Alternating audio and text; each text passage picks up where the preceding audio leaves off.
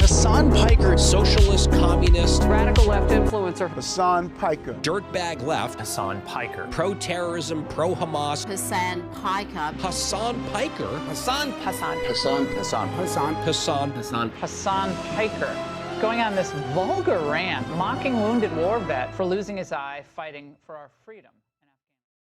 Have you ever heard someone mention the Streisand effect and wondered what they were talking about? This phenomena is named after actress Barbara Streisand. Sometimes when you try to cover something up, you end up bringing more attention to it than if you had just let things be. The assemblyman will not denounce Hasan Piker, who said, America deserved 9/11, dude. the assemblyman just said in his response, Hasan Piker says America deserved 9/11. There you go. There you have it. My friends, we have toppled a political dynasty. Now to the Michigan Senate race, where El Sayed is campaigning in Michigan, appearing on stage at 2 Michigan campaign rallies. He's proactively campaigning alongside Piker. the man who says Hezbollah's flag is his favorite because it's dope. Why would you align yourself for raging anti-Semites? who has defended Hamas terrorists. Calling them the lesser of two Israels compared to the evils. Lesser of two. That's what I find a bridge too far. When I went up to my good friend Chat and said, hey, can you walk me through some more controversial statements of Hasan Piker? Even ChatGPT went out of its way to soften the edges of Hasan and give me context. Thanks, but no thanks, ChatGPT. Hasan Piker is campaign poison. Placing yourself on the wrong side of a 90-10 issue is only going to make you look bad. It's going to be good for me. It's going to be good for the candidates that I work with. Turns out it was true. Abdul El Sayed at 27%. Oliver Larkin. Malak Heroes, everybody. Nice to meet you, Hasan. Welcome to the broadcast. Thank you for having me. Oh my gosh. What's going on, man? What's up, dude? Good to see you again. I know, really enjoyed it. Yeah. How you been? He's trying to get me out. Wow.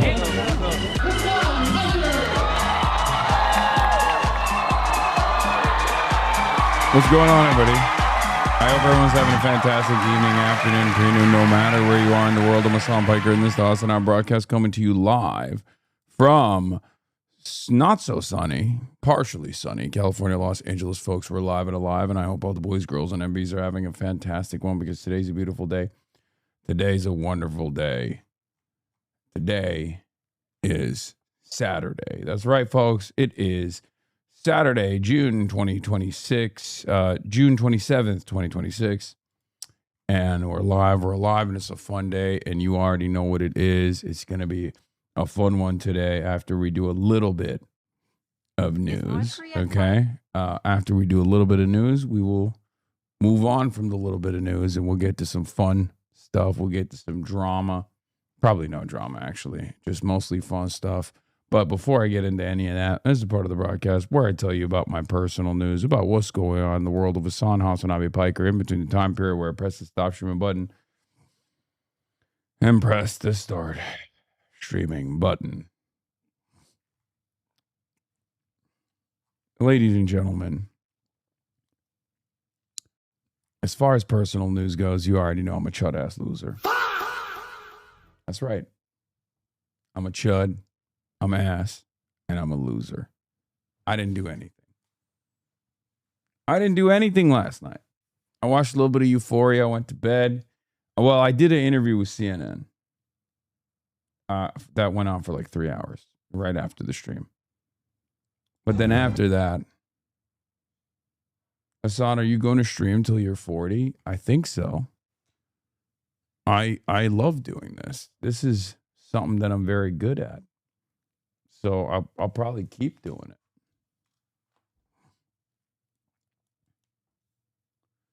Yeah, I did an interview, and then after the interview, I went to sleep. I watched Euphoria. I went to sleep. I'm a senior citizen. Woke up early, and then after that, worked out, showered. I'm here. Were you up to in Euphoria? I'm on season 2. You better root for Cabo Verde against Argentina. Always root for the smaller team. Here at the HasanAbi broadcast, we got some rules when it comes to the FIFA World Cup. You always got to vote. You always got to root for the Global South. Okay? You always got to root for the Global South teams, and you always got to root for the team that is less developed than the other. And last but not least, you always root against Argentina. You never root for Argentina, and you never root for England. You always root against the British, and you always root against Argentina. That's why the Falklands is one of the most complicated stories where you're like, I don't know who to root for here. I feel like both parties are somehow wronging one another. It's a let 'em fight style situation, you know? British Empire versus Argentina. You're like, I don't know. I'm staying out of it. It's not for me to decide. You know what I mean?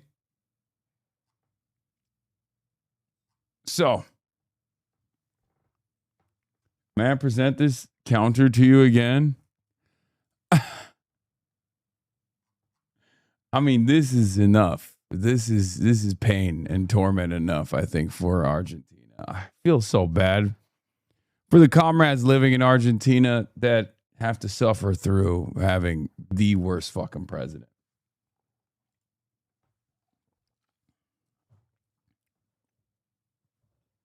Is this what watching Euphoria feels like? Rue happy moments, 1 minute long? Yes. She's only happy when she's in the hospital after overdosing or whatever. And that's what's so crazy. The show is crazy. I feel bad for the youth. You do the Irish tradition of you root for whoever England's against? What the fuck is this?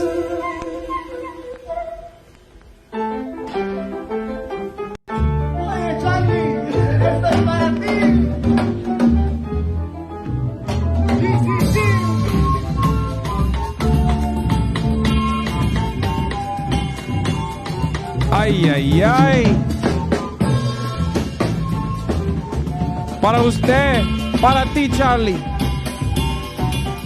Charlito.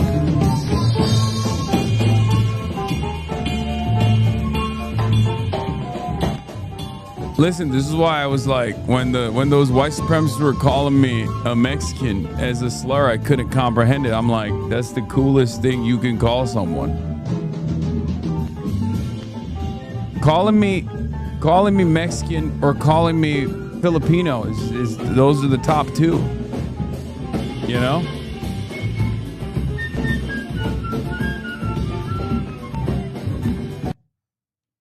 You know what? The suit is really nice. What is this? I found Hasan when he started Leftovers. My favorite lore from that era is Hasan posting fit pics like this.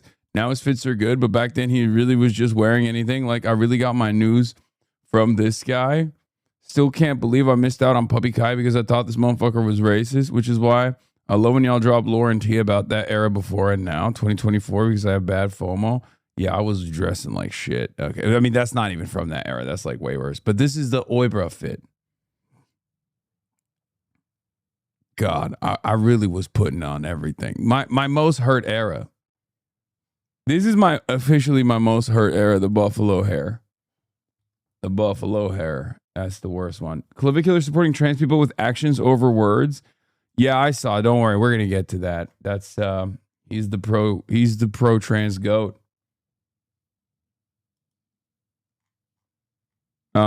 Suit era is the best era. Okay, let's be real. Nobody liked me before I put on the suit. Okay, nobody cared about me until I put on the suit. Ever since I put this suit on, I've been moving prime Jordan, prime LeBron style when it comes to politics.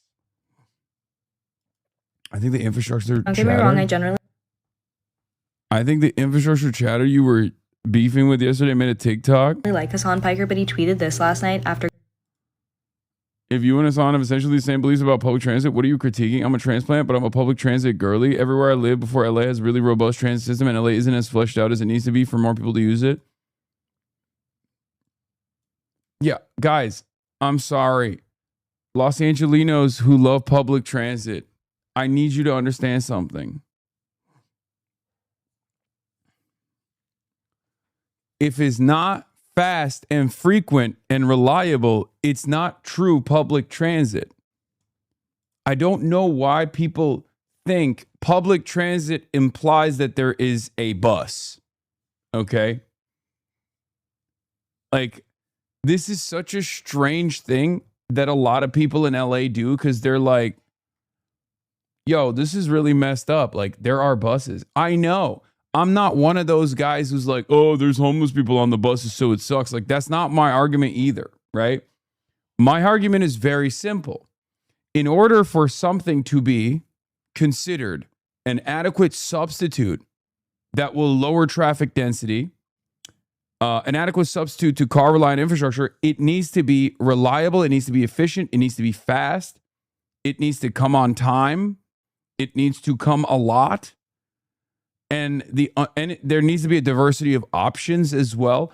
Unfortunately, Los Angeles does not meet any of those standards, and that is precisely the reason why I critique it. I'm not saying there is no is there some kind of public transit option in Los Angeles? Yes. Is it reliable? No. Is it fast? No. Is it an adequate substitute for car commutes? Not really. Therefore, it's functionally non-existent.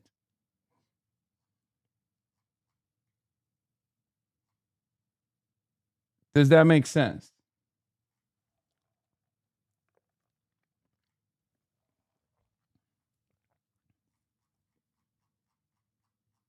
Like, there are some bus routes, but that's not enough. Going to a World Cup game in LA, saying leaving SoFi is hell, the city needs public transit, and frankly, I'm really tired of this rhetoric that LA needs public transit because we have public transit. I've taken the S9 Culver City bus to SoFi before, and it was great. Is LA public transit perfect? No, far from it, but one, we need to acknowledge that it exists, and two, it's not as bad as people make it out to be, especially— It's literally as bad as people make it out to be. Or, I mean, I don't know who you're talking about, because I'm not— Because some people will be like, there's people doing crack on the bus, or there's, homeless people on the bus. I hate it. And it's like, okay, that's just literally every public transit in a major city that doesn't have like adequate social safety nets. I'm not saying it sucks because there's poor people on it. I'm not one of those guys. I'm just saying that if you have major gaps and it's not an interconnected system that is reliable, that's fast, then it doesn't work. There's a reason why there's massive traffic density problems in Los Angeles. That is because there's no reliable public transit equivalent. There's no reliable public transit substitute, rather. That's it. What is this? BritMonkey.com? In this era of post-materialism where traditional left-right divide has been given way more vibes-based politics, this has hopes to refresh the outdated policy-oriented political compass test to be more up-to-date than the real issues of the 2020s. Okay, I'll do it. The bus system. We don't need public transit, we need to improve it, and I'm just disappointed seeing Hasan, who seemingly cares so much about public transit, use his influence to repeat a lazy talking point.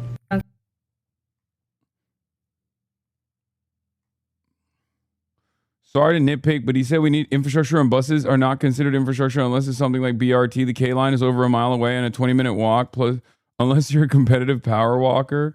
It exists, it's just not good enough, and that's clearly what he's saying. The infrastructure cannot handle the capacity of SoFi, let alone if these events are other spots right there.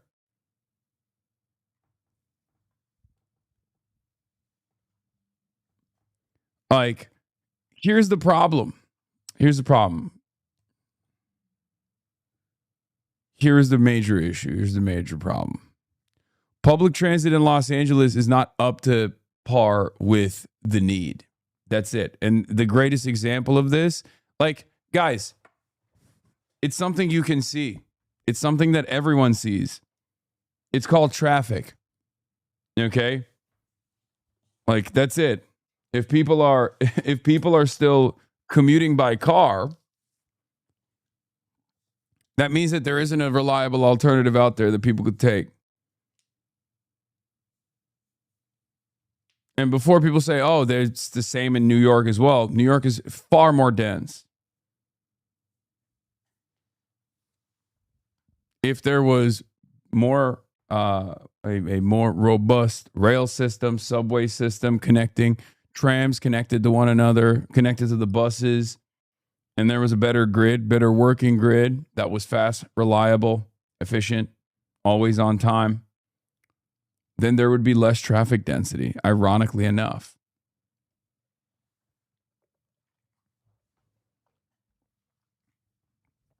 It's that simple. Meanwhile, the American mind cannot comprehend these sorts of realities, and the only thing the American mind understands is one more fucking lane, bro. One more lane, please. Please, please, please. One more fucking lane. Just one more lane, bro. Give me one more.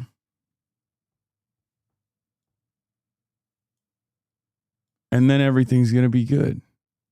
You know what I'm saying? All right. Personal news-wise, that's pretty much it. I'm really proud of you guys. 110,000 phone numbers were called last night in the Melot Quiros phone bank. Okay, that was incredible. Congratulations. Good job. Proud of you. Okay. That's more than what we did for Dari the first night.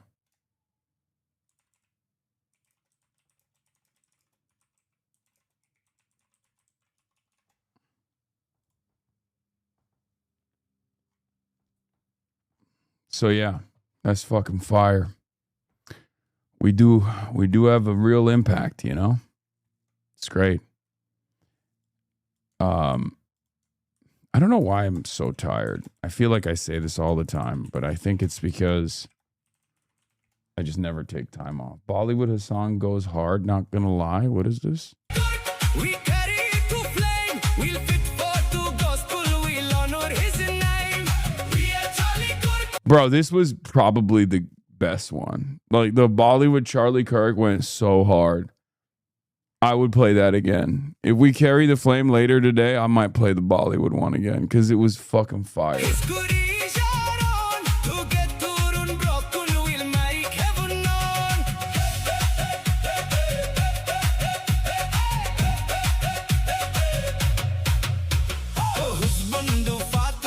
It's not right now. I'm gonna.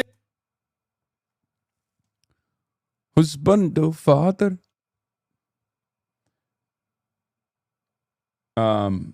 Anyway. 110K calls made. All right, do we have a blast off meme or what? Do we have a blast off meme? Chatters.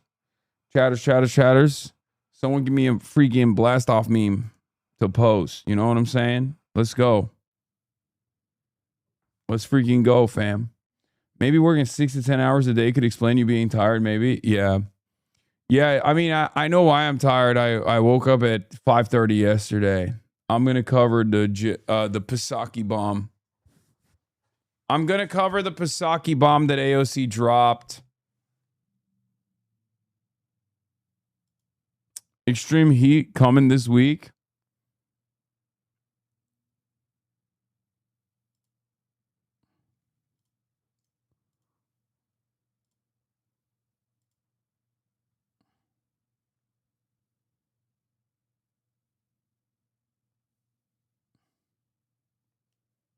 Serbia is free. Vucic is new Noah on Asmon. Asmongold's terrorist propaganda. We'll watch that. Are you going to be speaking in Denver on the 30th? I'll do a canvas lead probably. That's what I'll do. I'll do a canvas blast off on election day. Can we finish the Jube? Yeah. Yeah, we're going to do that today. Unc, you're almost 35. Your fetus viability is down. No wonder you're so tired.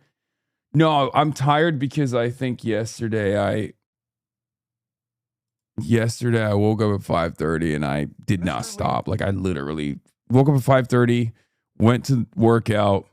After the gym, I went to work out, and after the gym, I went to I did an interview with an outlet, and then after the interview with the outlet, I actually did the podcast for 2 hours, and then I did the stream for like 7 hours, and then I did another 3-hour interview with CNN. So that's why I'm cooked.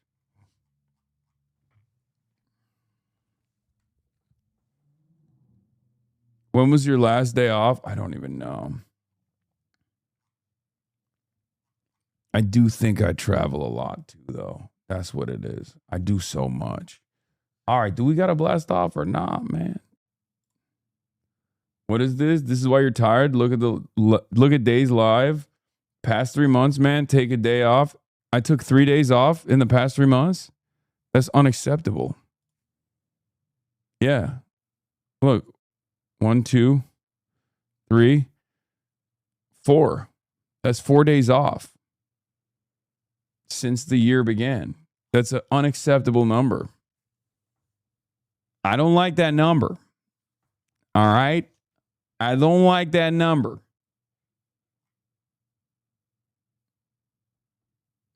Are you afraid to go on vacation because the cuck right will use it against you? Dude, low key, I think like there are we've made significant gains in terms of like getting people to understand like anti-Zionism, what it means and what Israel's doing. But if there's one avenue that we have not made a single fucking dent in, it's socialism but rich. That shit is catnip for every broke boy on the planet. Okay? Every person making $35,000 a year, when they hear someone go, oh, this guy's a rich socialist, isn't that hypocritical? That is catnip, dude. Okay? I swear to God. I saw it randomly on my YouTube algo. Some guy literally ran every other week. There's another fucking 45-minute YouTube video essay. Hasan is a hypocritical socialist because he's rich. And then they run the route of like all the previous things that I never have implied or anything like that. They'll be like, oh, he came from a rich background. He lied about his background. I never did. Right? And then it's like dog abuser, brothel. It's just, and every single time, the starting point always is, every single time, the starting point always is socialism but rich.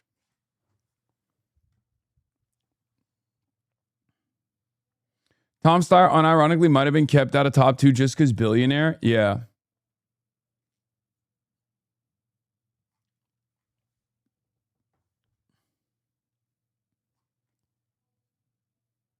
You got a blast off? Okay, I'm going to use that one. Fuck it. Why not?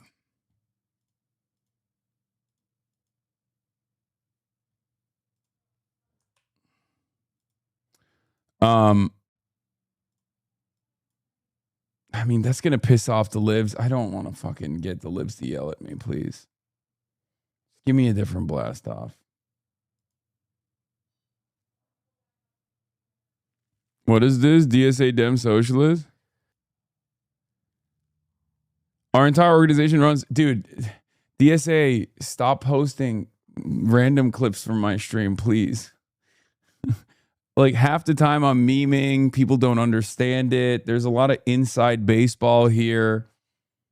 I mean, you can. I don't mind it. But like I get worried when clips like this go up and then people will be like, who's just fucking... Hasan doesn't understand how the DSA works.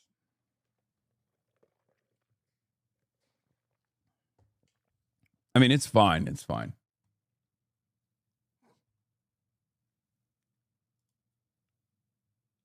What is this? That's crazy.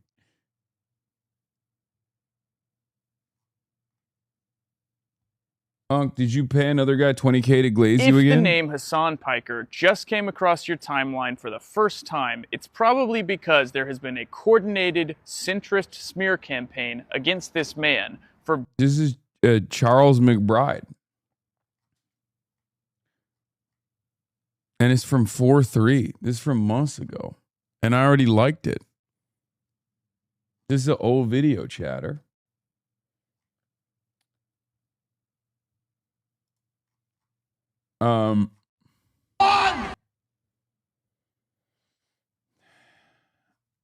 But okay, no one's got me. No one's got me on this.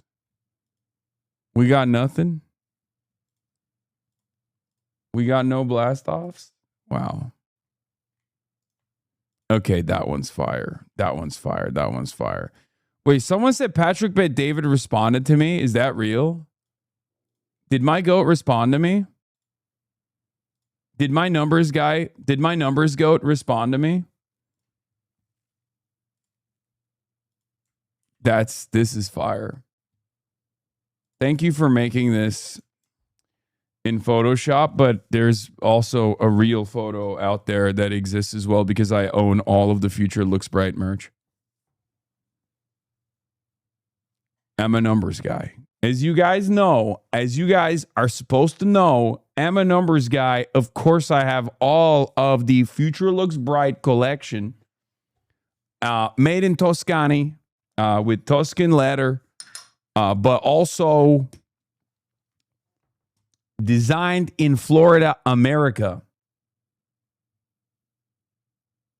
Lol, Summit still mocks you in numbers. As far days streamed, yeah, I think so. I mean, Summit is a dynamo. He's a machine. Yes, Patrick Bet David responded. He's a clip. Okay, shut up. That's not. I'm so grateful to earn the endorsements of my dear friends Daria Lisa and Claire for New York. We believe in a future where no one goes bankrupt when they get sick, where parents don't have to take out a loan to send their kids to college. Hell yeah. Terrible photography, sorry. Excuse me. The photography, what's important about this kind of photo is that the future looks bright. David Sirota trying to be you? Okay, don't say that. David is the GOAT. He's the OG. He's been there before I was shitting in my diapers. Did a weightlifting interview session with Abdullah say early this morning. It was absurdly I was absurdly outmatched. The dude was gracious. He did not weak shame me. Here we discussed his time at University of Michigan.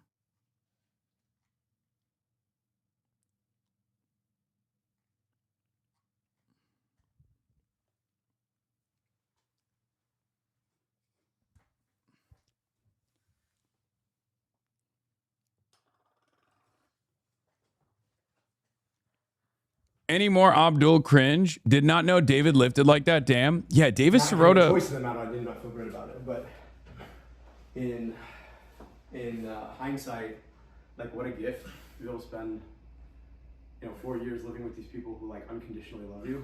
Yeah. And can give you the long range on things. You know what I mean? Yep. And like the nice thing about grandparents versus parents is that they do a much better job of listening, non-judgmentally about you. You know what I mean? Your grandparents just totally care that you're happy. Totally. And like if you have a problem, they're like, huh, that's an interesting thing, I'm sure you'll figure it out. Better biceps than you, to be honest, since we haven't seen yours in weeks, Suit Guy. Next Fear End on Monday when it comes out, I'll be wearing a Malak Kiros t-shirt, campaign shirt. And sometimes they'll be like, you might want to think about this without your parents being like, you did what? How? Right? So it was actually great. I loved it. I mean, in-state tuition in your family, yeah, I mean, at Michigan is like. I think one of the lesser discussed aspects of Abdul is the fact that as an Egyptian American, at this stage in his life, his hairline should have perished, and it has not. Okay? I know he complains about his beard and like the fact that he can't grow a big one. But honestly, I think that's a totally fair trade-off. I would rather have the hairline intact in the way that he does and then not be able to grow like a full beard. I think it's a super underrated and super not discussed element here because let's be real, especially for Egyptian unks, dude, at this age, you know, past the point of like 31, 32, if you're Egyptian, you're going bald.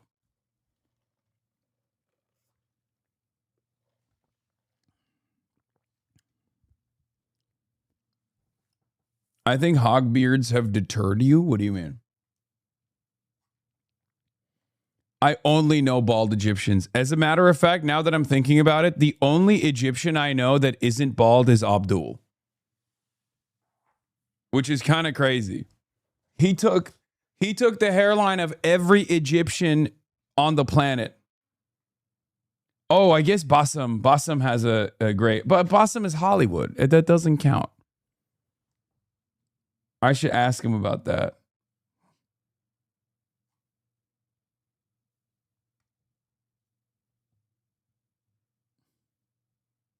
Hamawi slander? That's true. Hamawi has hair too. All right. So this is unbelievable. Mayor Mamdani kicked off New York City outdoor pool season today by jumping in the Thomas Jefferson pool in East Harlem. 2, 1, jump into the pool! Ridiculous. I mean, he's in great shape though. Like, he is in great shape. We saw the legs, not so great, but he's in great shape overall. But this is fat kid behavior. Okay? Sorry. This is what I used to do when I was growing up because I was so embarrassed to be in the pool without my shirt on. You don't have to do that, man. He's like you. We'll never see him out of a suit ever again.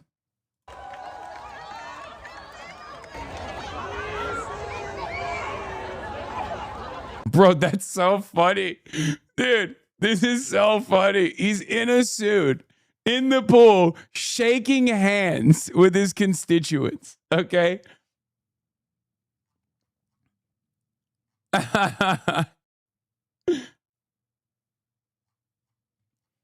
I'm sorry. This is such a funny moment. He's always the man. Look, even his staff is like, what are we doing, man?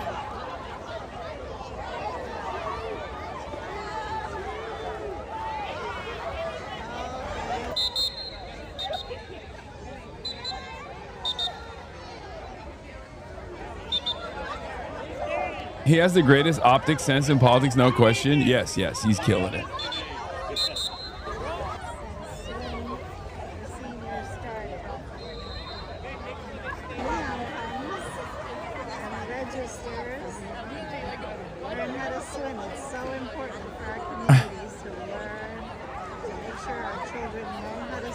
He also did show, like, he showed that he can swim, right? Like, that's also important. Like, he's capable of swimming. He showed his swimming prowess there. You know, couple strokes. Good stuff. He's not leaving anything on the table. Hope he didn't have his phone in his pocket. Yeah, I'm sure he took it out. No, he just dove in there with the phone. Fuck it. YOLO. Oh, God, I can't say YOLO. What am I doing? I'm such a fucking millennial boomer. Cringe maxer. Jesus Christ. Yeah, he's a real suit guy. Okay? He's a real suit guy. I will never be a suit guy to this degree. It's virtually impossible for anyone to maintain the being a suit guy to that degree. All right? Anyway, we've blasted off. We millennials. Yeah, no. That's the motto. YOLO. So cringe. I'm fucking cringe. I hate myself. I'm such a chud-ass loser. Anyway, we're blasting off. We're blasting off. Future looks bright. Have you seen him? He's gone.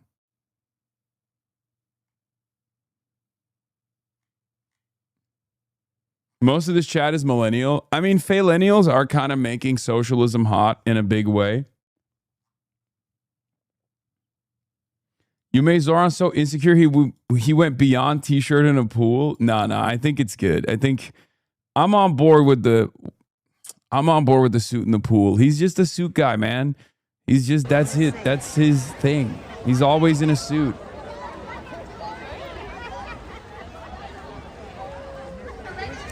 You know, thank you to Goodwill.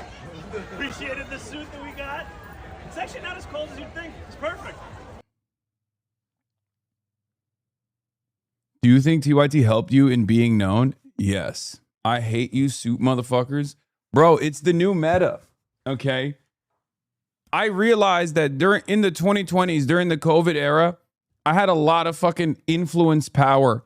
And I made a lot of dudes grow their hair out, paint their fingernails, wear a lot of jewelry, which is fine. I love jewelry. I still wear jewelry. But if I can get the dudes to move into the suit game and the suit era, and we connect these sorts of sartorial choices with socialism, it's good. We get the boomers on board. Okay? New Justice Demzad attacking Diana. Genocide to get released. Let's go. Let's go. Let's go. Let's go. Y'all body shamed him when he wore shorts playing soccer, so he has to live in his suit now. Okay, that's crazy. Speaking of soccer, hold on. Where is it? Where the hell is it? I had it right here somewhere. There's also this. Regardless of whether you agree with his policies or not, you have to admit that we have not seen a politician interact with constituents like this in a very long time. This is exactly why it continues to garner popular support. This is what he's doing here is positively British. Okay? British politicians do this all the time.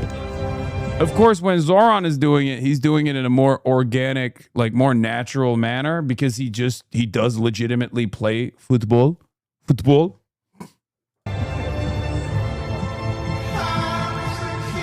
This is also very risky because you can have a cool moment like that, but you can also have a very bad moment where you fall on your ass. As a matter of fact, there are a lot of people that have had, football mishaps.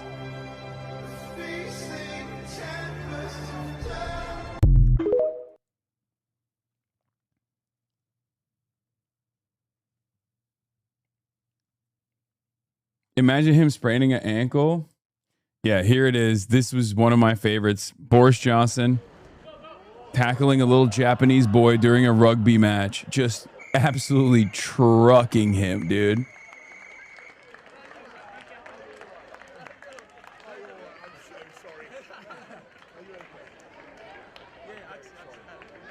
Bro, gave the kid a concussion. Beast mode.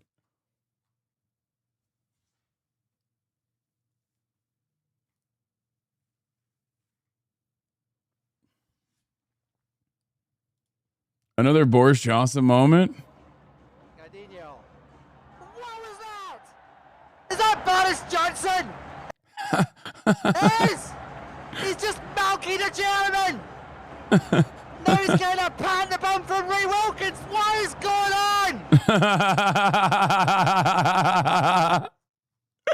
What the hell? Is that Boris Johnson? I've never seen this before. Is that Boris Johnson? He's just milking a German. Now he's getting a pat in the bum from Ray Wilkins. And now he's getting a pat in the bum from Ray Wilkins. What is going on? What is going on? I mean, what was going through his mind? Other than the German's nutsack, obviously. He's coming home. He just milking a German. Your favorite politician Rutte fell as well. Het leek hem zo'n goed idee, maar dat was het niet. God, this language, man. This language. It's just so strange to me. Mark Rutte. Mark Rutte.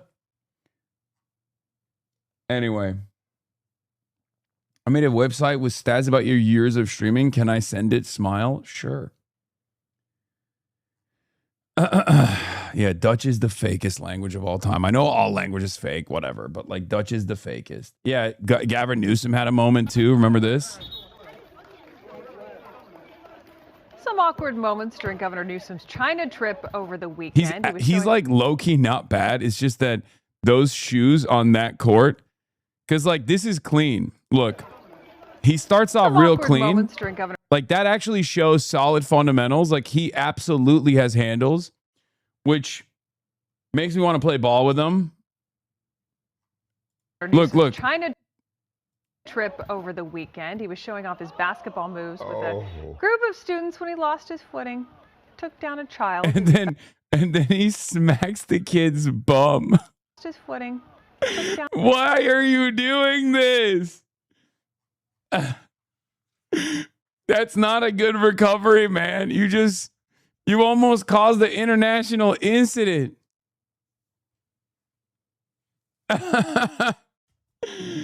He took out a child on the way down, a Chinese boy. And then he immediately rolls with him. group of students when he lost his footing. And then he just starts smacking him in the bum.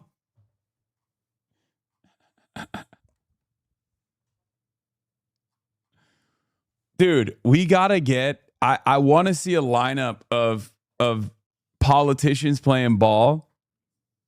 Like starting five. Barack Obama has to be there. I mean, he's clean. He's cold. He is a lights out shooter. I would see him. I would put him up there as like maybe who would be the point guard? Gavin Newsom definitely up there. Bernie is shooting guard? No, I mean Bernie is. Come on. Okay, I was talking like serious, solid fundamentals. I'm talking about dudes who actually ball, not like Bernie can shoot basketballs, but he plays like a 80-year-old. You know what I mean? Someone said Osama bin Laden at center. Yeah, I don't think Osama bin Laden is making this starting five. I mean, he's dead, allegedly.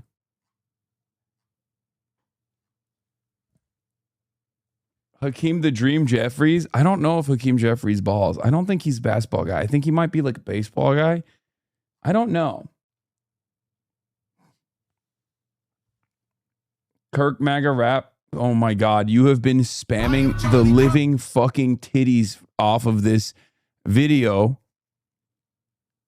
are you the guy who made this video, Jay Mershon? Oh my God. You have been spamming this so much for like the last week.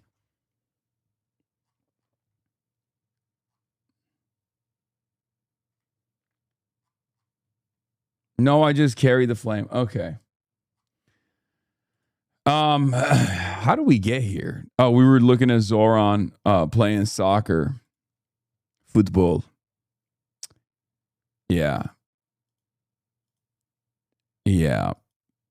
Yeah, we got the political compass test. We got it all. We got North Korea's actually booming. And so much that like Wall Street Journal wrote an article about it, covering it positively. And new Just Democrats ad. Also, Buttheimer. DSA wants a war with common sense Democrats. Like they're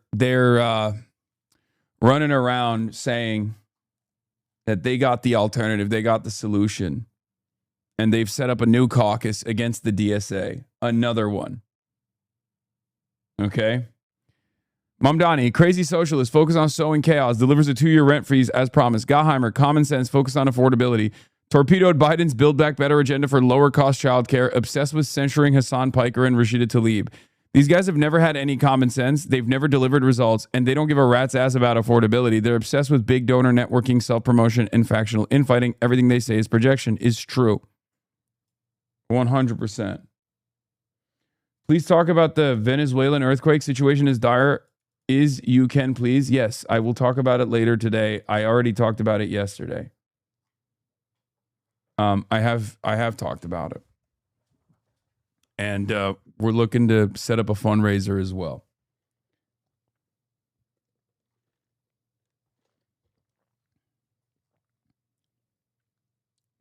The new pack is the Israel pack. Yeah, I saw. It's awesome. The Promise to America pack is basically the Promise to Israel pack, straight up. Comrades, congrats on our big close primary win in a district. Kamala won by 59 points. We'd love to hear your objections to the content of the Promise to America. Let us know a time that works for you to Zoom next week.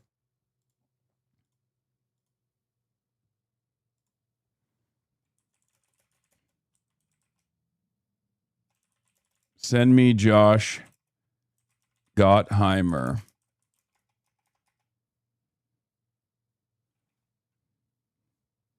Send me Josh Gottheimer, Playboy.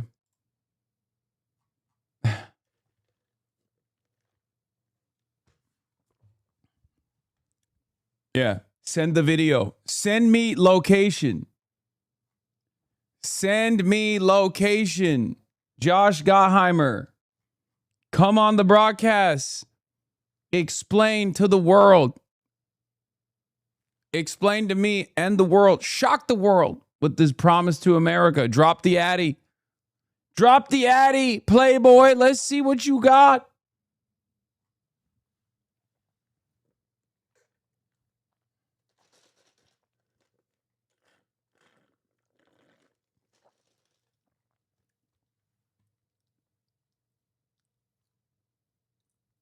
Anyway.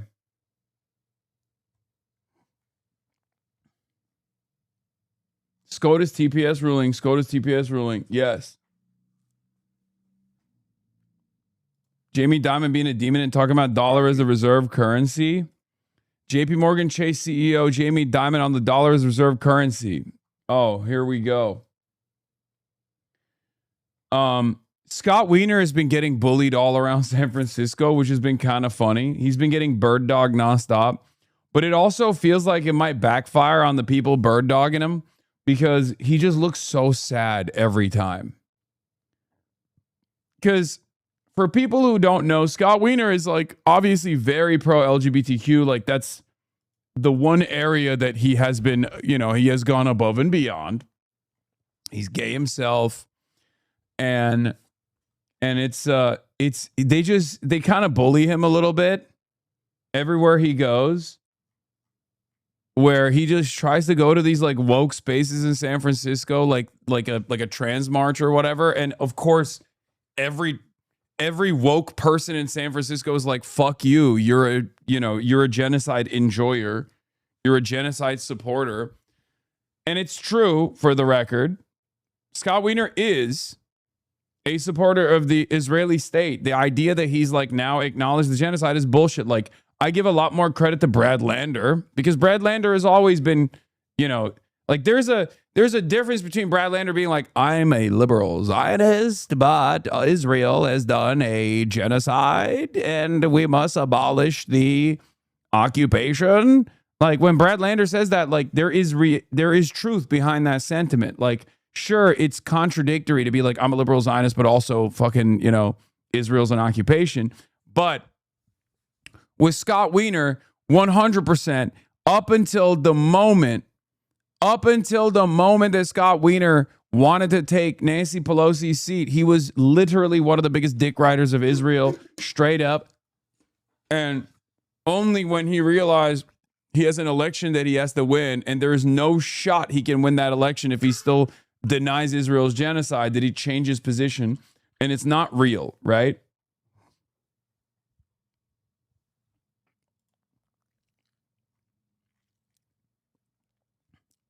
Scott Wiener recently came around to acknowledging the genocide in Gaza after being critical but not explicit. His acknowledgement provoked outrage from Zionists, leaving him to resign from the Jewish caucus. He's been repeatedly bird dog recently, each time non-reactive. It honestly reads to me like he's letting it happen to give people who are upset their space. Like he's on an atonement tour. The rage is a challenge. Will he backtrack as they think he will, or continue towards diligent advocacy regardless of what pressures may come? I don't trust him at all. I don't trust him at all. Okay? I think it's bullshit. I think it's total bullshit. His acknowledgement of genocide comes in the context of electoral campaign, which has colored his pivot as politically advantageous rather than authentic realization. I assume the only course correction acceptable would be for Weiner to end his campaign. Consequence for not calling it genocide sooner? No.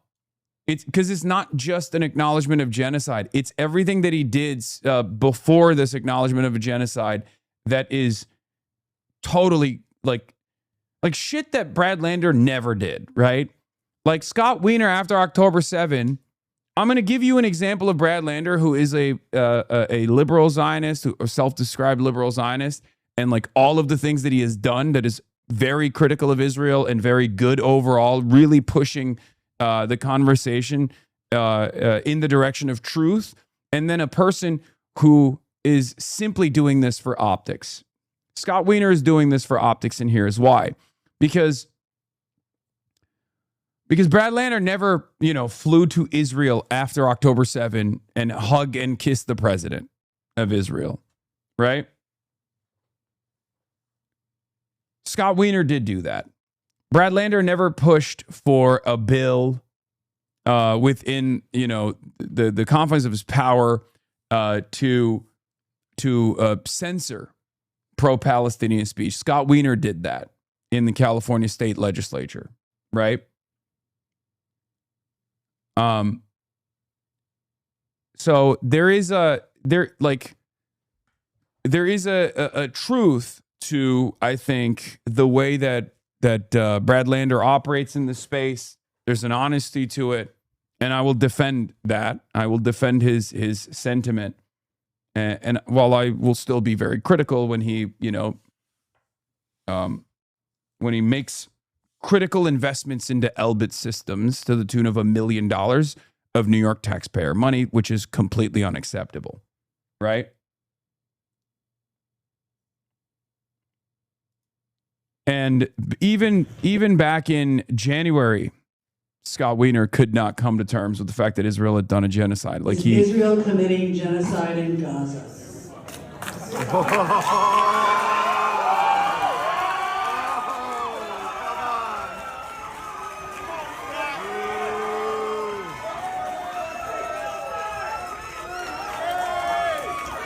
Yeah.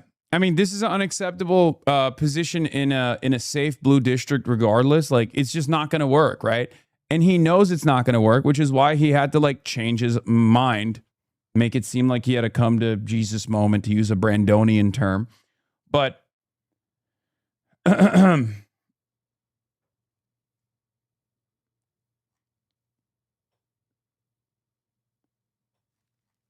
the thing is, now he says it is a genocide, which is, annoyed a lot of the Zionist groups as well, where they're like, you're sucking up to these Jew haters and they still hate you because you're Jewish and blah, blah, blah, and all this stuff. And I don't think he's going to garner a lot of sympathy from people who are anti-genocide and anti-Zionist or anti-Israel in any capacity, regardless. Right? So he's kind of cooked. He has positioned himself in this strange place. And now, anytime he goes to these spaces, these queer spaces especially, of course, a lot of these people are anti-Zionist. These queer spaces are organized by anti-Zionists. Of course, it makes sense. People who want to defend marginalized people in America are obviously going to want to defend marginalized people in Palestine. Why the fuck wouldn't they? We are morally consistent on this stuff. A lot of reactionaries don't understand. They're like, if you're gay in Gaza, you'd be thrown off of a roof. It's like, first of all, that's not true. Okay? You just made that shit up because you're like, they're all Muslim and all Muslims do this. All Muslims are ISIS. It's a fucking heinous, racist ass statement to begin with. And secondly, the number one fear for queer people in Gaza is not Hamas. it's fucking Israeli munitions. Okay? That's it. Yeah, they can't do a pride parade in Gaza because Israel blew up all the fucking roads. So I don't believe that, I mean, the arguments against this stuff is very stupid. It's very surface level. And unfortunately, that kind of stuff works for a lot of people who haven't really considered these issues at all.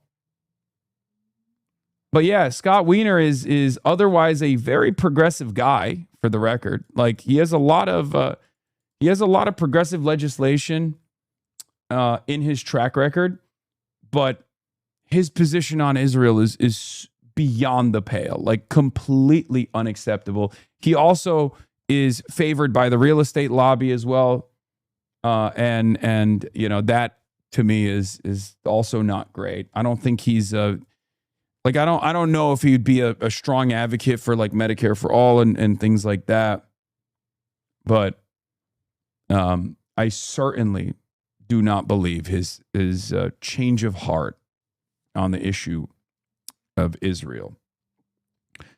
He isn't adopting a position of Jewish victim to distract from or minimize genocide. Right-wingers are trying to apply that framing to him, but he isn't. While right-wingers point to these videos as proof that anti-Zionists aren't worth appeasing, what I think this is, and why I think Wiener is remaining neutral but clearly listening instead of fighting for it to stop, is this him taking his lumps. They yell at him because he's accessible and takes it because he was slow to call a spade a spade. And this path of non-reactivity lets those hurt by his choices express that hurt. It's not a response we generally see from politicians. We've come to expect a sort of dismissive hostility. Pelosi, for example, called local anti-genocide protesters puppets to China and Iran. Cynical or genuine, Wiener seems to have chosen a much more human course. Yeah, I think this is very charitable. Scott is the most arch pro-Israel politician in California government, especially in the wake of the genocide. His reluctant use of the word was in response to being booed at the debate and his pure self-preservation. Why Disassembler is one of those like unironic like schizo crypto leftist posters on Twitter, but you know, he's like a fucking pit bull. He's like a piranha on the Scott Wiener shit. So I'm not gonna be too critical of him. He hates Shoykot as well. There are a lot of lefties or left adjacent people in San Francisco. They've had their minds melted by the tech fascists completely eviscerating the socialist movement there, unfortunately. But yeah, Talia says he's definitely not the most pro-Israel politician in California government. Him doing the bare minimum that others can't doesn't mean applaud. I'm examining the context of social movements and their impact manifestations and how people cornered by them react. So let's watch this video. Here's Scott Wiener showing up to the Trans March. This is another one of those guys that fucking hates me and hates Shoykot. It's so funny. I have like my little band of villains that despise me in San Francisco because of my push for Shoykot. Scott, I think your legislation on trans issues and your legislation specifically protecting queers on the sex offender registry is fantastic. Like, I really applaud you for that, and I think you deserve to be here for that. But I think your housing policy and specifically your... Yep. That's the other thing. I don't know what the San Francisco left opposes more. People who are pro-Israel or fucking yimbies. I swear to... Guys, I'm telling you right now, the San Francisco left is like if you're a yimby or yimby adjacent, they literally will look at you like you are Benjamin Netanyahu. Okay? It's so... As someone who stays out of this conversation and always says, I don't care, I want more housing, I want more public transit, and I want it to be fucking government funded, okay? I don't, like, I understand some of the NIMBY elements. Like, I understand retooling the existing inventory of housing to actually be utilized by the local population that's getting priced out. As someone who understands the dangers of gentrification, I have, I guess NIMBY adjacent feelings on that front, but I also am a guy who wants to build more housing. Okay? I want to build more housing. I want publicly funded housing, as a matter of fact. YIMBY-NIMBY distinctions, we've talked about it endlessly. San Francisco leftists get so mad when I bring it up. I get it. I get where that anger is coming from. If you grew up in San Francisco, as many of my friends have, many of my wonderful socialist San Francisco leftist, San Francisco socialist friends that grew up there, I've had these conversations with them. I know where their anger is coming from because they attribute like new housing or the YIMBY position to the pro-tech, pro-real estate developer, like pro-gentrification initiative that has basically priced them out of San Francisco, a city that they love, that they grew up in.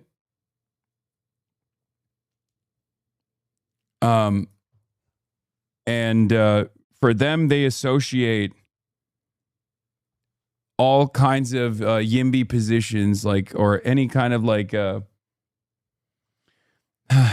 any kind of push for more housing development to be like the tech fascist, the neo-fascist, tech feudalist, the neo-feudalist tech overlord position. Housing policy aligning with YIMBY's. And I think your policy, and I think your policy on the genocide in Gaza, and I think your policy on the genocide in Gaza is terrible. I think you do not belong here. I think you do not belong here. You do not belong here, Scott, anymore. By the way, John Levine posted this fucking photo and said this is just like anti-desegregationists, like white supremacists yelling at like a black woman during the period of desegregation.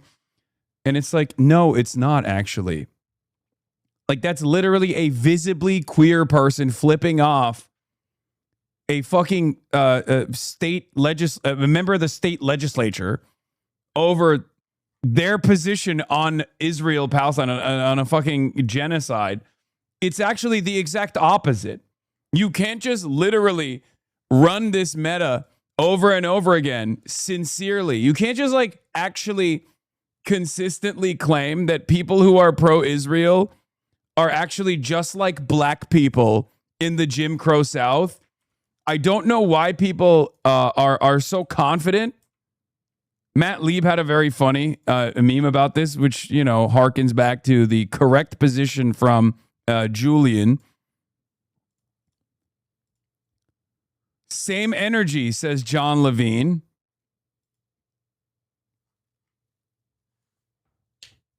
Yeah, dude.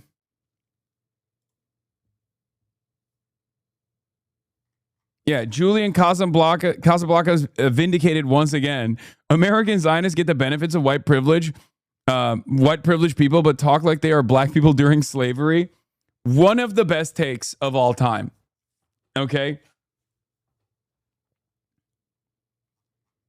Like, one of the best takes of all time.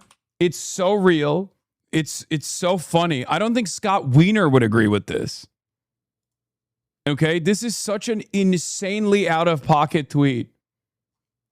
Yeah, really.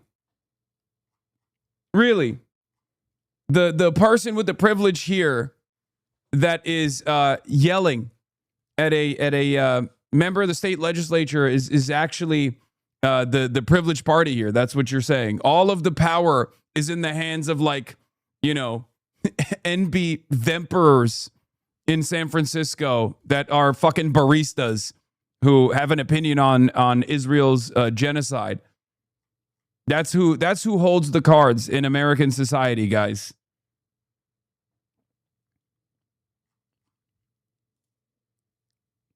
It sucks because you've been wonderful. You've been wonderful for trans people, and you've been terrible. And you've been terrible. You've been terrible. You've been terrible on Gaza. You do not belong here anymore, Scott, and it breaks my fucking heart. It breaks my heart. It breaks my heart. I don't know why he thought he could go to one of the most woke spaces. One of the most woke spaces in San Francisco and think that it would be fine. I don't know. Maybe he wants these videos to exist. Maybe he's getting his licks in. Like he's just getting people to yell at him. Maybe he's farming sympathy. I don't know. I don't know what's going on here, but like, of course this is going to happen. What are you thinking? This is like if I went to a Klan rally, okay? They would probably kill me, all right? This is like if I went to fucking CPAC. You know? I know what's going to happen if I go to CPAC. They're going to yell at me quite a bit.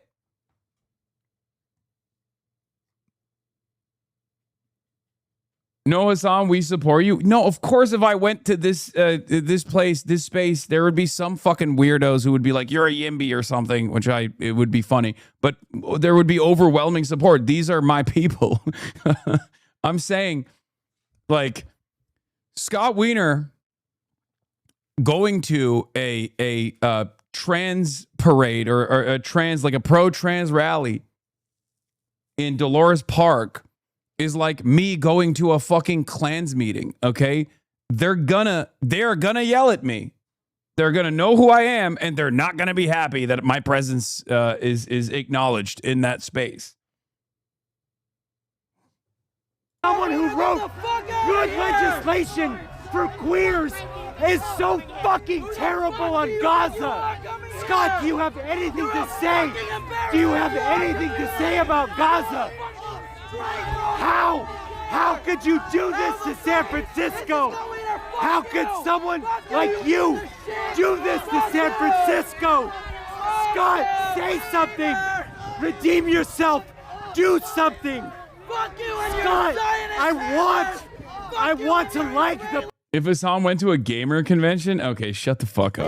person who had such good legislation on trans rights. You're a piece of shit. We fucking hate Scott, you. I want to support someone who's so positive on trans rights, but you're a piece of shit on Gaza. How could you do that? How could you betray queers? How could you oppress people? Yeah, I mean, this is catnip for like the centrists who were very shy about revealing their position on Israel because it's pro-Israel. Because they see this video and they go, see, you can't appease these monsters.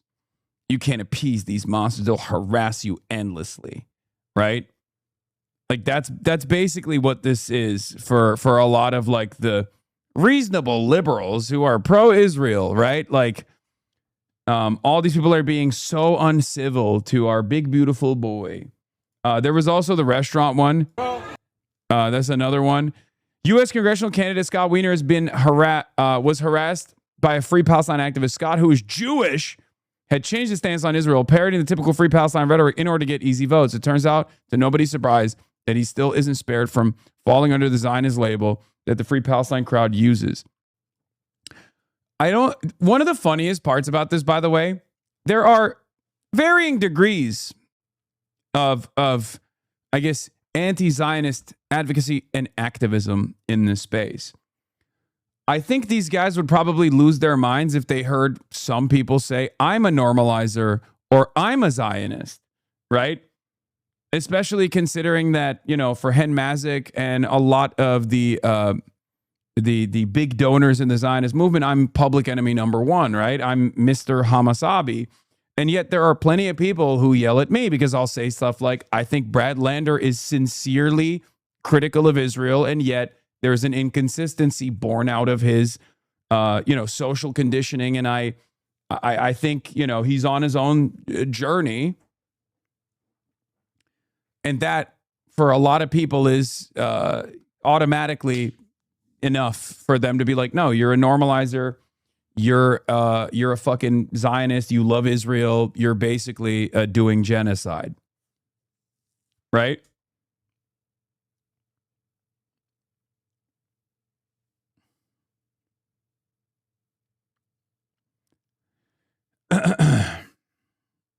there are different strokes for different folks. I mean, there are plenty of people who get mad at Zoran. Zoran is, Zoran is a person who's like first, Zoran is a person whose entry point into political advocacy was literally starting his own Students for like Justice for Palestine chapter in Bowdoin College, right? And yet, because of his moderation on some of his speech, a lot of people are unbelievably critical of Zoran. There's also things to criticize Zoran, like sincere criticisms of Zoran, even though he has a tremendous number of W's that he has gotten since he became mayor. But, keeping Jessica Tisch on the job, kind of a whopping L. Not disbanding the SRG, Strategic Response Group, kind of a whopping L, right? Those are big L's. Let's be real.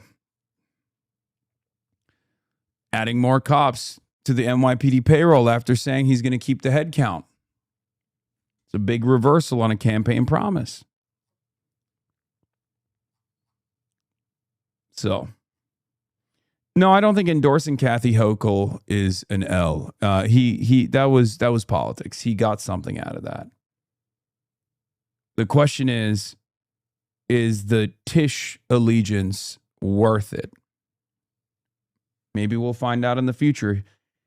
He's done a bunch of things that I've been critical of, and then he's actually proven me wrong.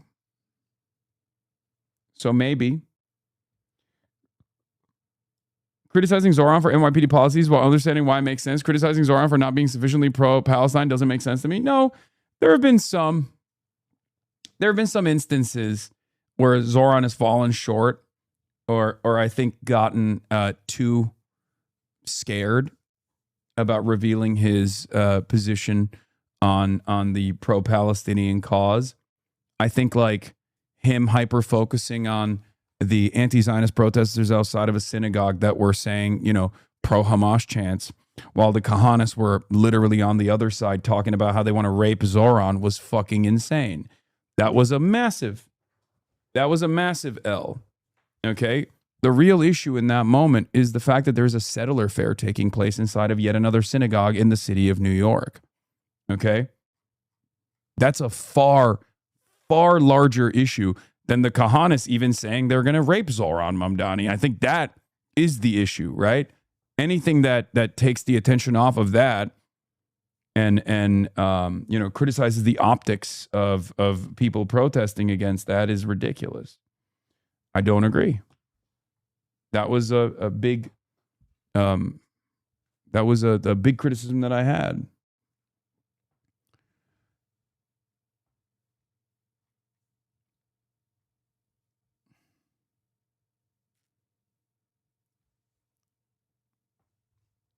But in any case, I think it's just that's that's not as significant. Anyway, there's another Scott Wiener moment. Getting yelled at. I gotta pee. Get the fuck out my hood, bro. It's free Palestine here. You already know what it is. We against the genocide. You think you're gonna come to my neighborhood, bro? You fucked up. You fucked up. It's gonna be a problem. There's innocent children being killed in Palestine. You don't come here like it's good, but you're pushing that genocidal agenda as a Zionist, bro. Free Palestine. Say free Palestine right now on camera, dog. Say it. 2026. I don't need to talk about none of that shit. I'm talking to him. This is a mission district. You should be ashamed. You have no shame coming to my community. This is a mission district, homie. Free Palestine, bro. Hey, are you trying to defend him? I don't want to talk to you. I'm talking to him. Why are you not saying nothing? Why are you not saying nothing, bro? Why are you not saying nothing? Say free Palestine for the camera, dog. You say you're against the genocide, right? That's what you said? Because you're running for office? Say free Palestine then. Say free Palestine. You can put your face on camera, but you can't speak on his behalf.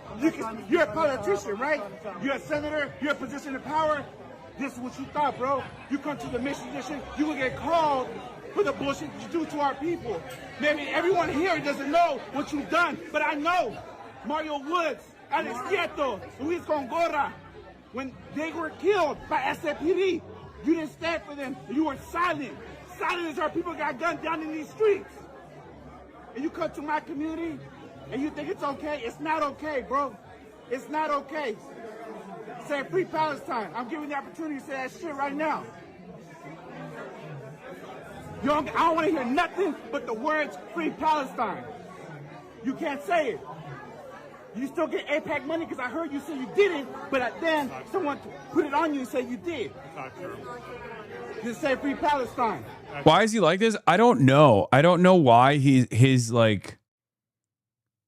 I don't know why his like response to this is just to be like, oh, I don't, I got nothing. Wonder what's going on through his mind. Maybe that he should not have pushed for a provision that punishes, pro-Palestinian speech in the state of California. Or maybe he should not have traveled to Israel to sit alongside the president of Israel.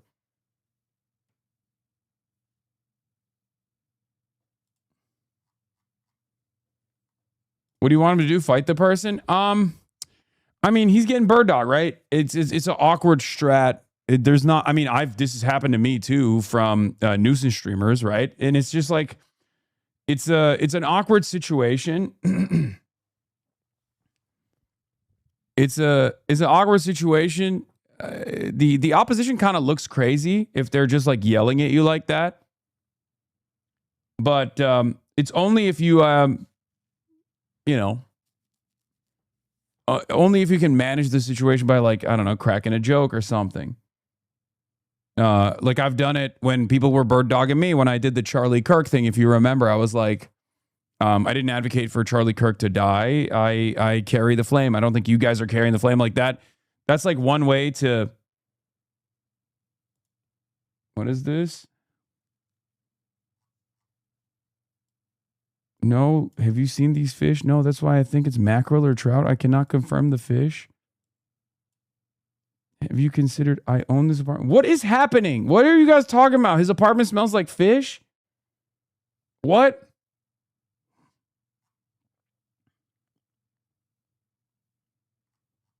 Are you against the murders of innocent children, innocent people getting killed in Palestine? If you are, then you will say free Palestine. If you're not, then you'll stay silent like you are. There's no other words. You want to talk? I want him to leave. No, I want him to leave. Look, can we have a conversation like face to face? I want him to leave. No, I think we all should have a conversation. conversation. This is my hood, bro. This ain't your hood. You're not from here. Yes, where were you born and raised? We are all from here. I'm not talking to you. I'm talking to him. You say free Palestine. See, y'all can't say free Palestine. I wanted to get kicked out of here, bro. Leave, dog. Hey, Wiener, leave, bro. You know what it is. I don't think people are owed rehabilitation in politics, and I also don't trust Scott, and I don't want him to win because of his pro-Israel advocacy, but is there anything someone with his past could do to gain trust and not have this kind of thing happen? He called out the genocide and demanded an end to aid. Is it just cook no matter what /Jen? I think the extent of your advocacy for Israel has to match your extent of advocacy for Palestine and Palestinians. And it's never going to happen, but the equivalent would literally be for him to be pro-Hamas. Okay? If you're pro-Israel during the genocide, you have to be pro-Hamas when you're anti-genocide.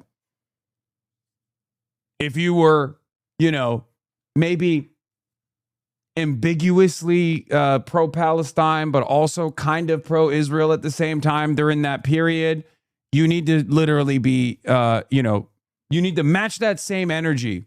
If you are weighing on the side of Israel, then you have to ambiguously weigh on the side of the Palestinian resistance. It's just not going to happen. But I think that's like, because look, it's not that difficult. You want to fucking show you're legit? There's plenty of opportunity for you to show that you're legit. Say you're on board with an arms embargo, for example. You know what I mean? You don't have to be pro-Hamas, obviously, especially if you're running for office in America. That's a joke. But like, there are positions that you can adopt that are actually positions that you can adopt that are actually going to show people who are paying close attention to this issue that you are a lot more real than other people. Of course, it's not going to happen, but, you know. Yeah, if you wore an Israeli flag suit, you got to wear a keffiyeh patterned onesie. Yeah. Because, like, what a lot of people don't understand is, like, if you're calling what Israel's doing a genocide, then you have to demand accountability. Otherwise, you're saying, yeah, no, Israel's doing a genocide, but it's fine. I'm fine with that. It's cool. Like, that makes no sense. What are you, fucking Benny Morris? You know? Like, new historian, Israel, one of the Israeli new historians, Benny Morris, who was like, Israel did an ethnic cleansing in 1947 and 1948, but it was good because it developed the nation state. Do you see what I mean? It doesn't make sense.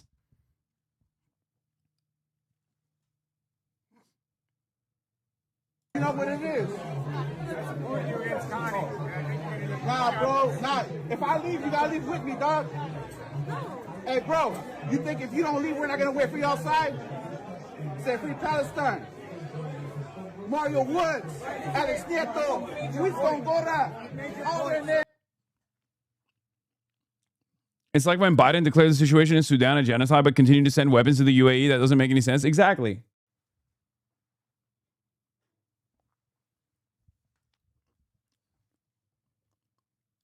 Well, shit, that applies to Lander. It's a genocide, but we made money from providing the arms for it. No, I agree. Dude, why do you think I'm still critical of Lander while also offering him support when he's being unjustly maligned and being called a fucking parasite and shit by other Zionists? Like, that's my point. My point is that there is an inherent contradiction that doesn't make any sense. And I don't think Brad Lander will stay on that position. Like, I don't think he's going to justify or demand that further money flow into Israeli companies and whatnot. I don't think he's going to do that going forward, especially because he has said certain things that no one that would consider themselves to be a Zionist would say. He said things that go beyond what Bernie Sanders has said. Saying we must end the occupation is not just a statement, okay? It's a statement that holds power. That's why people shy away from saying it. That's why I'm saying, like, Brad Lander is not, like, I go back and forth on it, but I don't think he's anywhere near as bad as, like, the overwhelming majority of congresspersons. Does that make sense? And the occupation is just two-state stuff, isn't it? No, what? Saying Israel's an occupation and we must end it, Israel's an apartheid state and we must abolish it? When have you heard any fake two-stater say shit like that? No, not at all.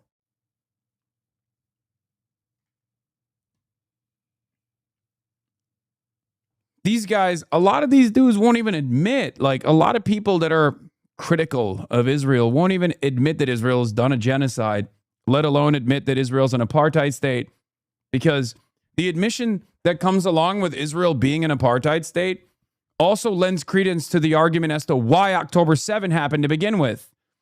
Those are the reasons why a lot of people that want to maintain some kind of, like, I'm critical of Israel, but I still love Israel ass attitude. They don't say those words for that reason, because if you say Israel's doing a genocide, then yeah, you got to hold them fucking accountable. All of a sudden, people are going to be like, all right, well, it's time to hold Israel accountable. Then what about an arms embargo? What about sanctions on Israel? They don't want to say that. They don't want to do that. And the same thing goes for the acknowledgement of Israel's apartheid. If Israel's an apartheid state, then of course people are going to militarily resist an apartheid state. There has never been a moment in history throughout the world where people have not taken up arms against an apartheid state. Part of that militant resistance is what happened on October 7. An atrocity, certainly. Okay? War crimes, an atrocity. But at the end of the day, the standard of violence is maintained by the colonial occupier.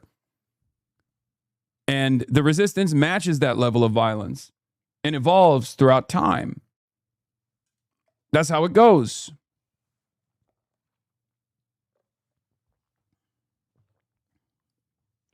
I used to fall asleep to you playing Red Dead at 11 p.m. with 300 viewers. Hell yeah. Hasan, I got the 8 years following notification last night. Shout me out, please. Damn, follow me for 8 years, only subscribe for 5 months. That's crazy. No, I'm just kidding.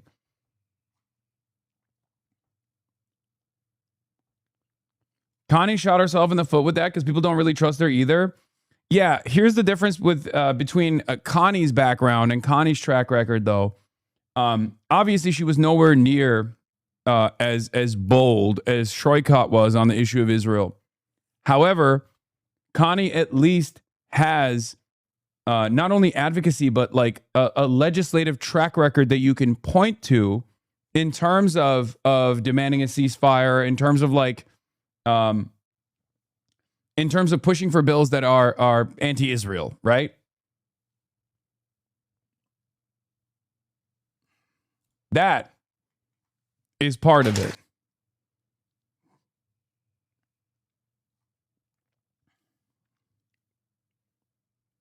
I think he has concluded that Israel must be stopped. However, he is unsure of how that just fits in his lifelong indoctrination on the topic. Ergo, he just concludes that it must be stopped now. The rest he can figure out later. Yeah, you're talking about Brad, right? Yeah. Huh. Anyway.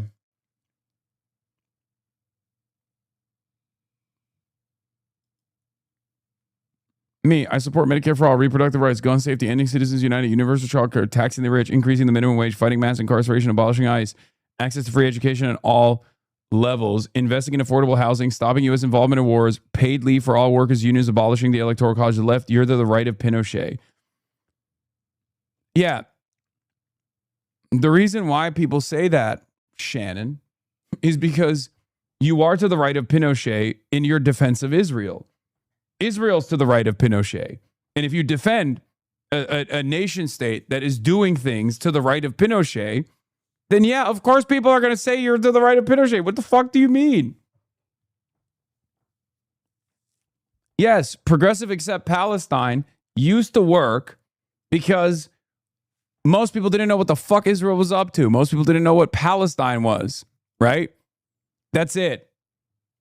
It used to be its own thing in the progressive movement, in the left movement, and I hated it, and I would talk about it, but obviously most people didn't know enough, and most people didn't care enough.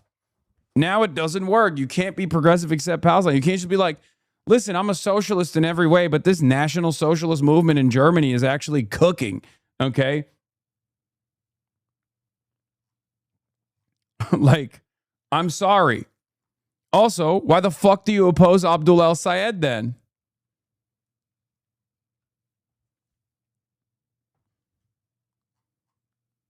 You know? Because Shannon Watts opposes every politician that I work with, every candidate that I work with. It's a shame that Connie Chan said that you were a racist because I think she would need a huge grassroots surge to beat Wiener. We could help with that. I feel the same way about Nithya being so tentative. She also always attacks every politician that supports the policies he's in favor of the most centrist. She's in favor of the most centrist them. She's lying. Yeah, I know.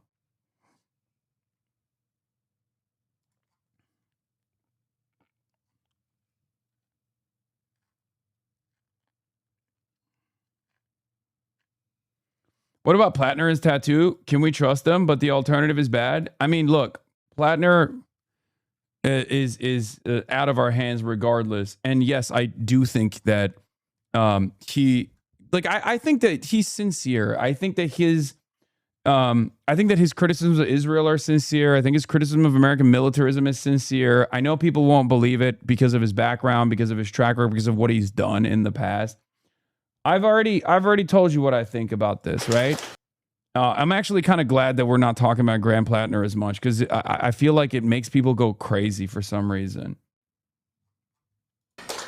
I would absolutely support Senator Sanders' bill to restrict military aid, but I'll be entirely honest, looking down the road, this is a nation that right now is exterminating people. Like, I was thinking about this like with Jon Favreau shitting on Daria Lisa the other day, but also being a massive advocate for Graham Plattner. And it's like, dude, how are you gonna hand wave away a fucking totem cough while simultaneously be like, Daria Lisa is an anti-Semite because she went to a pro-Palestinian rally on October 8th. Like, that's crazy. I feel like I'm losing my mind a little bit, you know? Like, that genuinely doesn't make sense.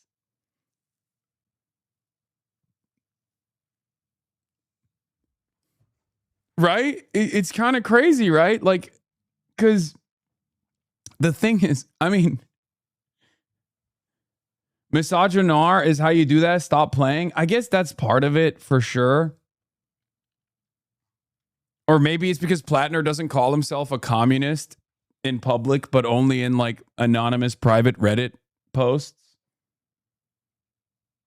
White man didn't say fuck Kamala Harris. Come on, man.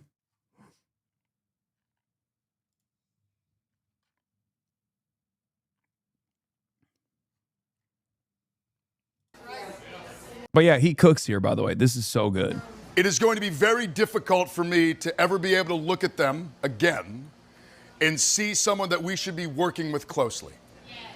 An immense amount of work is going to have to be done, in my opinion, to fix that relationship. Because what I am witnessing now is the height of horror.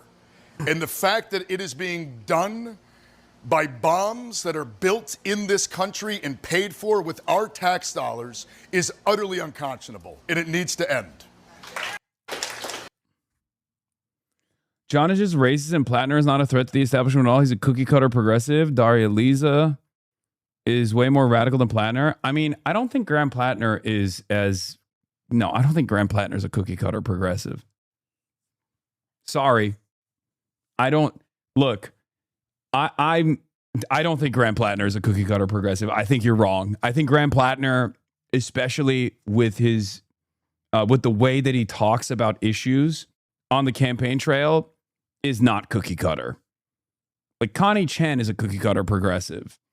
Or Diana DeGette used to be considered a cookie cutter progressive. Graham Plattner is on a way different frequency and probably a lot closer to Daria Lisa on many issues than you give him credit for.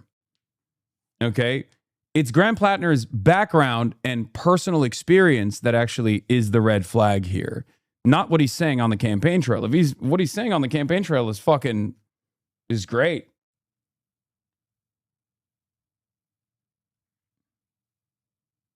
Yeah, and also there's a lot of talk about like Daria Lisa's take on Russia and Ukraine. The claim that Chevalier seemed to justify Russia's invasion of Ukraine seems to refer to Chevalier advocating that the U.S. engage in diplomacy to end the invasion rather than fuel a proxy war that prolongs it. That's literally where this is coming from. Yes.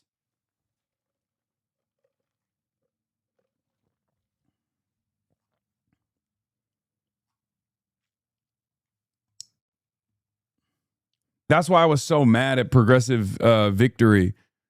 Like randomly being like Daria Lisa and Claire Valdez are ambiguous about their position on Ukraine, and they have to be more in tune with the American State Department.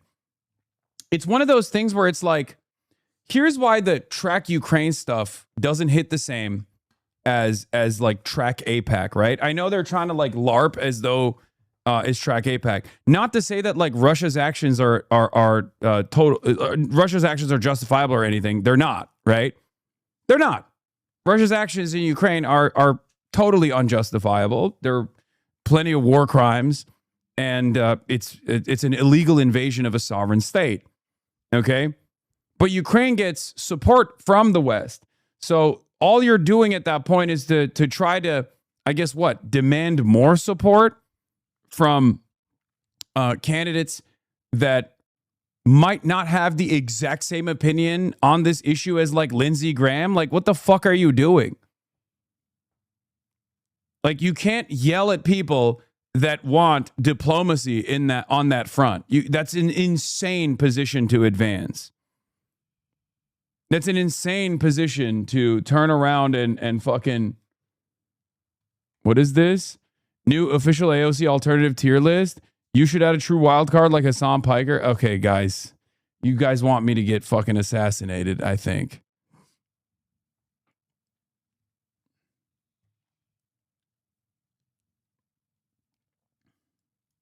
Except that's not the position of the State Department anymore. We're not sending them weapons or really supporting them at all right now. I think they're just placing a higher priority on Ukraine, to each their own, I guess. Yeah, I still think it's ridiculous because even without the American support, which I guess you are right. The Trump administration has like changed that dynamic quite a bit. But like it's still NATO. You know what I mean? Why did he lose 10K viewers? What? I'm washed. It's over. People have decided that, yeah, I saw this.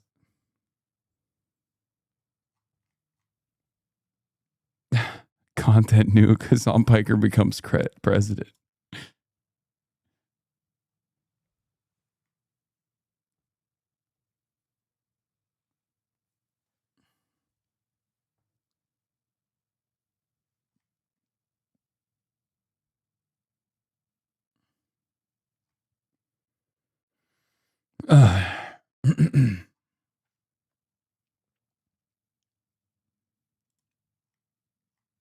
We need.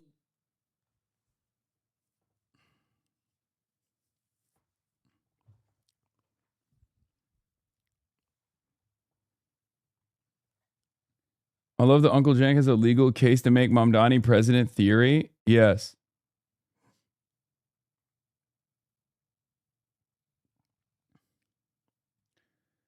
What petty shit are you replacing DJT photo with when you become the commie president? What do you mean?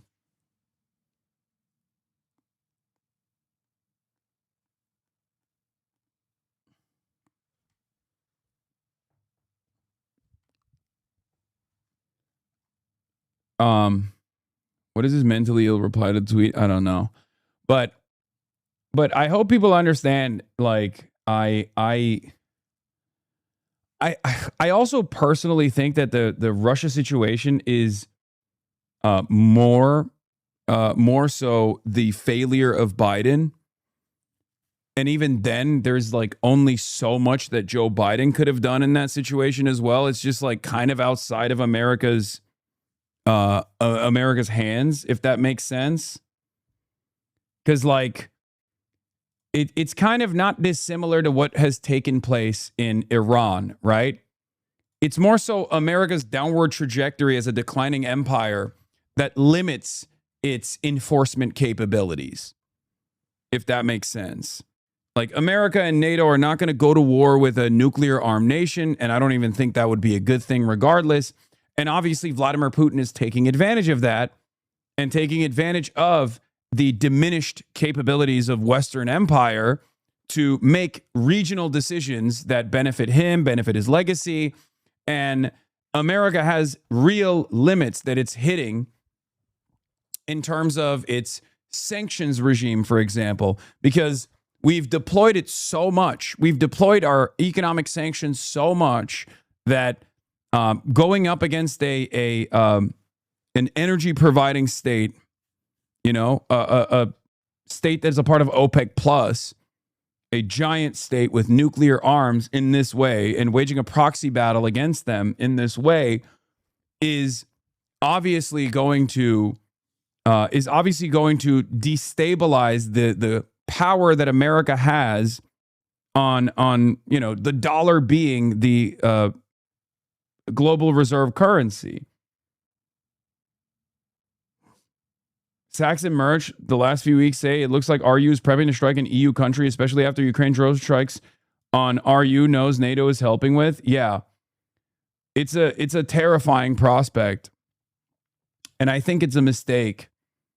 I think Russia expanding the field of battle and trying to punish the European countries for its allegiance to Ukraine is only going to make the situation worse for Russia. I think the greatest thing that Russia could do right now for its own benefits. Not saying that I'm in favor of like, Russian irredentist actions or whatever, but I think the smartest thing for them to do would be to hold the space that they have and then come to the fucking table and negotiate with all of the European partners and create like a multilateral commitment.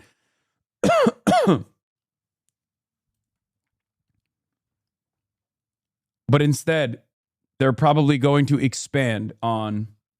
They're probably going to try to spread out the pains a little bit to punish.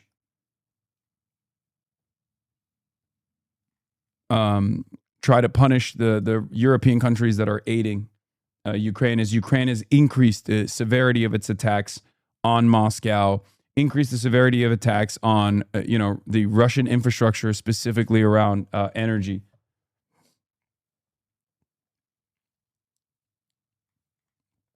I think a funny binary you can point to is how your fans obsessively beg you to run for office due to your strong political convictions, like Roach, DDG, and even Hutch fans would literally never suggest such notions. Oh, that's, yeah, I mean.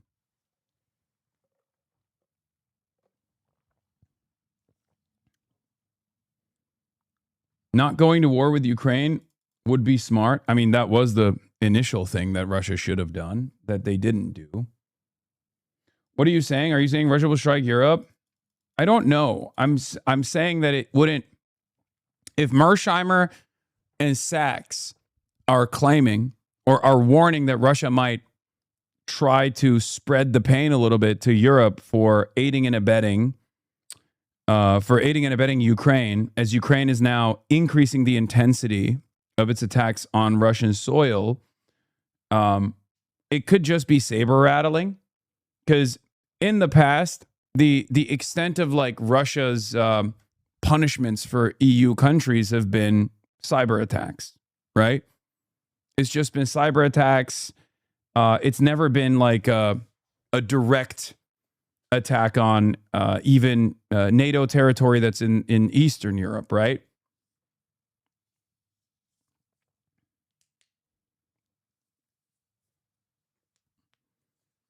I just don't know. I feel like it would be a stress test for America. Like, to what degree will America defend the Eastern Bloc NATO countries?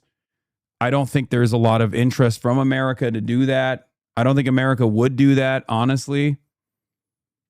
I don't see them doing that.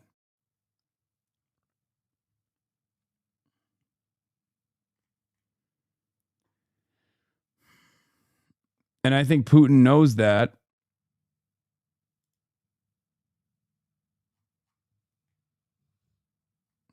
And I think that's what he's stress testing.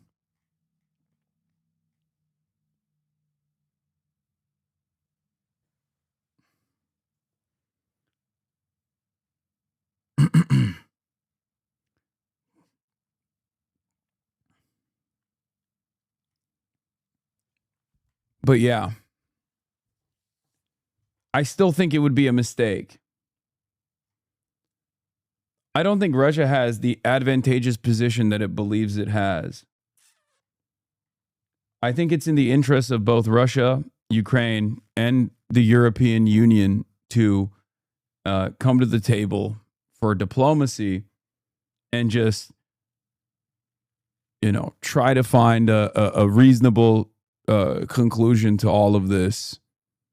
But, that would require giving up Ukrainian territory, which I think Ukrainians, by and large, have more, like Ukrainians in the past were obviously, understandably, reluctant to do so.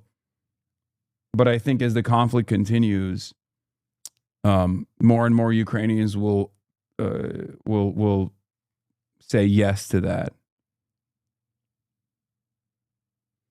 Dude, Crimea should be given back. Fuck that. I mean, that is not even a position, I think, in Ukraine that is one that people are pushing for.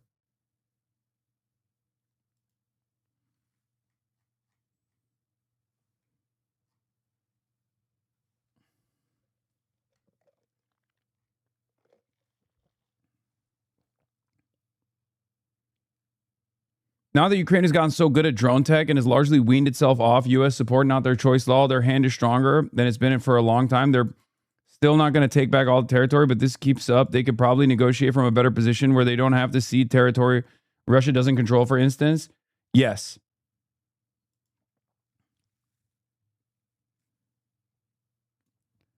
Kyiv Independent. The Russian installed authorities in occupied Crimea announced a state of emergency amid intensified Ukrainian drone attacks. The statement comes a few days after large-scale Ukrainian drone strikes hit a railway bridge across North Crimean Canal, fuel facilities, and military infrastructure across occupied Crimea.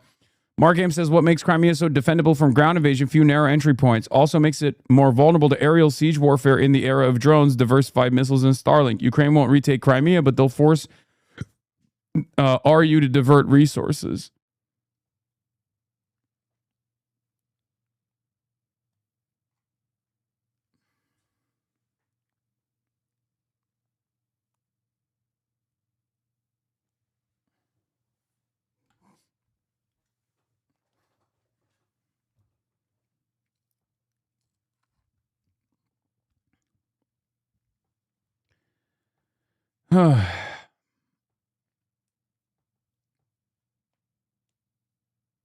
I am Ukrainian, fully fluent in Russian, though, and I can't speak Ukrainian for shit, even though my father was born on the Black Sea.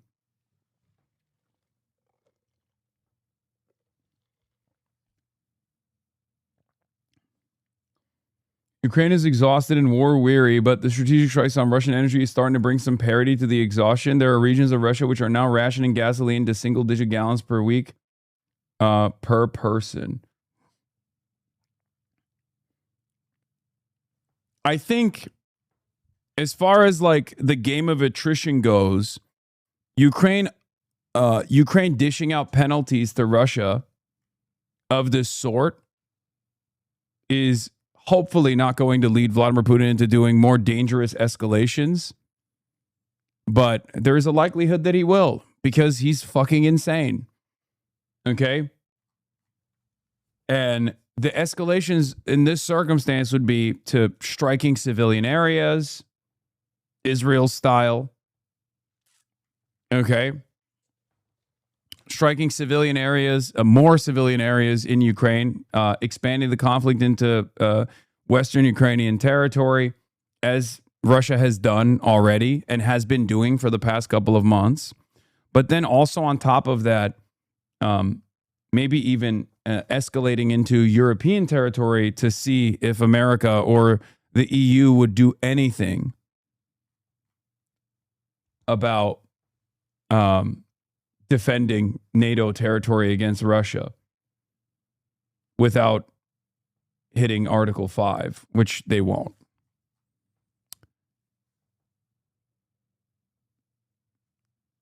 Why do you say Putin is insane? I think he's super rational. He's just a nationalist and a monster. No, I say that because I still, to this day, maintain the position that his invasion of Ukraine was totally insane. I think there was always a much more reasonable way to maintain his security needs. Do what China has done. Make yourself an irreplaceable force as an energy provider in Europe, which he was doing already. Russia is a far more important asset for Europe and for the rest of the world than Ukraine ever could be, which means that invading Ukraine militarily and then failing to take over the rest of Ukraine and just hardening your positions on Eastern Ukrainian territory is you know, it was a flub. I think you grossly understate how much civilian targets RU attacks. Russia attacks apartments every day for 4 years now. No, I know, man. I'm not understating that. I'm saying they'll increase the intensity of their strikes on civilian territory in Western Ukraine, specifically on like civilian infrastructure, you know, like oil depots and things of that nature, which they have done with the Oreshnik strikes that you see near Lviv and in further and further Western Ukrainian territory.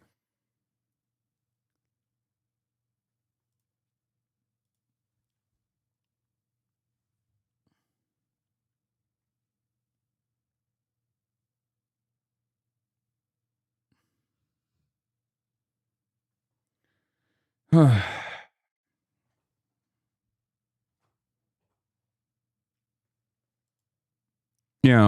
Now, Ukraine is striking at Crimea again, it seems.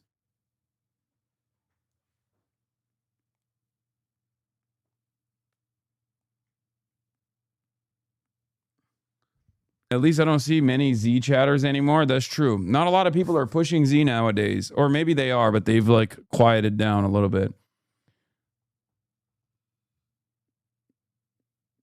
Is the plan for European states to continue supplying Ukraine with the ability to strike into Russia, homeland, a nuclear armed country, then expect no escalation? Seems like there's no plan. Yeah.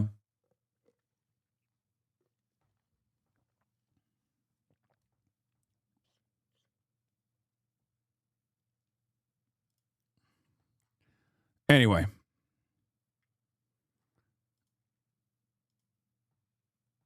Here is JP Morgan Chase CEO Jamie Dimon talking about the dollar as reserve currency, which is America's greatest weapon. And obviously a part of the reason why America no longer can deploy this weapon or a part of the reason why this is now in contest is because of America's sanctions regime, specifically against Russia, that has tested the dollar as reserve currency, especially because they've created, like, it's not even just Trump, by the way. The greatest weapon that Trump seems determined to kill them out. No, it wasn't Trump. Obama did this too, and so did Biden, and so did Trump, and Trump won. The additional sanctions that America deploys, especially against very powerful economies like Russia, in comparison to all these other, in comparison to other countries, is quite literally the reason why a secondary market was formed. They necessitated a swift alternative. About the dollar as the central reserve currency of the world.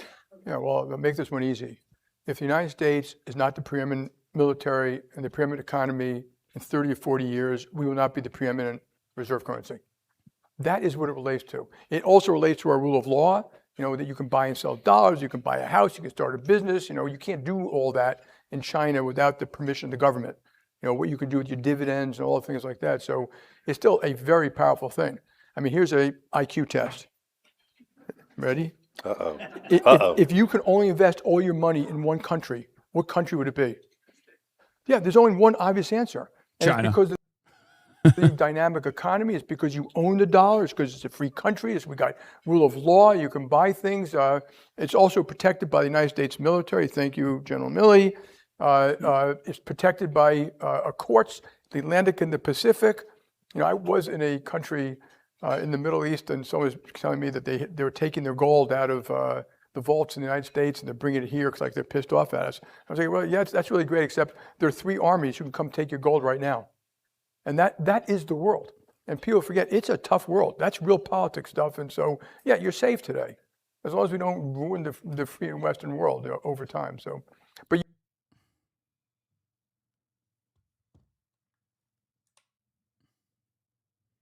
This is indistinguishable from right-wing conservative propaganda on fucking Twitter. Yes, when push comes to shove, when we're talking about hard power, of course everyone, no matter how woke they are going to arrive at the same conclusion, because it's true.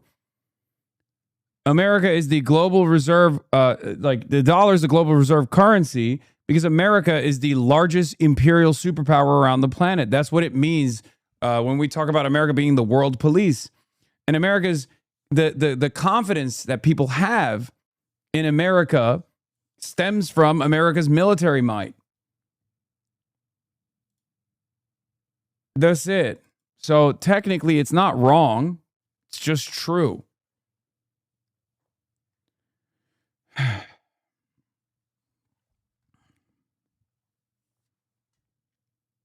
I love China. I'm the biggest China fan, but their capital export restrictions stop them from being the reserve currency inherently. They're open about it and don't want to be the world reserve currency. I agree. I know. But times are changing. I agree.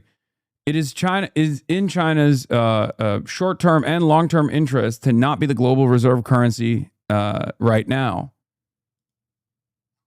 And that's the only thing stopping them from pushing for this.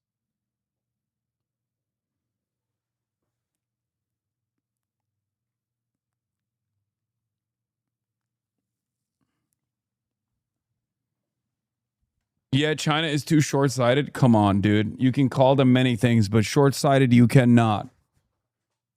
They believe that in their developmentary process, they still cannot maintain, they still don't want to be the global, the hegemonic superpower in the same way that America is. You can say that they're being too restrained in their moves around the world, but you can't say they're being short-sighted. That's unironically, that's the opposite.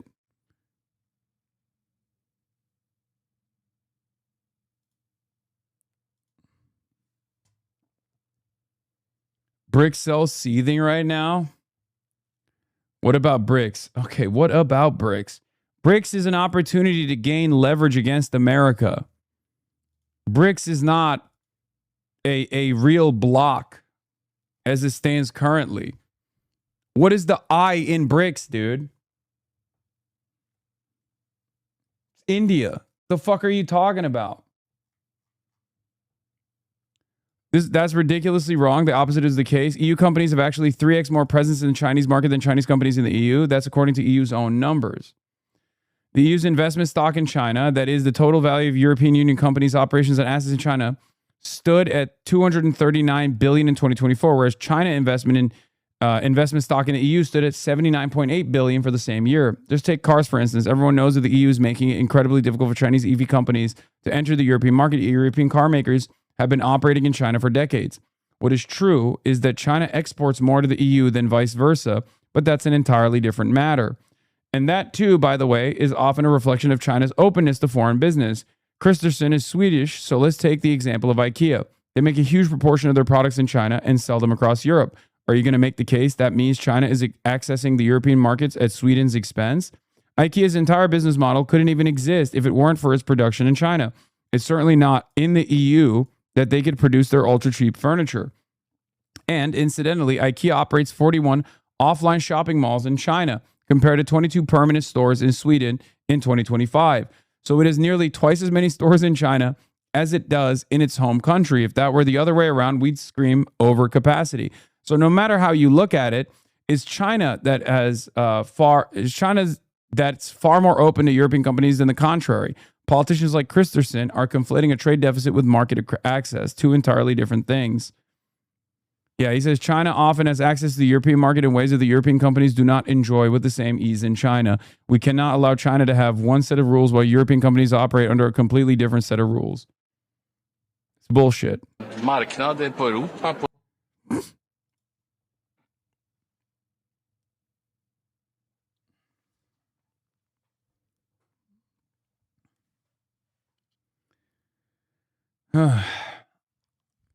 The reason why every European leader complains about China is because European capitalists, Western capitalists broadly, okay, went to China and built it as the manufacturing hub of the planet.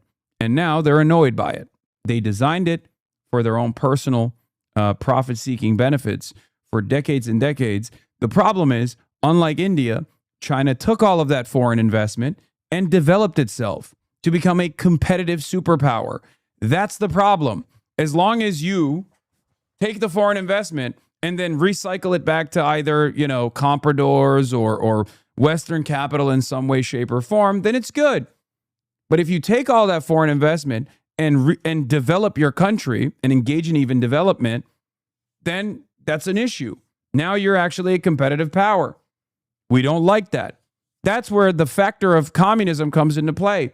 That's where central planning comes into play. That's it. That's literally the only reason why these guys complain all the fucking time. China played the game that the Western capitalists had designed. They played it to their own benefit. What is this? New York Post finally got him. Zoran Mamdani jumps into New York City pool to kick off summer tradition while violating dress code rules. It doesn't matter if it's true, it feels right, and that flattens the Western chauvinism of Europe. The alternative is recognizing China's qualitative superiority. There's also the other side of this story. Europe wants to maintain a industrial base. And if you want to maintain an industrial base, if you want to keep developing things in Europe, then of course your allegiance with China is going to be on shaky ground. I don't know how to solve this problem, okay? I believe in diplomacy and I believe in working with China, but I also understand why this yields a totally separate problem. Totally separate problem for the European economy, the European markets, but also for America as well. For example, I'm in favor of the UAW. I totally understand why America maintains some level of trade protectionism when it comes to vehicle manufacturing, because it's one of the only remaining domestic industries that we have that isn't directly dealing with, new ways of murdering brown children. Okay.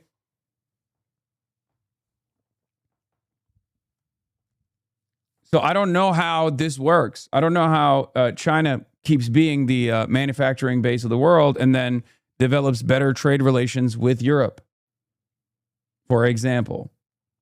Because as long as China floods the market with affordable and competitive technology, specifically cars, for example, okay, then it's understandable that Europe is going to complain about it.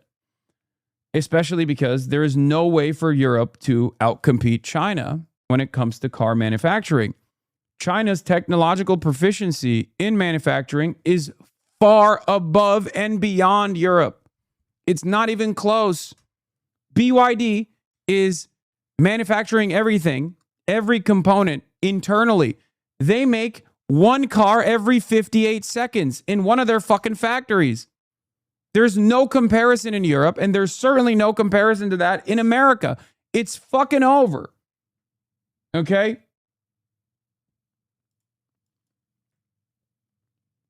For most of human history, Europe, especially Northern and Central Europe, was an impoverished backwater, low agricultural productivity, low population that only changed because of uneven industrial development. When the rest of the world develops equal industrial productivity, why would Europe stay relatively rich? I'm not even saying that Europe should stay relatively rich. I'm just saying every country is obviously interested in maintaining its, maintaining its competitive standards, maintaining its quality of life, and maintaining its industrial capacity. It's an inevitability that China will destroy it. Europe return to Euro poor is not, you can't advocate for that. That doesn't make any sense. Why would any politician be on board with that? I'm thinking about it from, look, I'm not personally a Mersheimer head who believes in like offensive realism or operate off of a realist framework when it comes to international relations. But I also do understand that there is legitimacy to that framework. And I do understand why countries would make the decisions that they're making. Okay?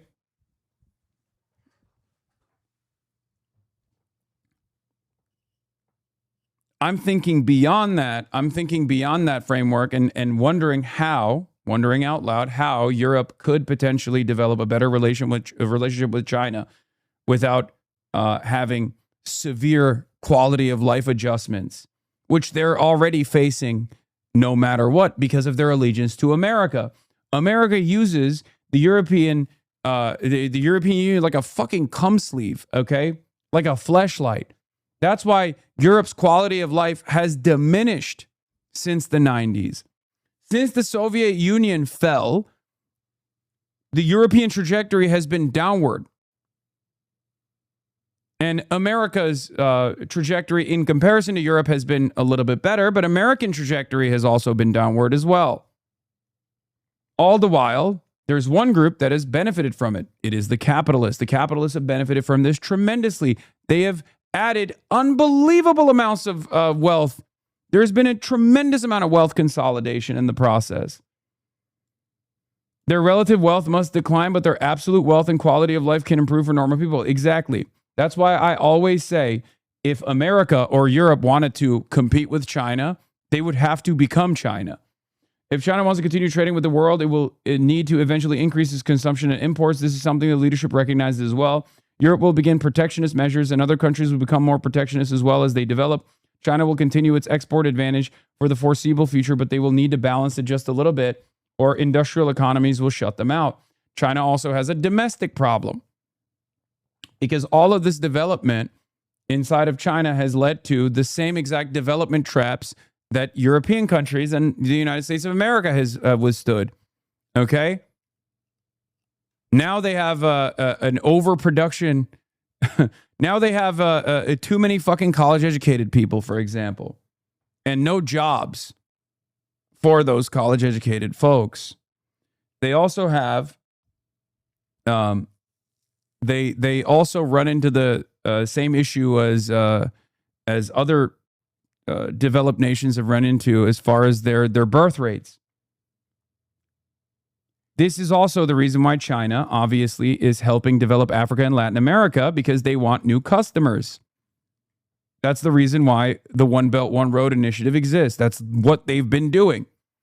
They want to develop Africa so they can set up secondary markets in Africa. And they've done so very successfully. But again, there is a timeline there. There's a limit to that. There's an endpoint there.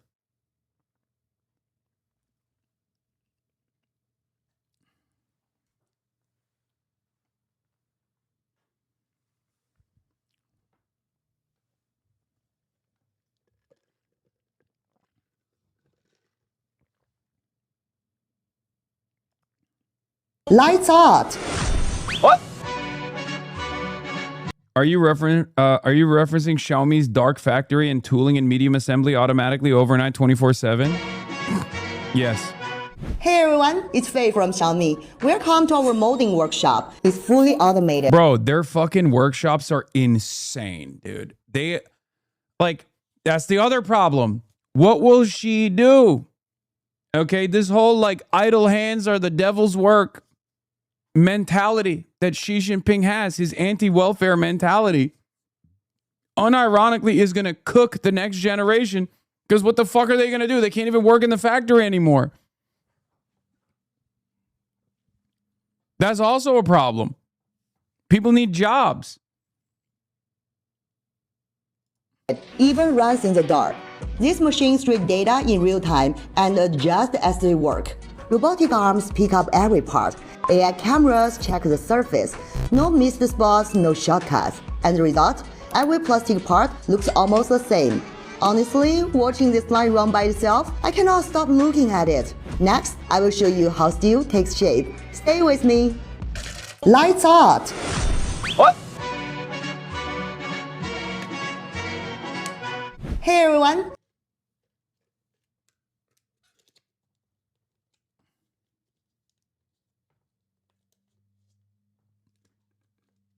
Anyway, will we maybe see an explosion in the arts with so many people freed up from manual labor in China? I mean, look, if you ask me, that's their biggest L, in my opinion. They're too focused on their own markets, and they also genuinely want to control culture. Like there's far too much.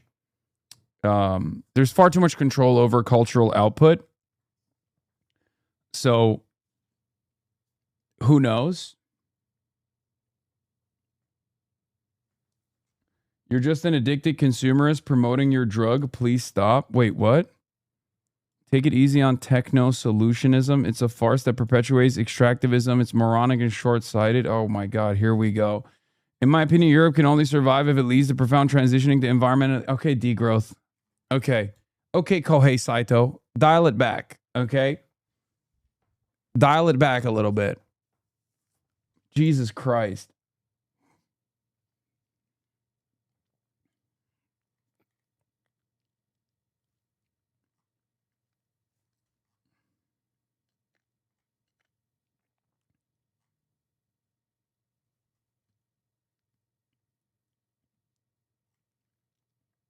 They know that, and that's why youth unemployment was a prominent point in the newest 5-year plan proposal. I know. I'm just wondering out loud what they will do to solve the youth unemployment crisis, because it is a fucking crisis. I have confidence. I have perhaps too much confidence in not only Xi's vision, but I have too much confidence in the Communist Party of China. As far as like what they've done so far, I look at their track record. I look at the development in China, and I do believe that they will solve these problems inevitably. I just don't know how they will do so. Okay? Like, if China is a transitional socialist state, as they claim to be, okay, what shape does socialism with Chinese characteristics take in the next decade? How do they solve some of these issues? There's also a lot of opportunity, like, because there's a lot of sectors that still need a lot of investment in China. Healthcare is one of them. Okay.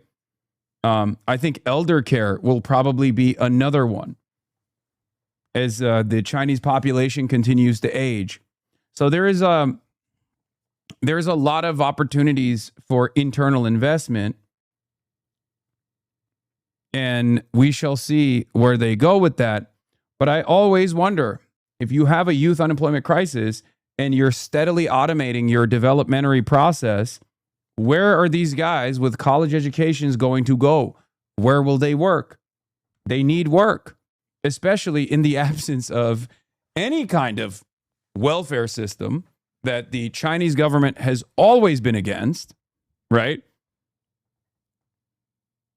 You're kind of a cunt for bashing degrowth. No, man, I'm not. But that chatter is...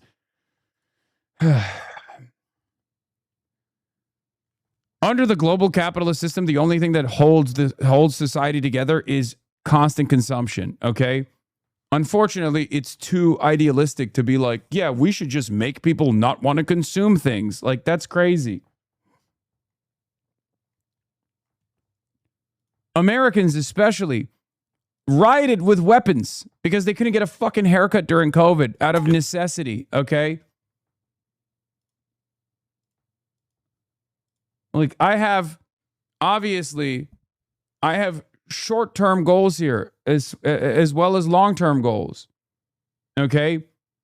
Degrowthers sometimes come across as like, you know, prison abolitionism tomorrow chatters. You know what I mean?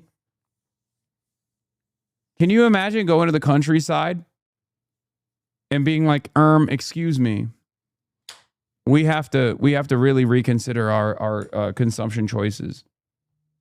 Like, people literally lie about the Green New Deal and make it seem like AOC is going to come to your house and beat you to death if you eat a hamburger. And you're over here talking about degrowth.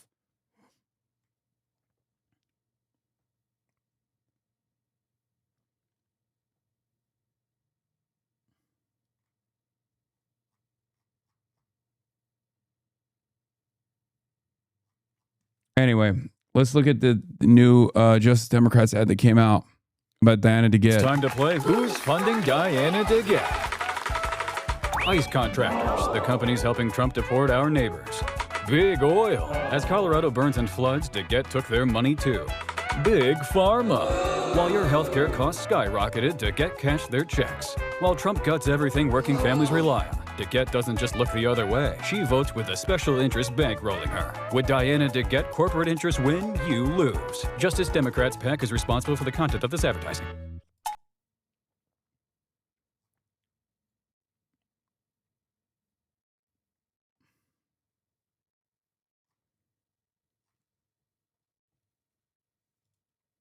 Anyway. No, talk about China's move to apply its laws to ethnic Chinese living outside of China. Wait, what? I want to know what you think about China's plans on applying its laws on ethnic Chinese living abroad. Wait, really? I assume you saw this. I wasn't here. Yes, I did. It's not, I mean, it's the most expected outcome, of course. We put socialists, we bring in socialists and then they grow the movement and they help elect other socialists. That's how it works.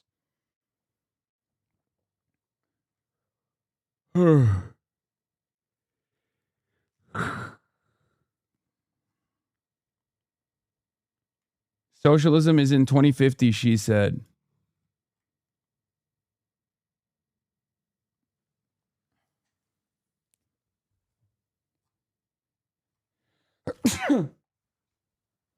Are we just sheep being led where the financial sector wants us to be led? They want Israel to be abandoned. Oh my God, this guy is literally, yes, dude, certainly. One of the fucking sectors that is perhaps most involved with Israeli investment and is totally secretly trying to abandon Israel. You got it. The fuck are you talking about, man? You even advocate to boycott Israeli companies and you know, you basically got cops knocking down your fucking door. Shut the fuck up.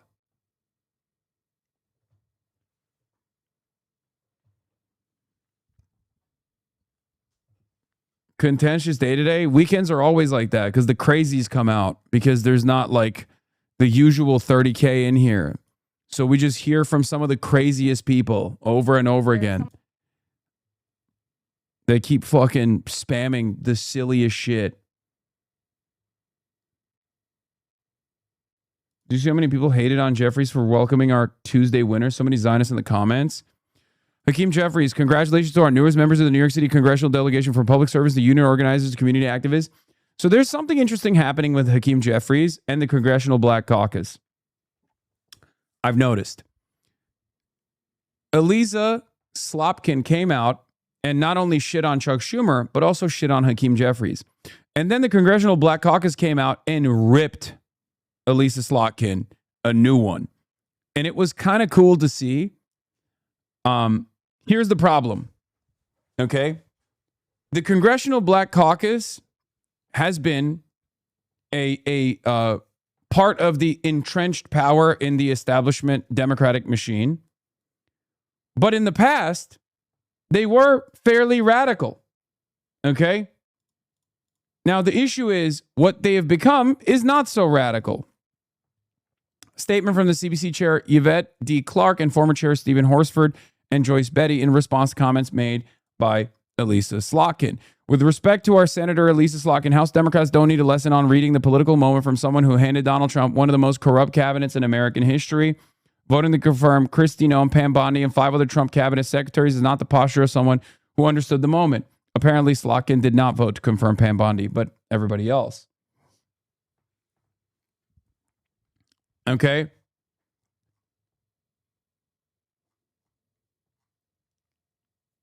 Never forget, the Congressional Black Caucus chose Hillary Rodham Clinton over Barack Obama.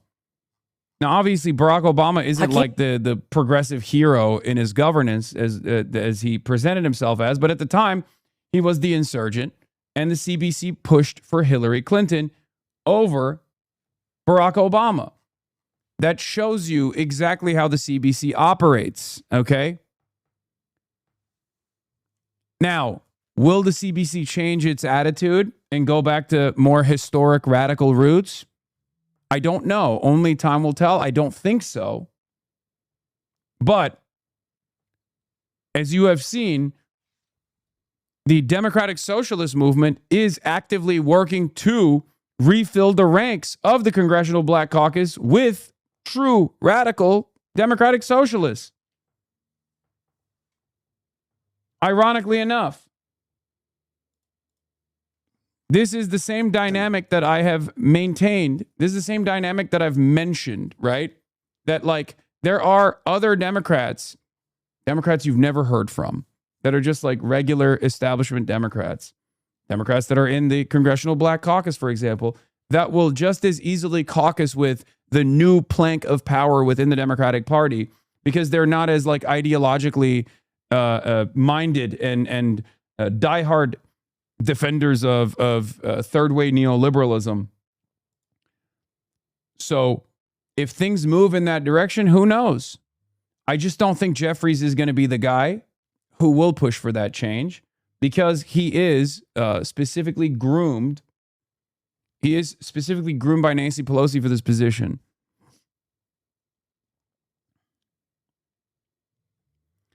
If this is true, then maybe we should ask the establishment if the establishment is really serving the interests of black people because they're standing in the way of all of it. Yeah. One of the biggest problems with the CBC, with the Congressional Black Caucus, is that it's one of the biggest like boomer coalitions out there, and they have been an impediment to new black voices coming into Congress, or at least the type of black voices that are coming into Congress being, you know, establishment Democrats for the most part. Okay? Like there's less young black voter participation. There's young black participation in politics in general. And I do think that the entrenched power that the Congressional Black Caucus represents within the Democratic Party is unironically a big factor in that. For like the last couple of decades, the CBC has been pretty fucking aggressively a loyal soldier of the entrenched power within the party.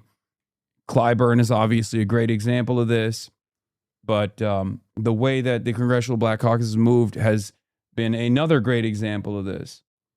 Now, this is also true, though. Here, this is something that Michael Hardaway brings up. The policy DNA is the Black Caucus. The marketing is Democratic Socialist. Memdani and the DSA, these are just reheated Congressional Black Caucus policies over the last 55 years. I mean, housing affordability, healthcare. I mean, John Conyers, who was a founding member of the CBC, introduced a Medicare for All bill 23 years ago. And so these aren't new things. So Sean is absolutely correct. Says if this is true, then maybe we should ask if the establishment is really serving the interests of black people because they're standing in the way of all of it. There's a reason why many of the DSA endorsed candidates recently are black. There are inroads the Black Caucus can and should be building, but they are not. One must ask why. That's true. Chris Rabb, Maylog Quiros, Daria Liza. The saddest state of affairs is that the Congressional Black Caucus has been a representation of entrenched power within the center of the National Democratic Party for the last couple of decades.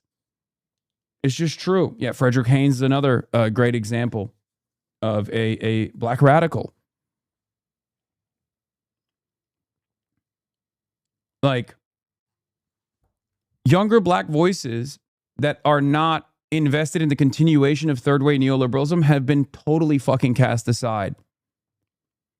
There is an expression of this exact enmity that you see with Black Zionism on Twitter. It doesn't exist in the real world that much, but you see it on Twitter all the fucking time. There's like a fedayeen of black academics who hold on to Zionism for some fucking weird reason when there is no real expression of that sort within the actual black working class, right?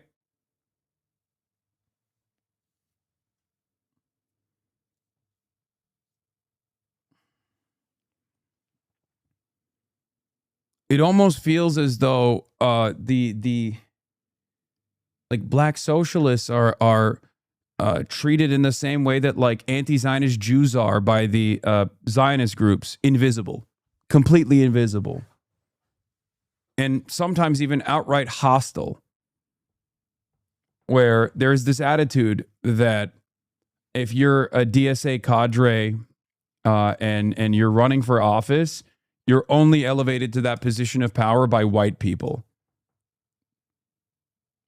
Like, maybe I'm being a little too harsh, but I've seen, I've been on the receiving end of a lot of these attacks. And it's interesting, like, you know, Jamal Bowman is a great example of someone who was cast aside and not defended. Cori Bush is another great example, right?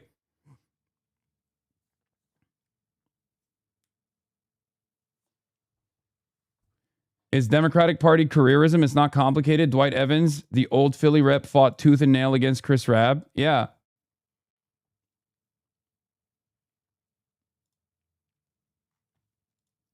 Yeah, Gregory Meeks fired up after DSA wins big in New York City. Meeks is upset by Espaillat loss. The goal here is to win the majority, not being in a permanent minority. Even though the mayor endorsed someone else, is a huge loss for the mayor in trying to get the resource from DC. Like, that's crazy.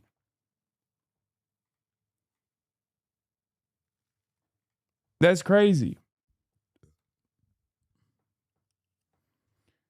The problem is Gregory Meeks always has the drip. We have to respect that. Yes, I do respect his drip. Yes, he is swagged out of his mind. But also, he's an expression of, again, entrenched power within the Democratic Party.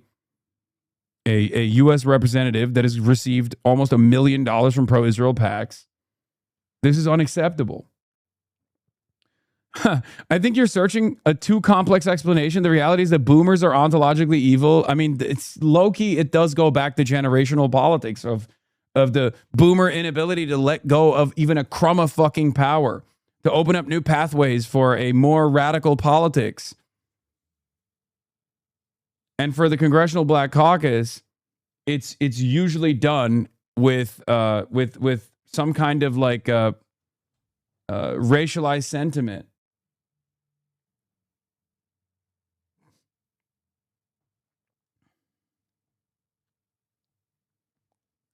I've seen that online a lot. Lots of black Democrats saying that Jamal Bowman and Daria Lisa are tokens. Yes, they despise, they despise Cori Bush.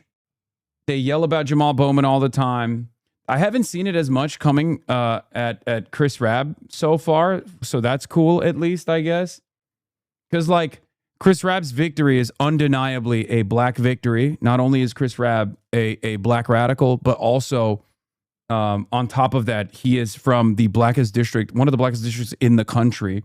So it's a little bit ridiculous to be like, oh, white people gave Chris Rabb the W there. You know what I mean? So I guess maybe that's part of the reason why.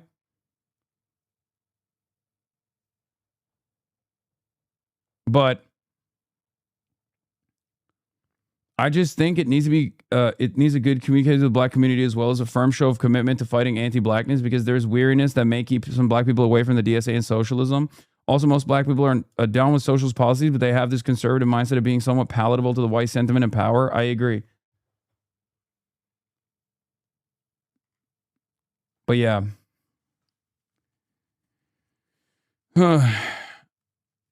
Chris Rabb also won the plurality of black voters in his district. Yes, I know. But so did Daria Lisa. And there's not a single fucking peep on that front. When you publicly attack a black woman on a platform, people call you token. Here we go.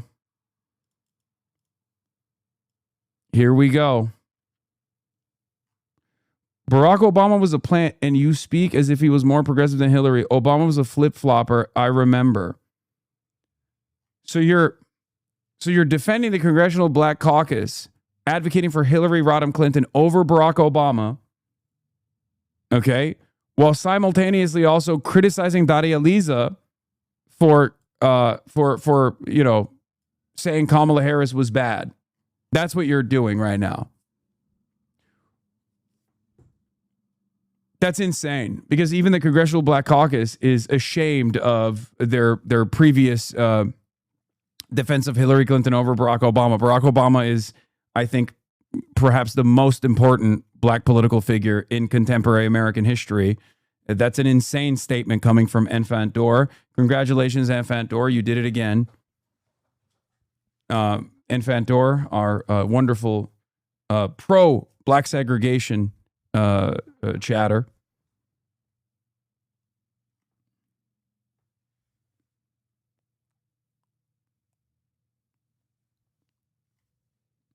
Your retelling of events is inaccurate to me.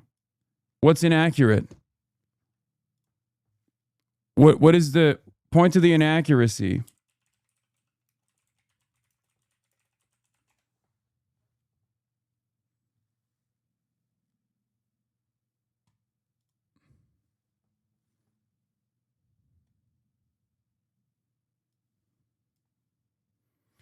Senator Hillary Rodham Clinton, aided by her allies in the Congressional Black Caucus, sent notice on Friday to Senator Barack Obama that she would fight for black voices.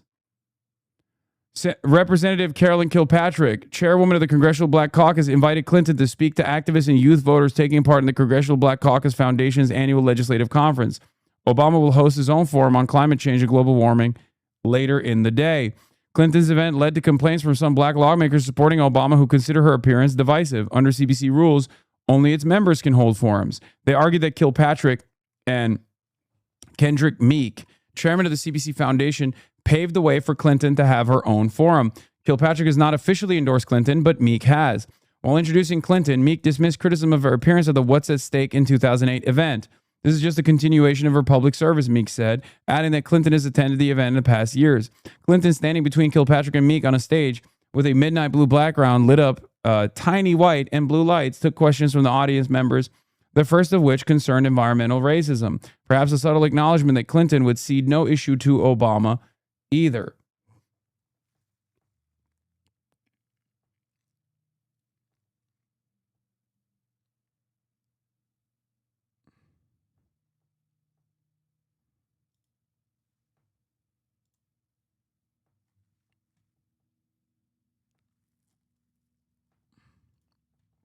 This was a huge deal at the time.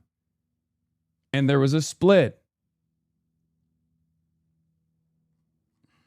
There was a split within even the leadership of the Congressional Black Caucus because of their interest in endorsing Hillary Rodham Clinton over Barack Obama.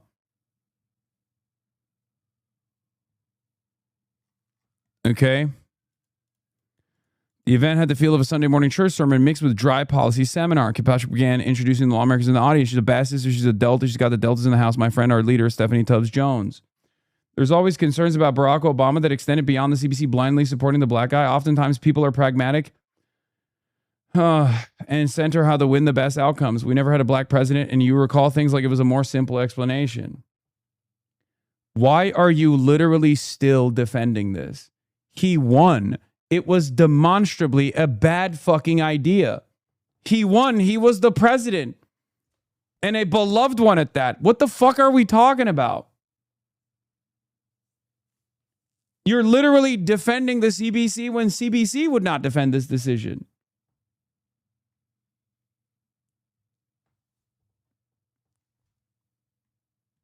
What the fuck?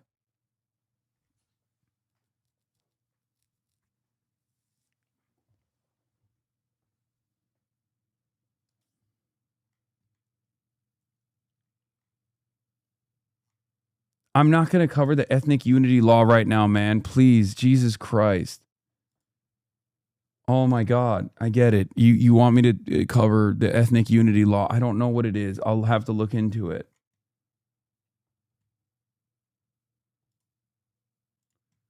It's so funny to defend like this. Like I'm literally talking about the CBC defending entrenched power and making far more conservative decisions than the constituency that it serves, okay? Because the constituency it serves demonstrably voted overwhelmingly for the first black president, okay? I'm literally bringing up their conservative maneuvering here and how they were at odds with their own constituencies that they are supposed to serve. And you're literally saying, no, it was the right decision when the CBC currently doesn't think that it's the right decision or did not think that it was the right decision at the time. It was controversial. They were wrong, but there was no way to know that he would win. My only point, you are insufferable sometimes. I'm insufferable. You're a fucking idiot. You literally are making my point for me, but you're doing it in a contentious manner and defending it. When the institution would not defend this decision now, with hindsight. The whole point of this is the CBC's inability to give up on entrenched power and adopting more radical policies that would be beneficial for the constituents that it's supposed to be serving. Jesus Christ.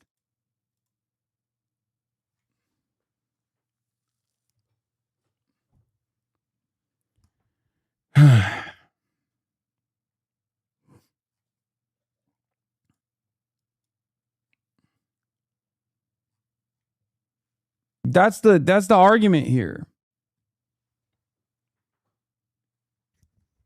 I never defended it. That was your framing to get your rocks off. You are literally defending it right now. You're saying that they had no way of knowing Barack Obama would win. And my point is that was a bad decision. and it also went against the interests of their constituents, and it also went against the voting patterns of their constituents. That disparity is the problem here, and they're doing it again. Instead of adopting a more radical framework coming from younger black electeds, okay, that are rising through the ranks of the DSA because they saw no way of getting that expression through the regular mainstream black political route that the CBC is still defending and endorsing. And that is at odds with the base. That's my point.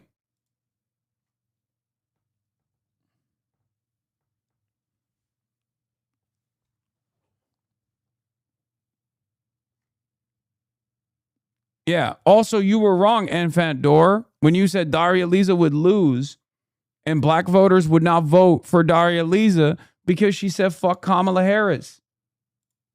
Remember that? And you were wrong about that. So why do you keep finding yourself on the wrong side of arguments? Perhaps you should focus on that a little bit.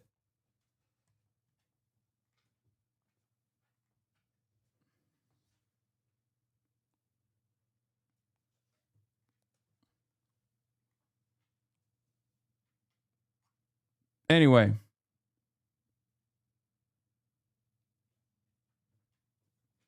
By the way, streams are no longer in your list by number of concurrent viewers, but instead how frequently you watch them. I do believe that's another nail in the coffin. Arguments against multi-streaming. That's what's going on. Is that why people don't see me on their fucking playlist now? Or as they used to in the past? Is that what it is?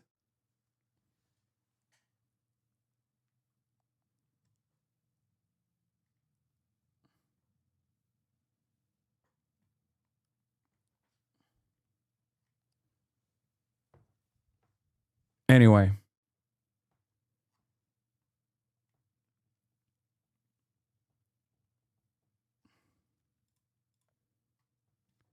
Like I don't want the Congressional Black Caucus to represent the worst elements of entrenched power within the Democratic Party. Now, people, no matter what I say about this, people say, oh, of course a white guy would say this, right?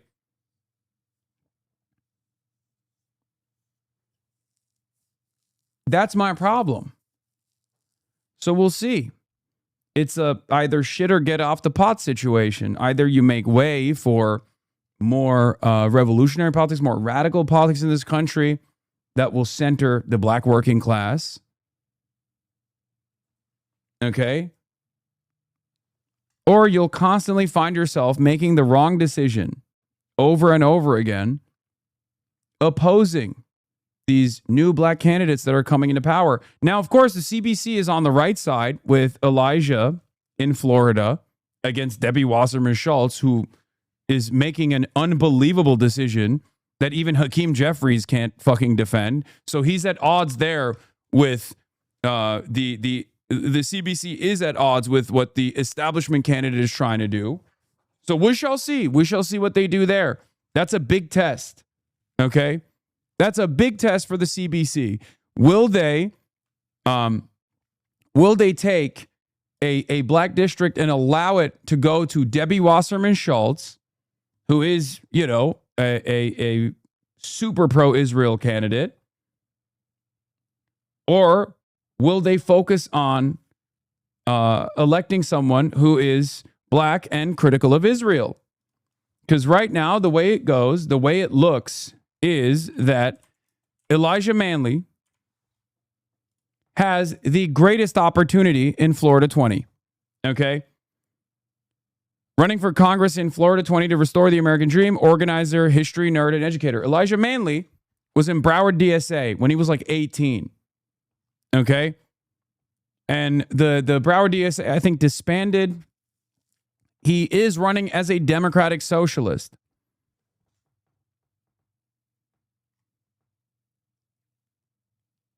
Debbie Wasserman Schultz is carpetbagging in Florida 20, a black opportunity district, instead of running in her own. Debbie Wasserman Schultz is everything that's wrong with the Democratic establishment, from insider trading to payday lenders. I look forward to retiring her from public office permanently. Okay?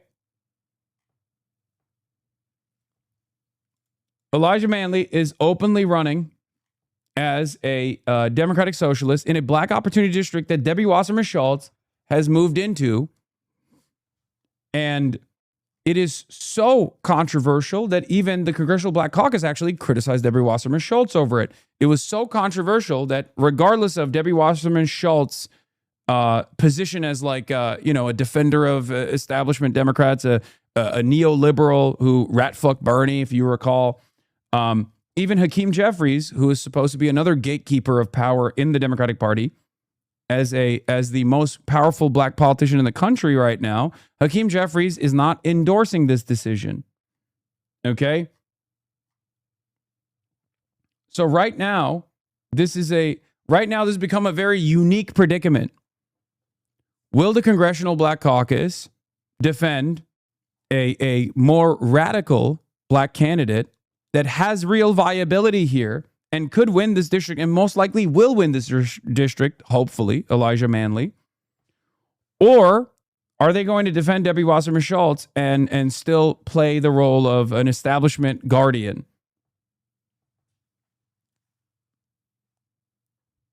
Because this isn't like, I mean, it's pretty obvious what's going on here, right? It's pretty obvious what's going on here. Do they have alternatives to Elijah? None of the other candidates have actually made an impact on this race in the same way that Elijah has. Elijah has been leading. Okay?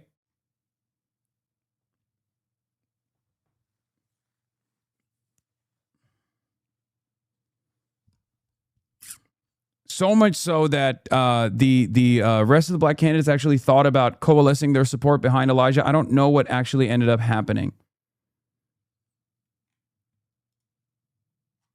But he's running on a anti-Israel platform. He's running for Medicare for all.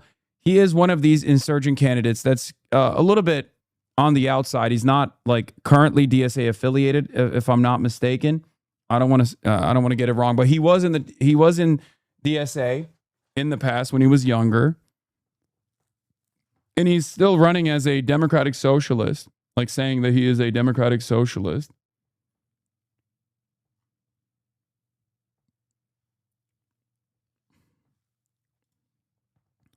Yeah. Everything Wasserman Schultz says becomes a bit funnier when you remember that she's carpetbagging to a plurality black district. Yeah. Also, got the nod from Ro Khanna as well. Once again, I'm Congressman Ro Khanna. I am so proud to be supporting Elijah Manley for Congress. I'm supporting him for two reasons. One, he's standing for black political representation. At a time of Calais, we need to be making sure that young African Americans are winning seats that are majority African American in the South. We can't have people carpetbagging into these districts. We need to stand up against the Supreme Court for black political representation. This is going to matter not just in Florida, but the entire black South. What do you think? I mean, yeah. So my two plays in the South, if you want to consider Florida to be the South, which it is, right, is obviously Justin Pearson in Memphis and is Elijah Manley in Florida. Like, I think those guys represent a change. I hope they don't disappoint me, but I do think that they represent a significant change. Obviously, Oliver Larkin. I'm talking about guys. I'm talking about black candidates in the South. Okay. Charles Booker as well.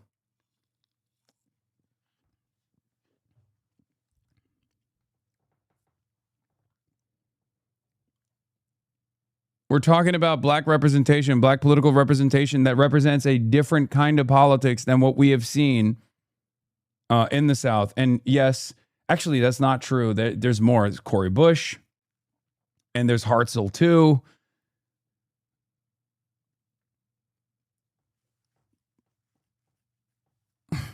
Booker's in the Midwest.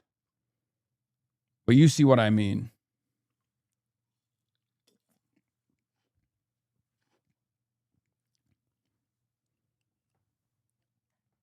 think, Elijah? I think the congressman said it best. We must protect our voice in Congress because the people with the lived experience know our communities best. And those voices right now in Congress are more important than ever before as they attack. Please have Hartzell on stream. Casey's a big city and we need a boost for him. It's a hard race. Wow, that's really interesting that you say that because I'm going to have him on stream tomorrow. He's going to be in the building as well. Ironically enough, Kentucky's considered a southern state. Missouri is Midwestern. Okay, whatever. I'm a fucking bi-coastal elitist, okay? It's all, don't even get me started. Our rights, our economy, and our community. The second reason, and the important reason I'm supporting Elijah, is he's a bold progressive. He's for Medicare for all. He's for childcare at $10 a day. He's for taxing the billionaires and the tech lords in my district. He's for a livable wage. He's for free public college. He's against foreign wars. He's against the genocide in Gaza. He has guts. And we just saw earlier this week a wave of new generation leaders winning in New York. We've seen them winning in Michigan and Maine and New Jersey. We're going to have this win in Florida. Pitch in. If you want to see me working hard with Congressman Ro Khanna under his leadership in the House of Representatives, pitch in a contribution today. He needs your support. He's got a great shot to win. Please contribute to him. Please vote for him. I'm all in for his race. I'm going to go down to campaign for him. We need Elijah as a next. What is this? Can you respond to this? You're arguing that 126.20. I haven't watched this Dave Rubin one, but I kind of want to watch it. 126.20. this is the time we need to come on to it.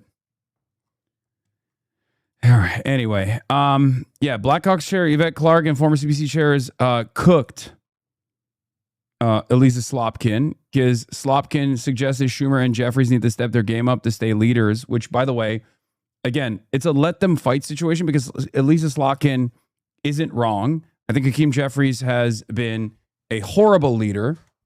Okay.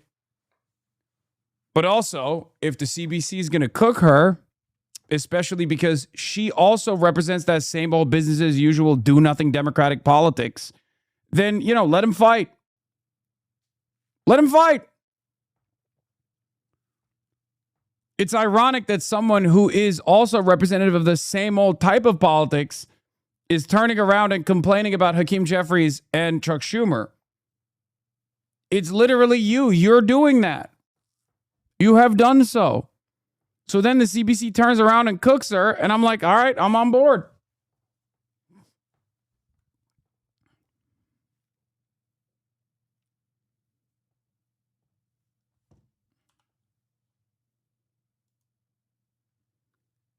Oh, Black Redgar saw the Hartzell for Casey and announcement. Glad to see bro out west getting some love.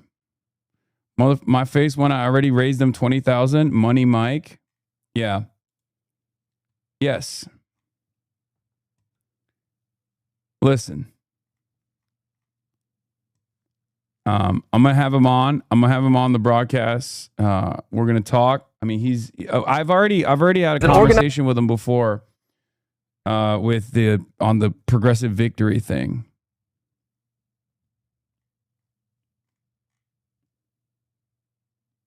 Dave clutching his pearls. Rubin posted an MC Hammer meme after Pelosi was assaulted, so he isn't just being honest about his own reactions to violent events. Yeah.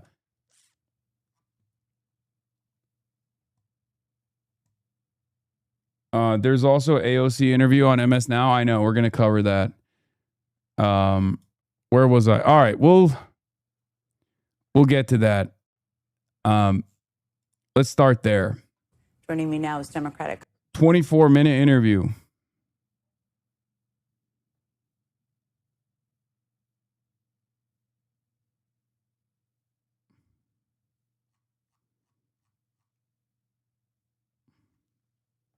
With Psaki. I call that a Psaki bomb, baby.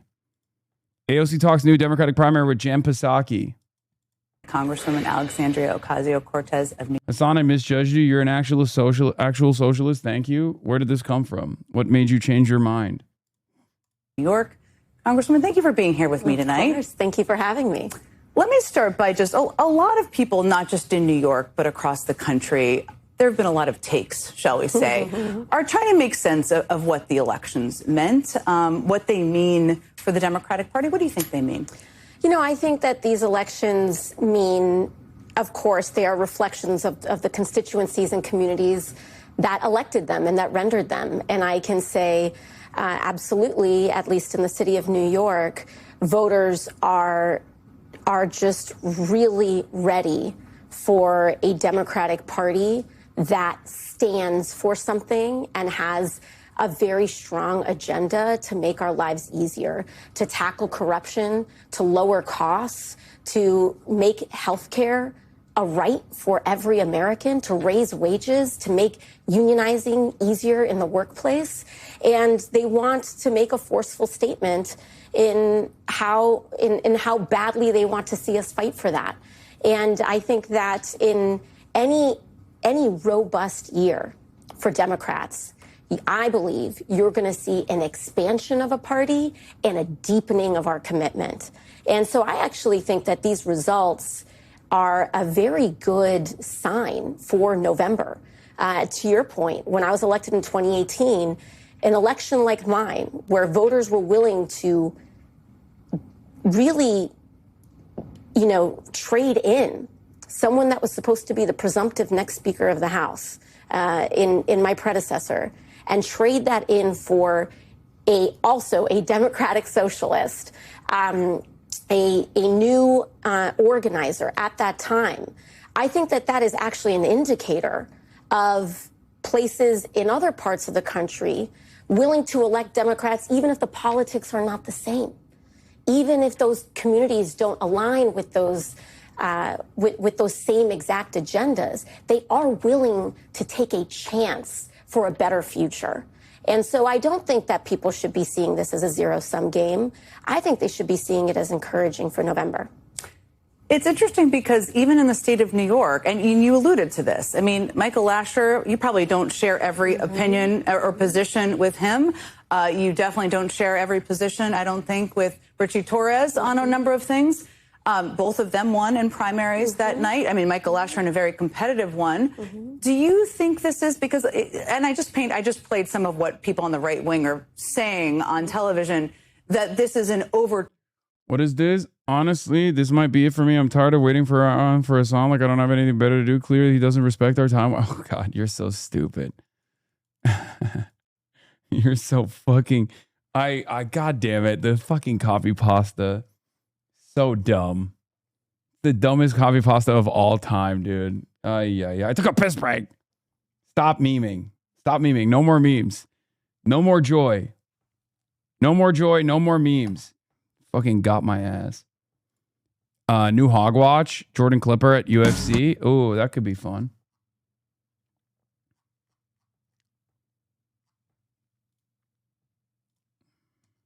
torquing of the rise of democratic socialism and not enough of a focus on the broad people who won? Or how do you see that? Because you're a democratic socialist yourself. I mean, I think that the one thing that we know is that the Republican Party's brand is fear. And they have to constantly churn what they want people to be afraid of. To be afraid of socialists, to be afraid of immigrants, to be afraid of women, to be afraid of... They constantly want Americans in fear of somebody. Because if you are not afraid of someone who is your neighbor, you're going to realize who's actually pickpocketing you. And that is the large corporations that are engaged in profiteering and jacking up your prices for no good reason. It's going to be in this administration that is engaged in record levels of swindling, thefts, tariffs, your housing. And so this is kind of their new thing of the day. But I think that people are feared out. I think that everyone's nerves are shot in constantly being taught and told of what country, person, community to be afraid of, and they just want a solution. They want their groceries to be more affordable. They want to figure out how we're going to get health care. They want our housing to get under control. And I think that we're ready for an affirmative vision, and we're ready for an affirmative agenda. You talked about this week kind of how the fear-mongering, you had deja vu, I think is how you described it. And you just alluded to that and what you just said now. What advice are you giving or would you have for these new members who are coming in and are already being painted in a certain way? And I want to talk about them too, but what advice do you have for them about how to get things done while still shaking up the system at the same time? Yeah, I think new and incoming members have no shortage of advice that's being given to them. Well, but you lived it. Yes, you lived it in a very different way. Yes, and I mean, I'll get to them, but I actually think the more important advice that I would give would be to my incumbent colleagues, which is you will create a self-fulfilling prophecy by deciding who these young women are before you've met them. And if you are already panicking and sending little messages in your group chats about how these people need to be reined in and tamped down and shown their place, you are creating the antagonistic dynamic that we do not need. These are two young, talented, intelligent women that got elected against all odds, against millions of dollars. Perhaps there is something we can learn from them. The people chose them. And democracy and the Democratic Party is about what the people pick. It is not about any elected official or any leader, and I believe that. There are, and I want to ask you about this because I think they are being painted in a certain way. And Daria Liza, specifically, who is going to be a member of Congress, I think people should recognize. They are going to win in these districts. She has said a couple of things, and I think for people who are watching right now, I just want to remind them of that. She attended a pro-Palestinian rally in Times Square the day after the Hamas attacked Israel. She said... I can't believe that this is like genuinely a position that MSNBC, which is supposed to be the most like liberal outlet, is still advancing. Like, oh, she was right, but too early for our taste. Okay, well, you were wrong. Why are you still maintaining the position of being wrong, but too late?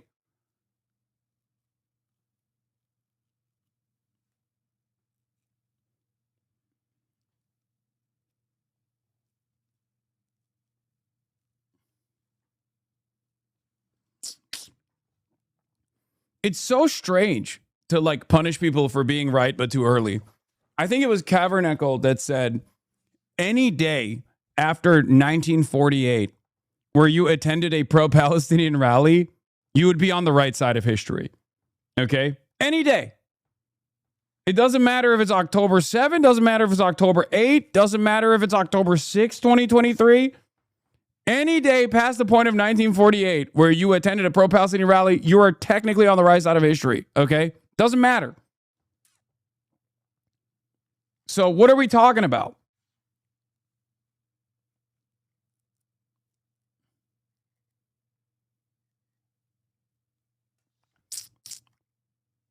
She was worried about an outsized reaction that cost thousands of people their lives. She has not backed away from attending that rally. She deleted a Twitter account that had a number of posts that called for the abolishment of police and prisons. According to CNN in 2021, this is what there's a reference to. She posted, "A world without borders, just like a world without prisons or police, is possible, necessary, and the only moral way." Wait.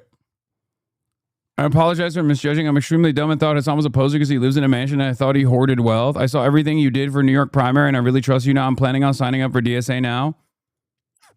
Oh.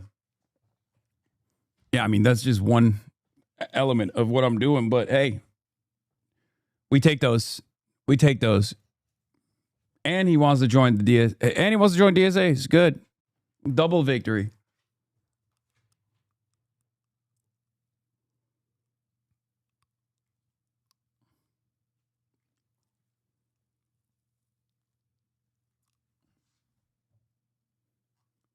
Forward. She's again has said those posts don't reflect who she is today. You do not speak for her. You speak for yourself. And I know she's tried to distance herself. She's probably under a greater level of scrutiny she's ever been in her life. But does any of that give you pause? I think that, as you said, she has indicated that she has regret over the way that she issued those statements.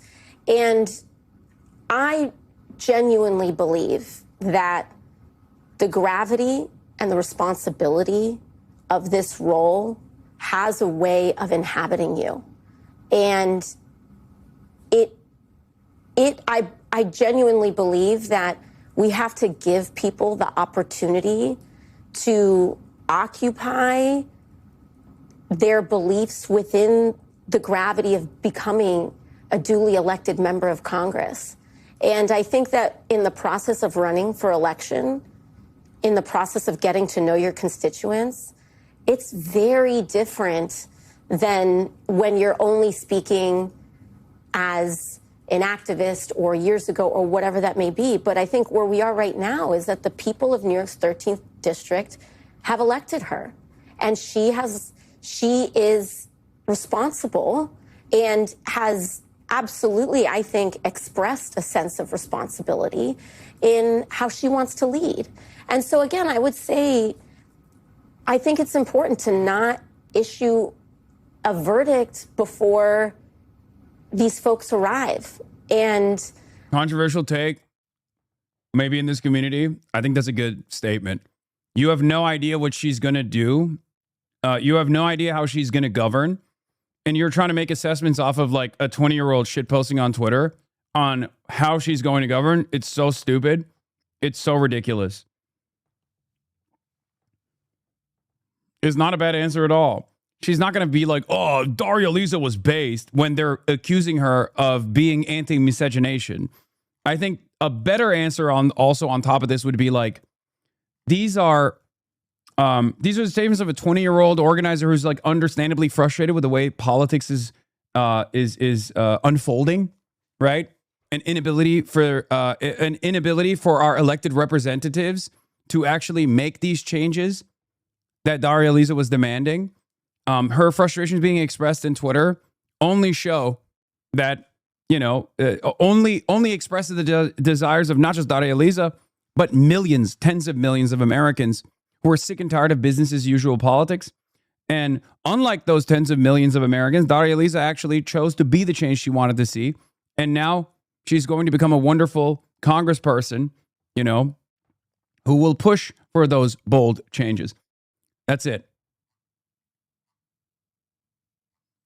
Your statements are more concise. I'm sorry. AOC and I have the same exact problem. We are never concise.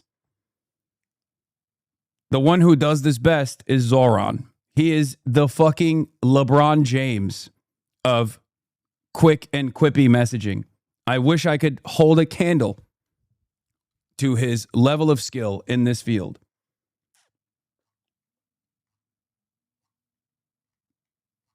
He is very precise and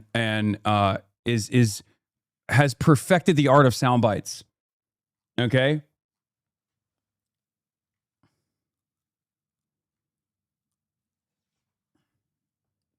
Why are you so rude? It's just true. I know my skills.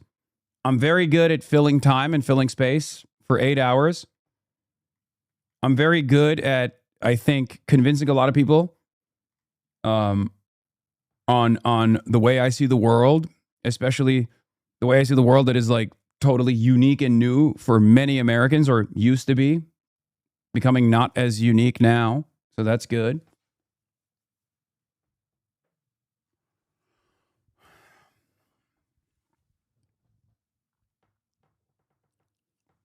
But you're long-winded and boring, but right?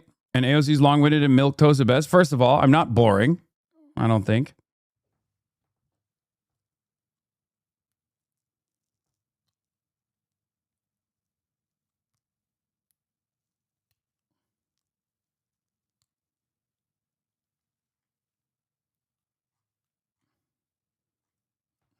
That's crazy. You watch me for fucking 8 hours a day and find it to be entertaining and find it to be educational. And then you turn around and say, I'm fucking boring. Fuck you. I went through the same thing. I will never forget.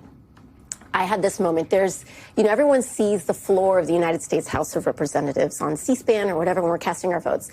But there are these little rooms attached to that floor, and it's known as a cloakroom. And in the cloakroom is where members can rest in between votes or if you need to get a snack or something. And they have televisions there.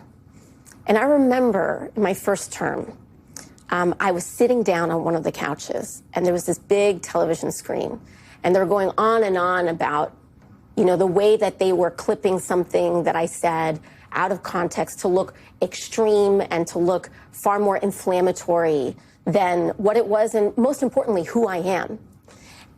Yep. This is also an area that she has unbelievable expertise in.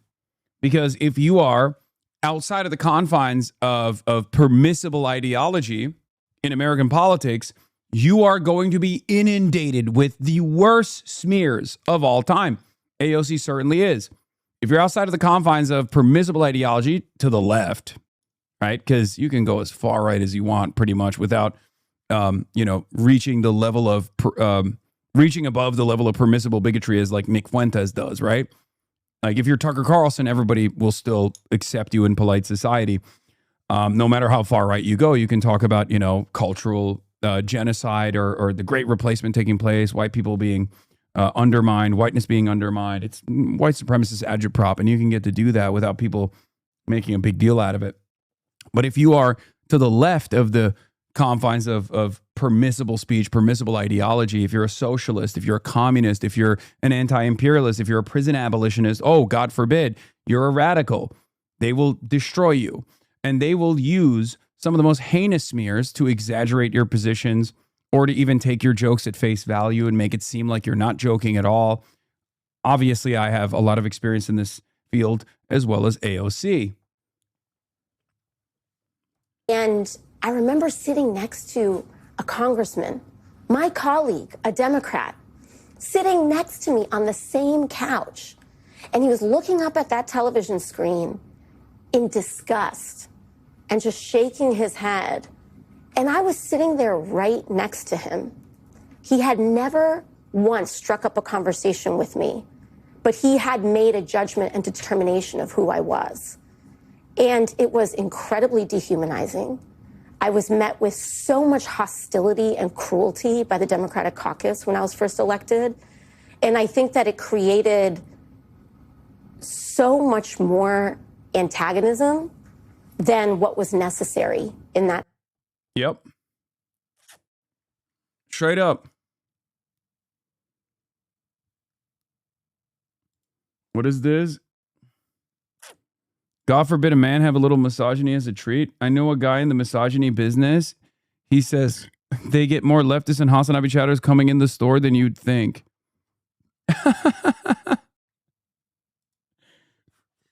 Guy who's at the misogyny factory giving me props for creating a robust market of more misogyny enjoyers. Time.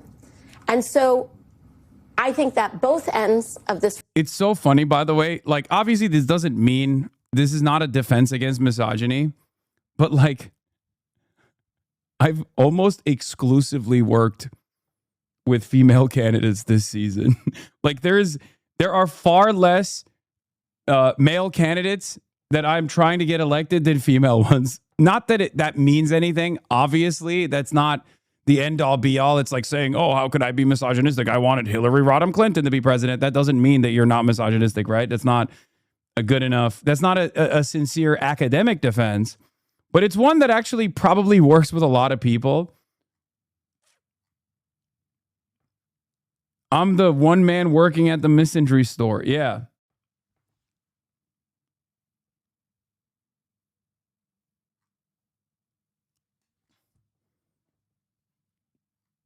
Relationship require work, right? Both ends require a stepping up and a certain magnanimity for us all to get what we want. Yeah, if anything, no white candidates recently either. Hashtag noticing. No white candidates, only women of color. What's going on? Back in the day, the Democratic Party's caucus was filled to the brim with white men. White men were powerful. White men were on top. Nowadays, you go on the HasanAbi broadcast, and all the candidates that he's advancing and endorsing are women of color. What's going on? Are we being erased? I certainly think so.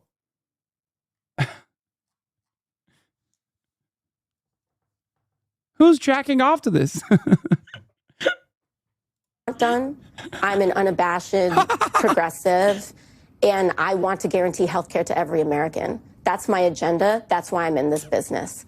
And there are other Democrats that don't agree with me, and that's all right. They know what I'm after, and I know where they're at. But what I'm not going to do is allow my humanity to be erased, and I don't think that these newly elected officials should have theirs erased either.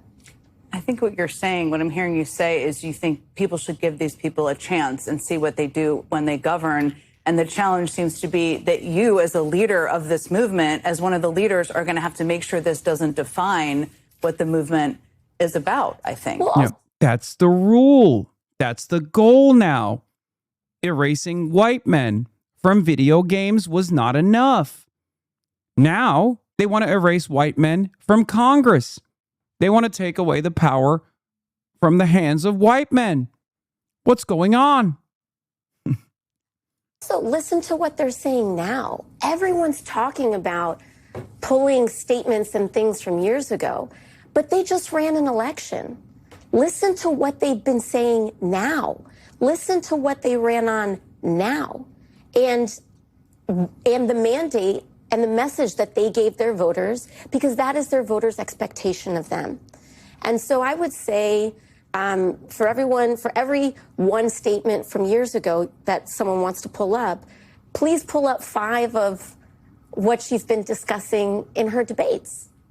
I want to talk about where things go. I think the other counter to this that's also more effective, and I will stand on this, is that, like, her worldview is more empathetic and closer to justice, if not totally just, than the average American congressperson.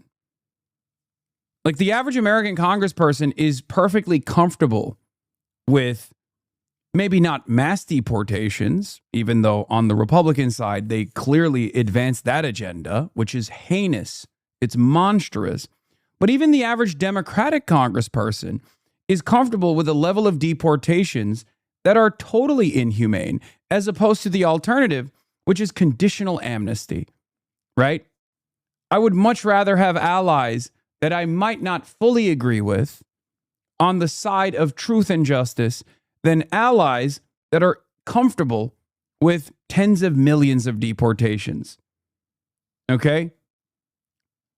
That's it. We have to expand the permission structure and allow more radical voices on the left to be able to advance their agenda.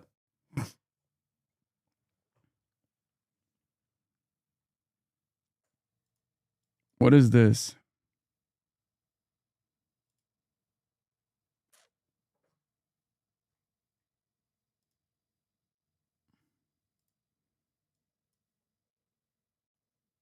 What? I've been waiting for... I was being sarcastic. Chill. The Jews are trying to replace the white man.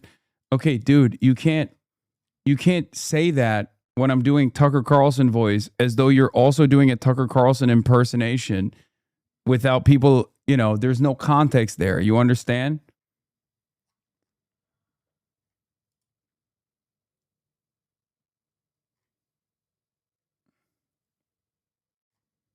From here, because I think there are so many hopes, probably from every person watching, anybody out there who's concerned about what they're seeing from Grandpa in the Oval Office to happen right now, about what Democrats will get done. And I know you've said in the past you would support Hakeem Jeffries for Speaker, and you can tell me again if that remains the case. Senator Slotkin, who I would say is one of the Democrats that you may agree with on a lot, you may not agree with on everything, I suspect. She had this to say. She said, we need significant new leadership. If people can't recognize that the game has fundamentally changed and can't adapt, then they need to make room for others who can. And she was referring to Jeffries, and she's, of course, in the Senate, to Schumer as well. What do you think about that? And what do you think Jeffries needs to do to prove that, if you think he needs to do anything to prove that? Well, I think that anyone who says and issues a statement like this, I think it's important for them to get prescriptive about the changes that they want to see. I've been pretty clear about where I think the country should go. I think that we need to move forcefully to guarantee health care to every American. I think we need to move forcefully towards raising wages and taking on corporate corruption and profiteering. But there are a lot of folks who talk about change in leadership that don't necessarily articulate what their direction is. And so I would say that it's important that when we talk about change, we talk pretty specifically about the kind of changes that we want, because there are a lot of people in this country and there are a lot of forces and lobbyists that want the Democratic Party to become even more pro-corporate than it is. And so not everyone talking about change is talking about the same thing. And so when I talk about change, I talk about orienting the Democratic Party to be unabashedly working class and to orient itself, again, around working class Americans. And I think that that part of the conversation, because it's kind of in vogue to be talking about change, when people aren't prescriptive about what those changes need to be, I think we need to be asking further questions. I read just a part of what you said. I take your point. Do you still feel, though, if Democrats went back to the House, that Hakeem Jeffries is the right person to lead? You know, I've engaged in many conversations with Leader Jeffries. And for me, and we have a broad caucus, right? For me, I have made very clear that one of my priorities in determining and in a leader determination is securing public housing financing for New York City. And this tweet's a good answer on why AOC supports Jeffries. I actually like AOC's answer about Jeffries because she at least keeps him accountable to a specific policy, which she had no leverage or room to do with Pelosi. Caucus votes have never been on the left side anyway.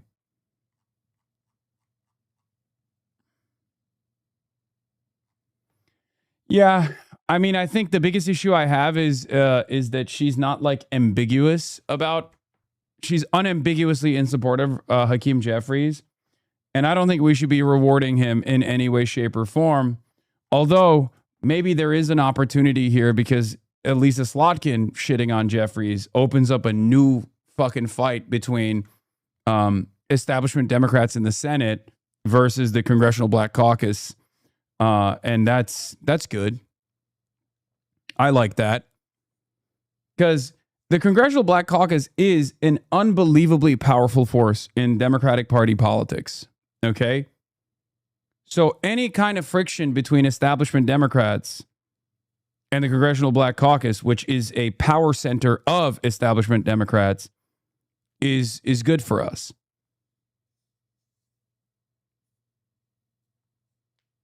It's great for us, as a matter of fact.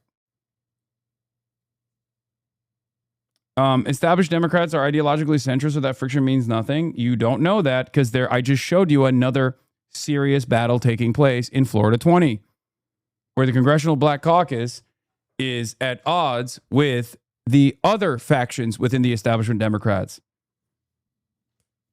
Debbie Wasserman Schultz carpetbagging into a black district to be the face of this black district instead of black representation.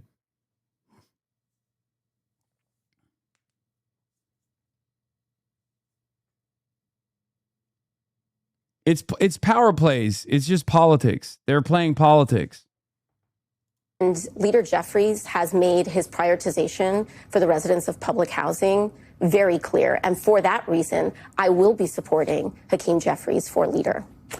You know how this works. We have to take a very quick break. You've been so generous with your time. We're going to stick around. First, I just want to play you something quite telling. You may have seen this, but it's been a busy day. In case people haven't seen it at home, that Speaker Johnson told a room full of Christian conservatives at the Faith and Freedom Coalition's annual summit today. It's quite something.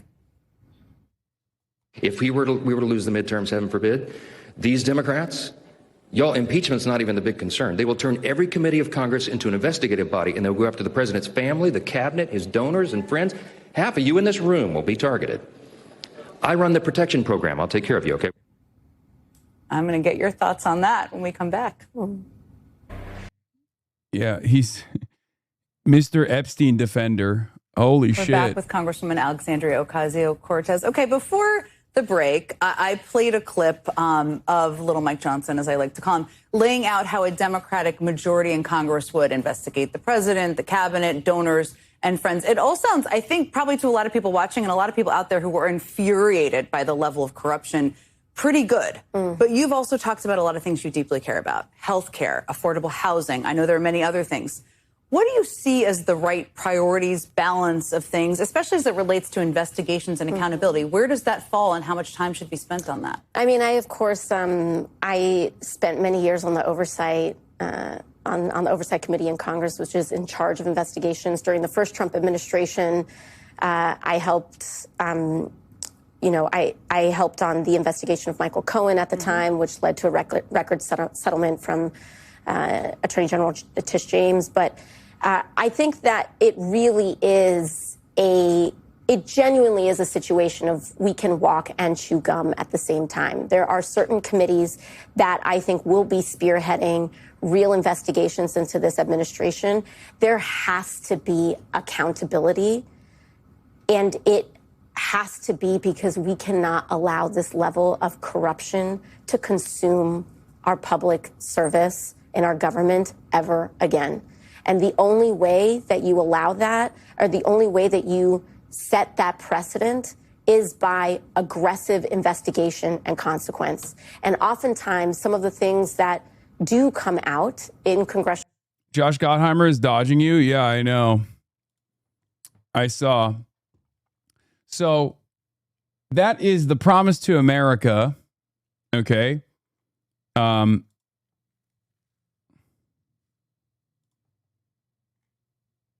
What is this? Felix Frisch, director of the Promise 2026. Yeah.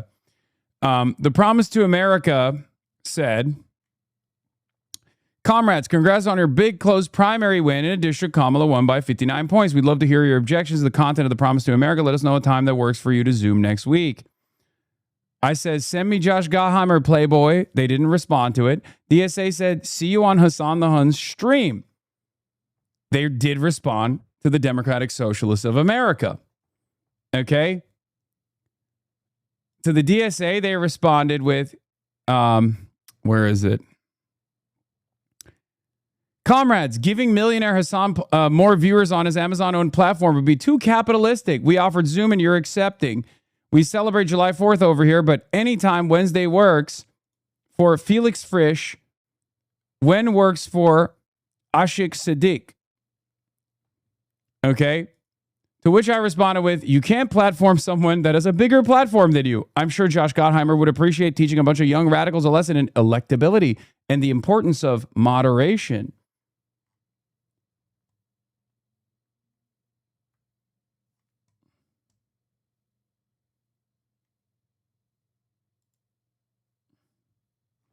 If you're confused about why DSA is winning, perhaps this bundle of content-free cliches peddled by a bunch of people on the take from AIPAC will shed some light on the phenomenon.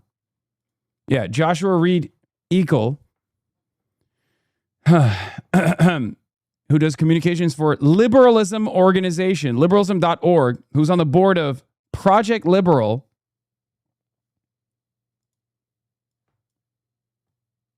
Yeah, I saw a Denver Post allowed an op-ed to be written from the perspective of a Jewish woman voting for Melot Kuros's courage and love for all humanity.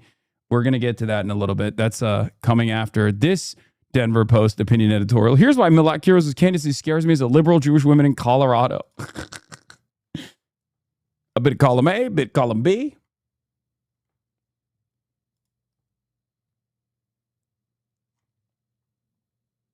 Check that first reply to the, what is it? Ha ha ha. You are so angry you got called out on your grift. Always a big, strong communist until those capitalist dollars come calling in before a bunch of chode riding sycophants storm in defending Hasan's honor. Father, husband, Catholic. I feel like this is a bot. No?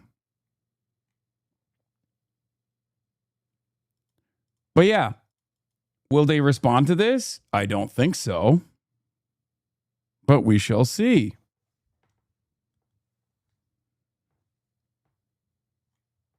papist big mad.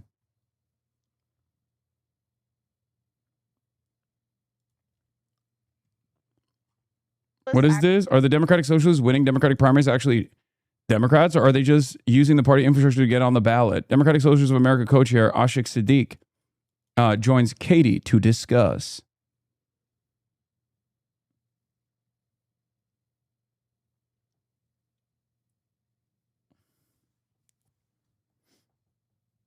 Pretty funny seeing all these DSA people on the news now making the news host look ridiculous. Yeah, I love it personally. Actually Democrats, or are you just using the party's infrastructure to get on the ballot and then take over the party? Well, something we think is really important is democracy. Democratic is in our name, and we mean that by the small d democratic. We believe in democracy in practice, and that should be a core value of the Democratic Party. But in practice, they haven't really been operating in a democratic way. The Democratic Party, especially in recent decades, has become pretty beholden to mega donors, to people representing big tech, representing fossil fuel industries, representing the military-industrial complex, weapons companies. So that is increasingly distant from the voting base of the Democratic Party. We think that the Democratic Party is its voters, or it should be. But in practice, it's been all these donors who are shaping what the politics are in Congress and in the federal government, and increasingly in local politics. So we mean democratic. Like we want to organize democracy at every level of our society. Democrats. We want the. I mean, we're running as Democrats. We're operating in a winning as Democrats, not just running, winning as Democrats. Democratic way. So if the Democratic Party leadership feels like that's a threat, then I think they're the ones who aren't Democrats. Yeah. Okay. Yeah. Because another co-founder that you guys have, Gustavo Gordillo, said that you guys are you admitted that you're using the infrastructure that the party has set up for ballot access. And that's what you're doing. Is that fair to say that that's what you're doing? You're not actually Democrats. You're using the process that's already in place to gain power. No one cares about the brand, okay? What are we talking about? This is not like Nike versus Adidas, okay? No one cares about the brand. Clearly, the voters have appetite for this kind of politics, a real hunger for this kind of politics.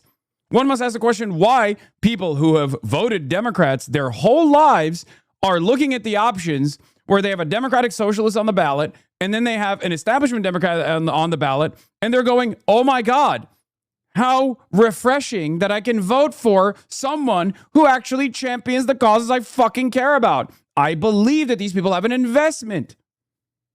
That's what they're saying. It's not like the DSA candidates are running and they're running on the Democratic ticket by duping voters into voting for them by being like, oh yeah, just if you vote for us, we're I mean, I don't even know what the fucking analog would be here. It's so stupid.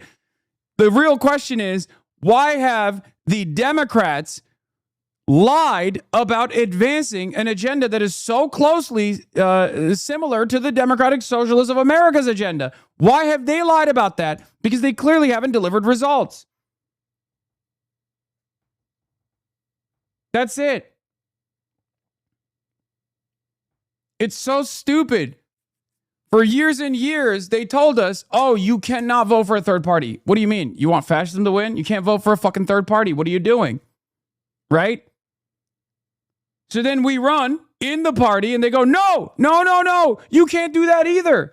At a certain point, you got to realize like, oh, they just want establishment Democrats that are beholden to corporate interests to control the party, to be the only viable option. We knew that already, and we're stress testing that reality right now. Power.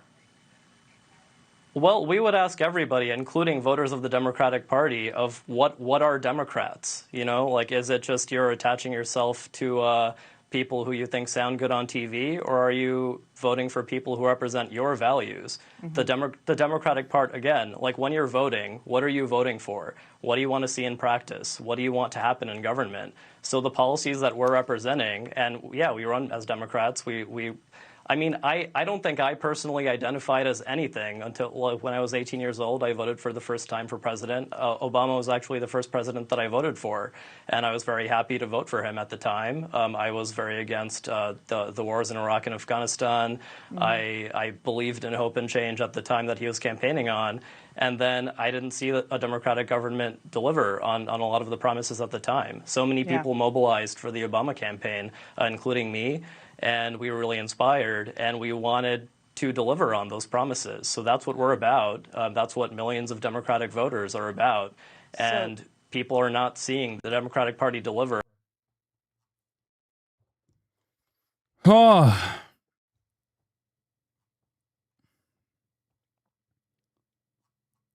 It's about the policies, man. That's it. It's about the issues. It's about the policies. And it's clear that more radical politics is something that the base wants. Turns out it's not so radical. Okay? About expanding democracy in every part of our lives, and we want to democratically handle how militarized our society has become. Why does the United States spend $1 trillion on a military budget while we can't repair roads and bridges, while we can't provide for childcare for everybody? We should be funding babies and not bombs. Why does our government spend billions of dollars per year on the state of Israel while it's doing genocide, while it was already enacting apartheid? Israel's not committing a genocide. You know, like I was raised to... Oh, that's awesome.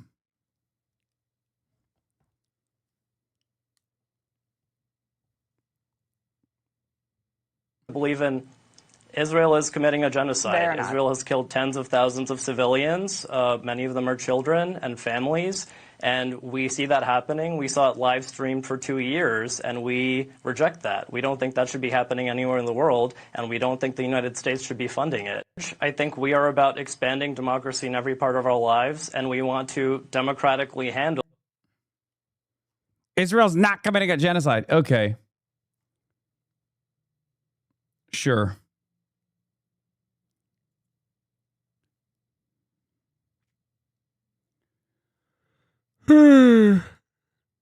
Yeah. Classic now. Yeah. Pretty revealing that what galvanized centrist Dems was losing to a couple DSA candidates, not, for example, losing to a bunch of corrupt fascists who want to end democracy. Yep. They're used to losing to the fascist right. They're comfortable losing to the fascist right. That's their favorite type of loss. What they will not stand for is allowing a more honest and more representative democratic process to take root within the Democratic Party. What they will not stand for is reinstilling confidence in the base of support that a better future is possible, that you can have politicians who actually are responsive to the needs of the masses, who actually will hear their demands and say, you're right, we will fight for it. That's it.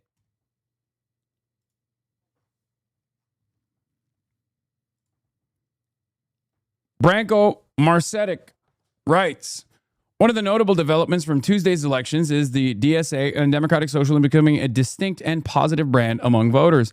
This was not the case even a few years ago when candidates and door knockers weren't always leading with their DSA association. This is a major change, and I think even more so than AOC, even though she obviously was operating in a very different political environment initially, Zoran's unapologetic brand of democratic socialism as a cadre candidate and now a very successful and very popular mayor is what has done, what has played a major role in flipping the script, where now people are trying to associate themselves with democratic socialism because democratic socialism has become a popular association. What did I tell you? Even in the early stages of Zoran's campaign, what did I tell you? The goal here is to run democratic socialists, have them win as democratic socialists, and then have them govern as democratic socialists, so that the association with democratic socialism is an association of good governance. So when they think about democratic socialism, they think about fast and free buses. They think about delivered campaign promises like freezing the rent, which Zoran's team and the DSA delivered 2 days ago, right? And then from that point on, you bring in more people into the fold. You bring in more people into the DSA, the Democratic Socialists of America.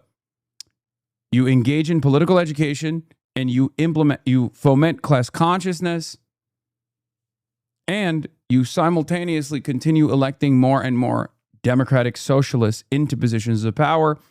And they are all good at their jobs. Hopefully they're good at governance. They're responsive to the needs of their base, of their constituents.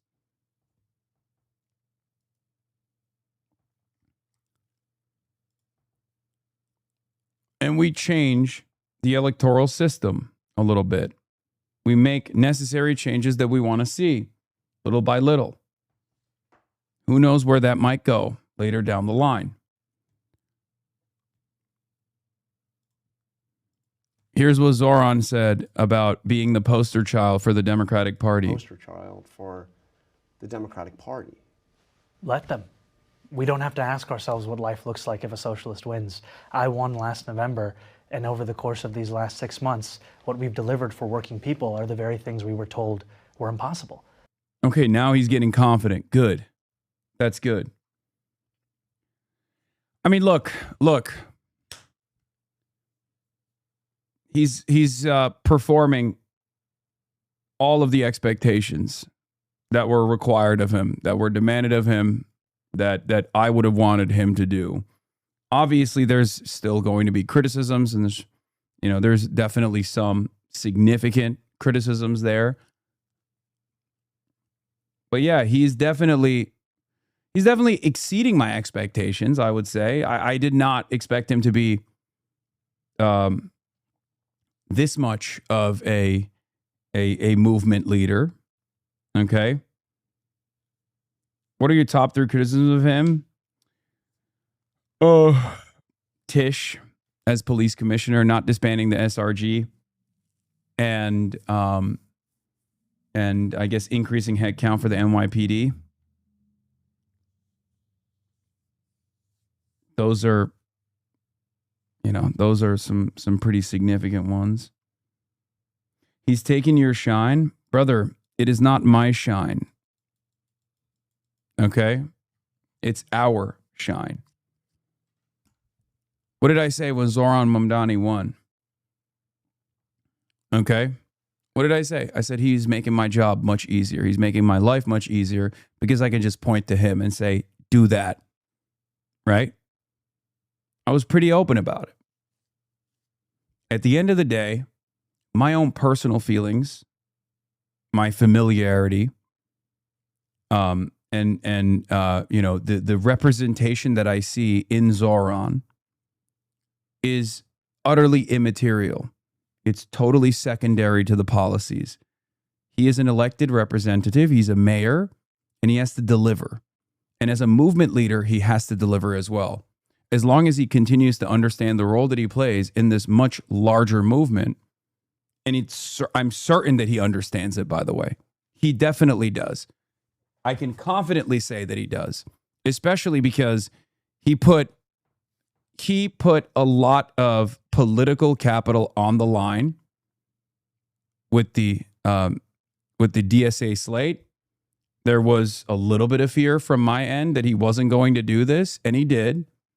And I have to fucking respect that.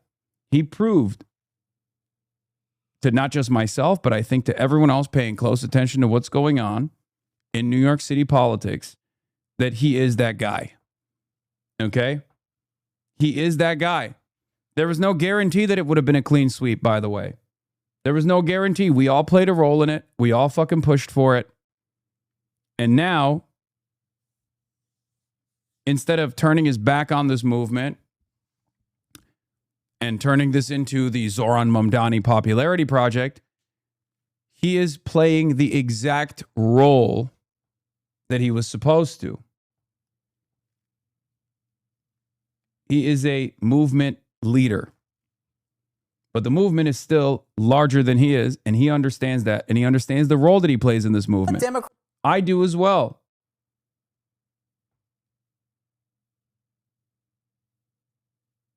Do you see what I mean?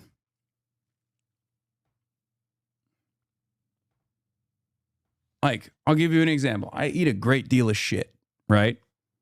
It'd be much easier for me to not eat a great deal of shit. I could just be a fucking neoliberal commentator if I cared about my personal brand and my own personal reputation and making money. I wouldn't make any risky moves. Or rather, I'd make less risky moves, and then I'd also align myself in a similar manner to Midas Touch, for example, with a lot of establishment Democrats. I wouldn't be outwardly hostile or openly antagonistic to pro-Israel politicians, for example. What has that brought me?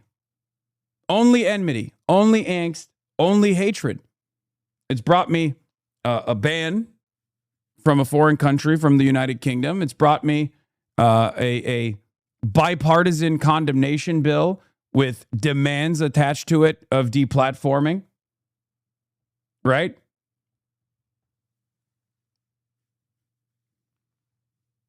But I understand the role that I play in this process. It's brought me literal drones to my house. Shouts out to Rupert Murdoch.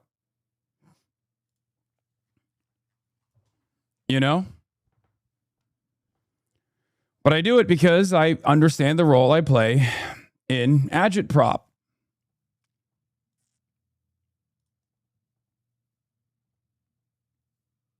You don't want it enough. It is economically illogical for you not to maximize your income. Wait, what?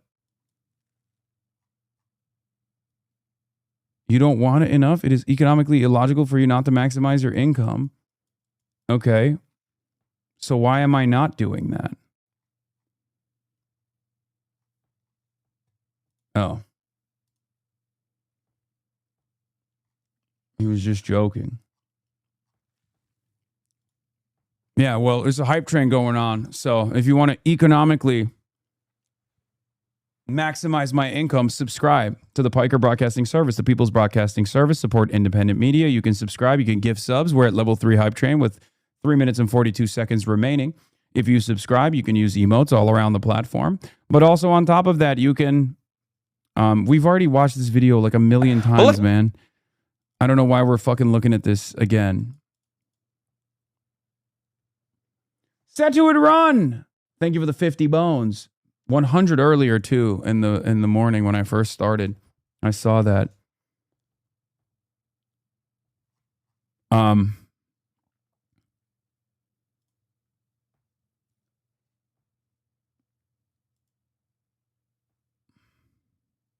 New York's outdoor public pools open today.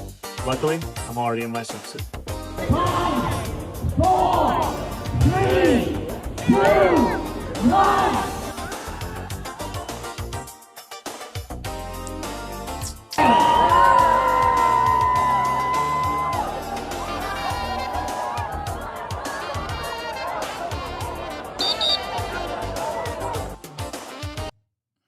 Goated.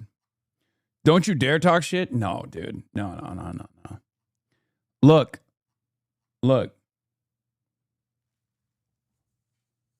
I've made it very clear, okay?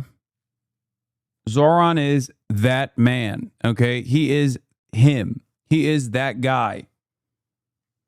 And we're very fortunate. We're very fortunate that his success has led to a sequence of victories from candidates that are even more radical than he is, okay? Because we can build on each individual success. Zoran's victory allowed the DSA slate to win. That's not a secret, okay? And he pushed a lot for it. He put a lot of...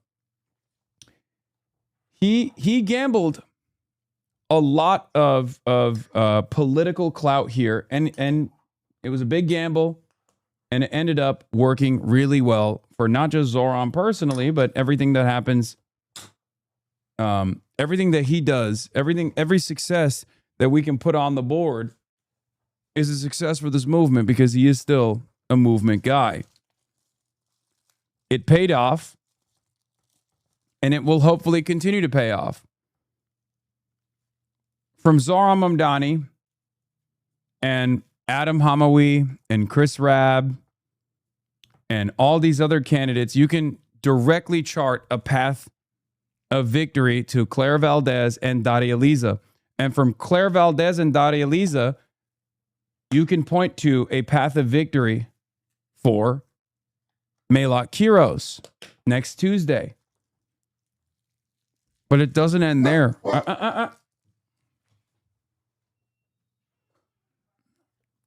It won't end there. From that point on, we will keep building on this momentum. Abdul Al-Sayed. Okay? Abdul Al-Sayed in Senate. Oliver Larkin, hopefully. Elijah Manley. Hartzell in KC. Maybe Charles Booker.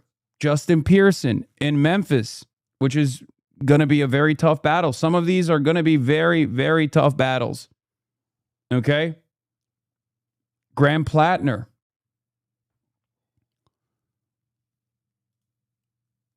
We got a long road ahead of us.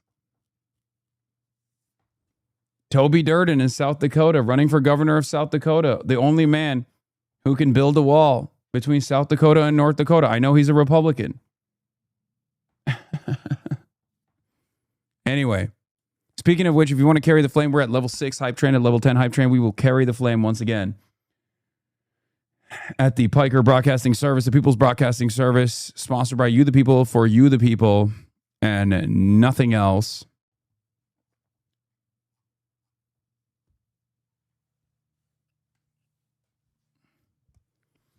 Some of these races are going to be a lot harder than others. Francesca Hong, running for governor in Wisconsin, has a real shot. Cori Bush has a real shot. We win that seat. We'll claw that seat back from the hands of AIPAC for Cori.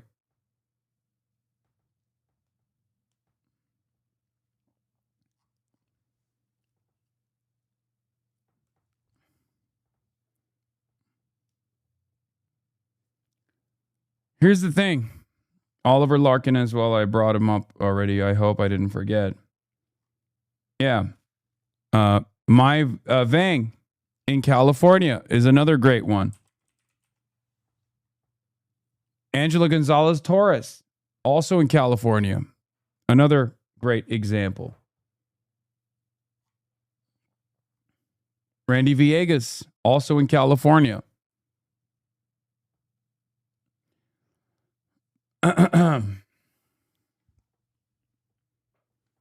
There are far greater numbers of representation of this sort of politics than ever before. Donovan McKinney in Detroit.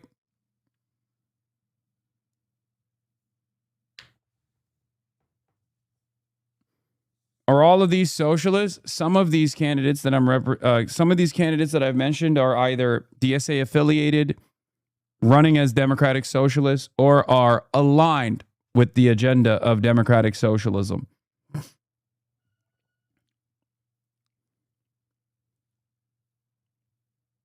Okay? All of them could be broadly defined as either Bernie-crats, Justice Democrats, or, I think in the broadest ways, we can say left populists.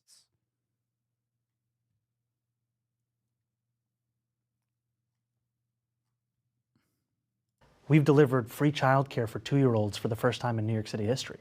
We've delivered tens of millions of dollars back to tenants who were taken advantage of by bad landlords.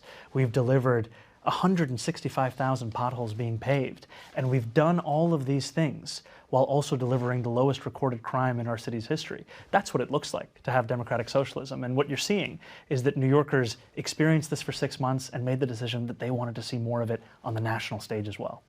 Republicans are going to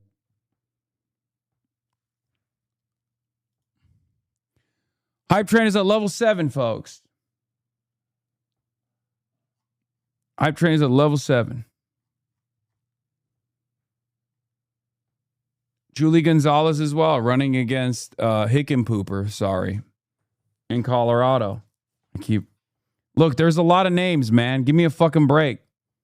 You know how difficult it is to keep track of every goddamn race happening in every part of the country? I'm sorry. I apologize.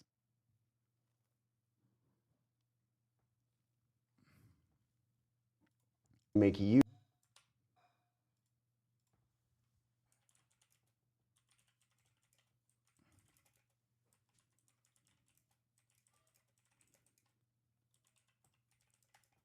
Victory for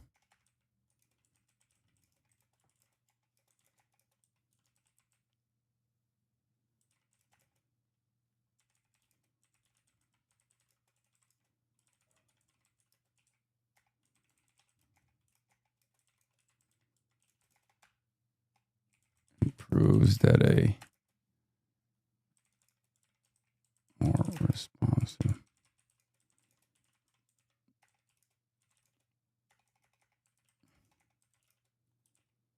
centers the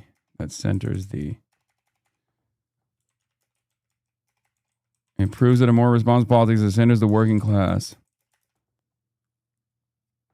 is possible.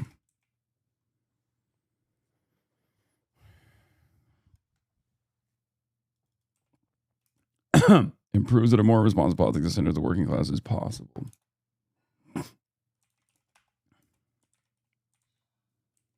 It reinstills confidence in good governance.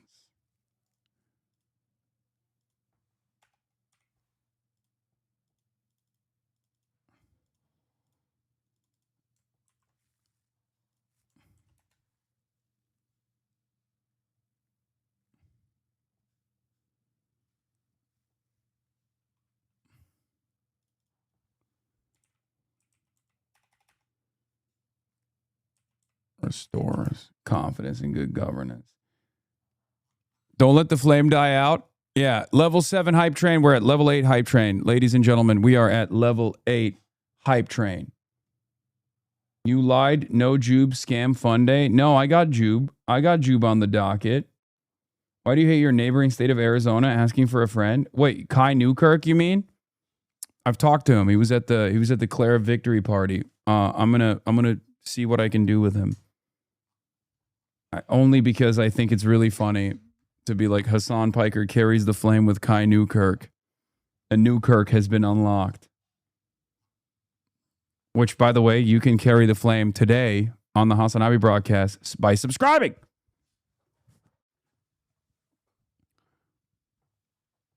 We have yet to carry the flame today.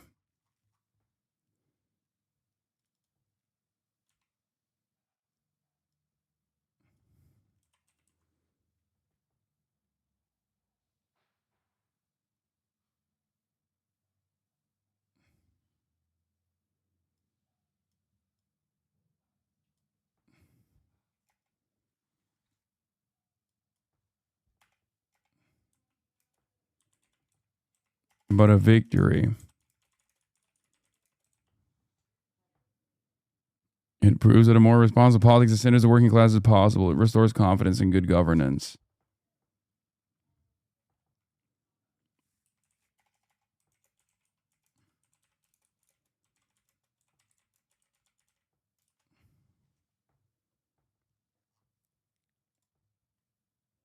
Play this remix if we get to 10? No. I already have the Kirk, the new Kirk lined up. Would you consider getting Talarico on if he'd be a guest? I know someone who's worked with him and is in regular contact. Sure. I mean, James Talarico is working with some interesting groups, so I don't know if he would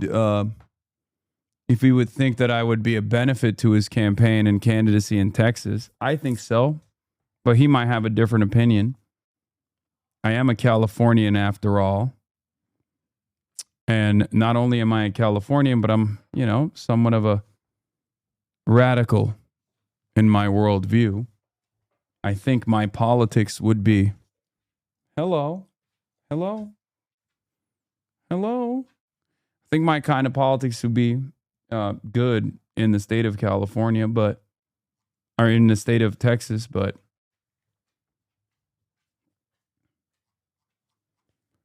Level 8 hype train, 2 minutes remaining at 80%, ladies and gentlemen. Kaya also wants to carry the flame.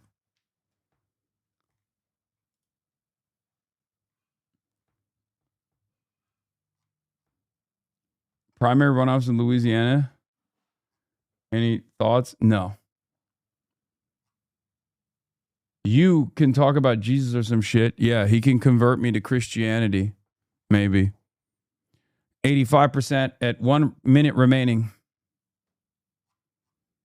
1 minute remaining, ladies and gentlemen. 85%, 90% at 1 minute remaining. 94% at level 8 hype train. Level 9 hype train unlocked.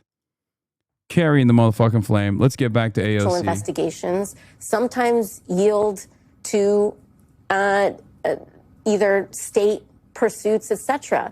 And, Mike Johnson paints this as though it's some partisan witch hunt.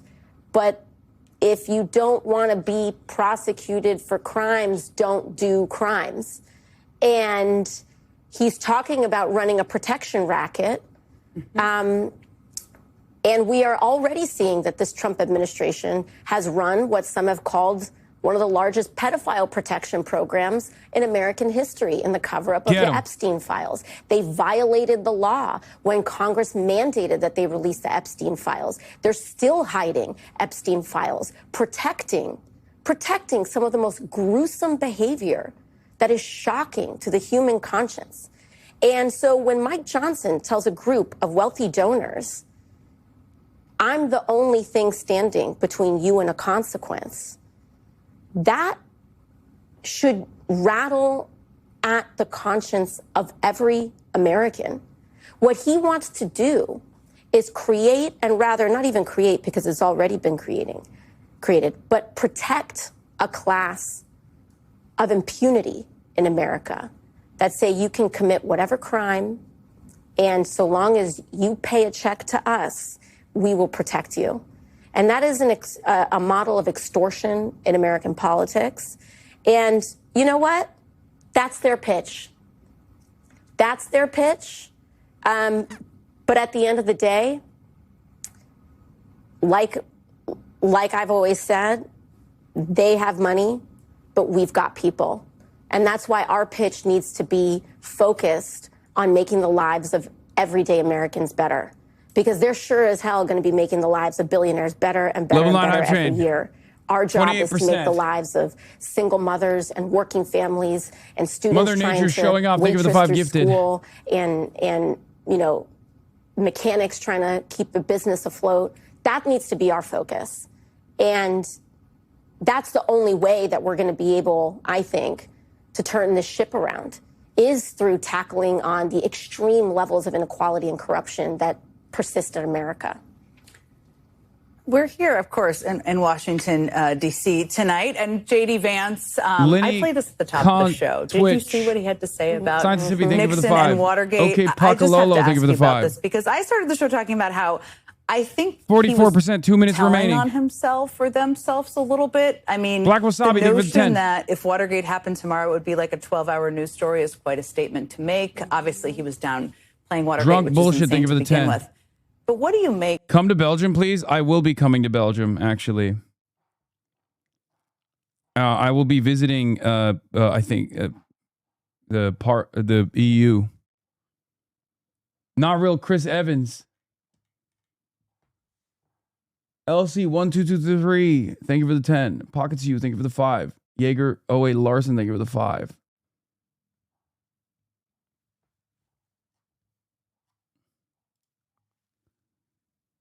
And that's it, folks. We've done did it.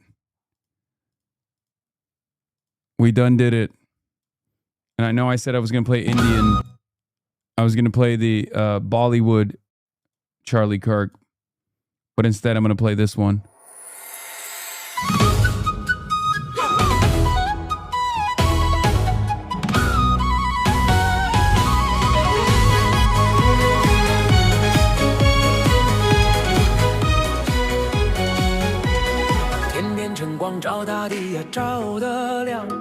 人群心里有方向呀，有担当，风再大也不退后啊，不彷徨。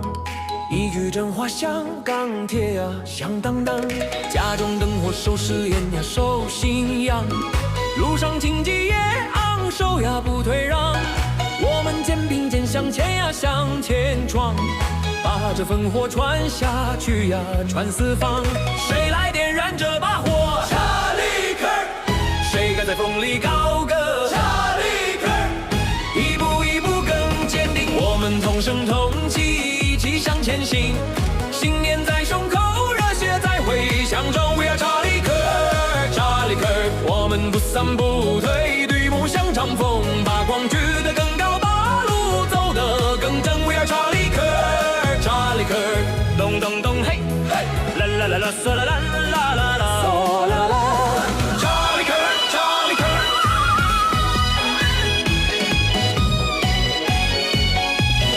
黑夜在深夜会散呀，会天明。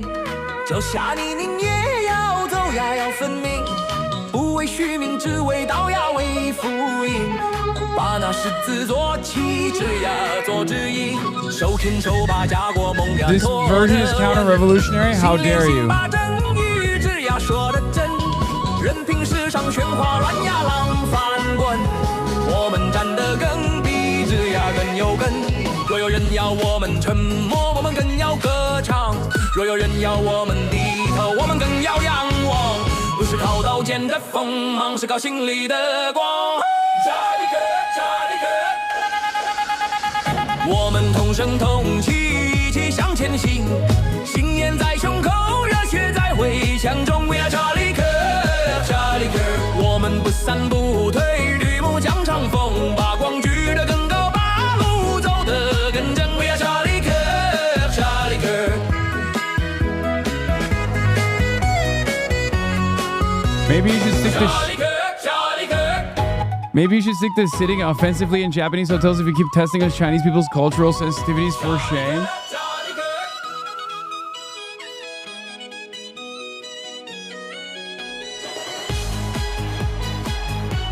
Charlie Kirk, if given enough time, would have become a J.D. Pondon style Maoist. He just never carried out his long march. Okay? I believe that he would have local-controlly became a Maoist if given enough time, okay? Especially considering how much J.D. Pondon has done to eviscerate America from the global stage as a paper tiger. And Charlie Kirk would have carried that flame. So we carry the flame for him today.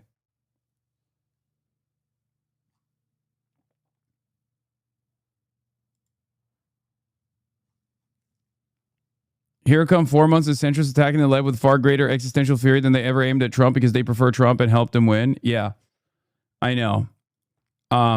It's just that I don't think these guys realize that they're annoying and unlikable, and their policies are seen as an abject failure and delivered Trump twice. This is a rehashing of the same existential angst presented by the Democrats that led to the Democrats saying, we got to pivot to the center. We got to pivot to the center. Okay. Do you understand? How is this any different than in the aftermath of Kamala Harris's defeat to Donald Trump, Democrats that went on national television to claim we didn't go hard enough on being a moderate? How is that any different? It's not. They don't have any moves other than constantly demanding that we pivot to the center. Have you guys not realized that this is the same moral and intellectual bankruptcy that caused Donald Trump to win twice? You think we haven't withstood these attacks already? It's ironic because they did this. They did this centrist Democrat rebukes party's left wing in the aftermath of Kamala Harris's defeat. And then that was such a demonstrable failure that people actually leaned in to their hunger for a change and started electing self-avowed democratic socialists And these guys only have one speed, so they're going back to the exact same rebuke. If it didn't work in the aftermath of Kamala Harris's defeat, why would it work now with the success of democratic socialism on the electoral front so far? That's it. So this kind of frustration coming from the centrists should not worry you at all. It's expected. Wish you were Charlie. Hasan Piker is Timu Charlie Kirk. If socialism is so successful, why hasn't there ever been a socialist president? There have been. Look at China. Piker Broadcasting Service.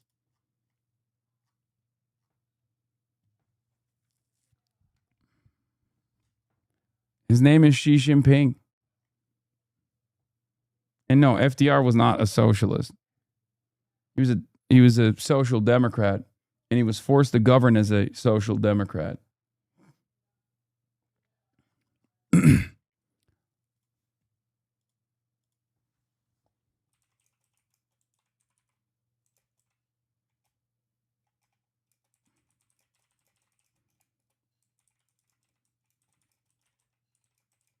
Is what caused the us to lose to an incompetent fascist twice. And now there are far more democratic socialist victories.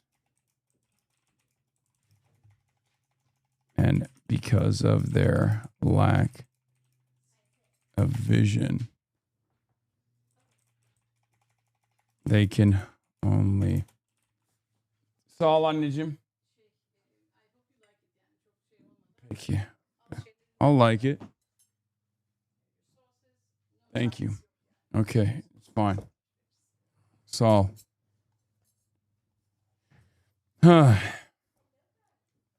Have you forgotten about General Secretary Kim and Jusha? No, I have not.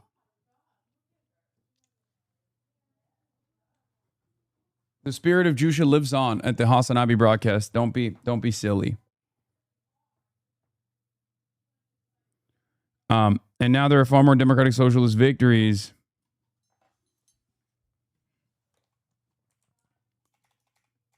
Because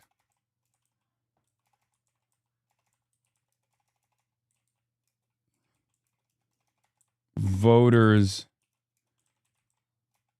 recognize its failure.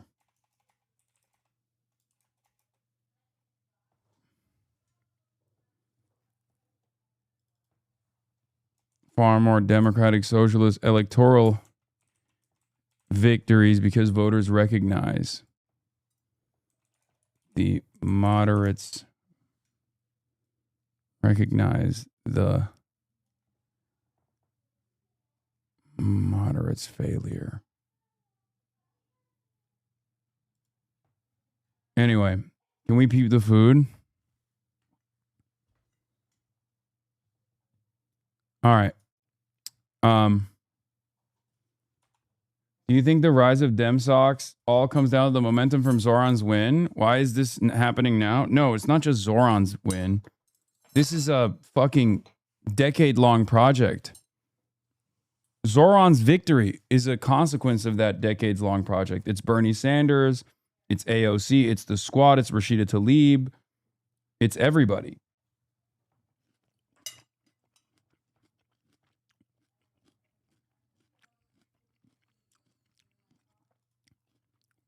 It's socialists pushing over and over again in spite of their perceived defeats and continuing to organize and out-organizing the Democrats, moderate Democrats. Absolutely picking a side. Like if I have to pick, like I anyway, would pick let's watch Israel over Asmongold's Terrorist Propaganda by Noah Samson as I eat.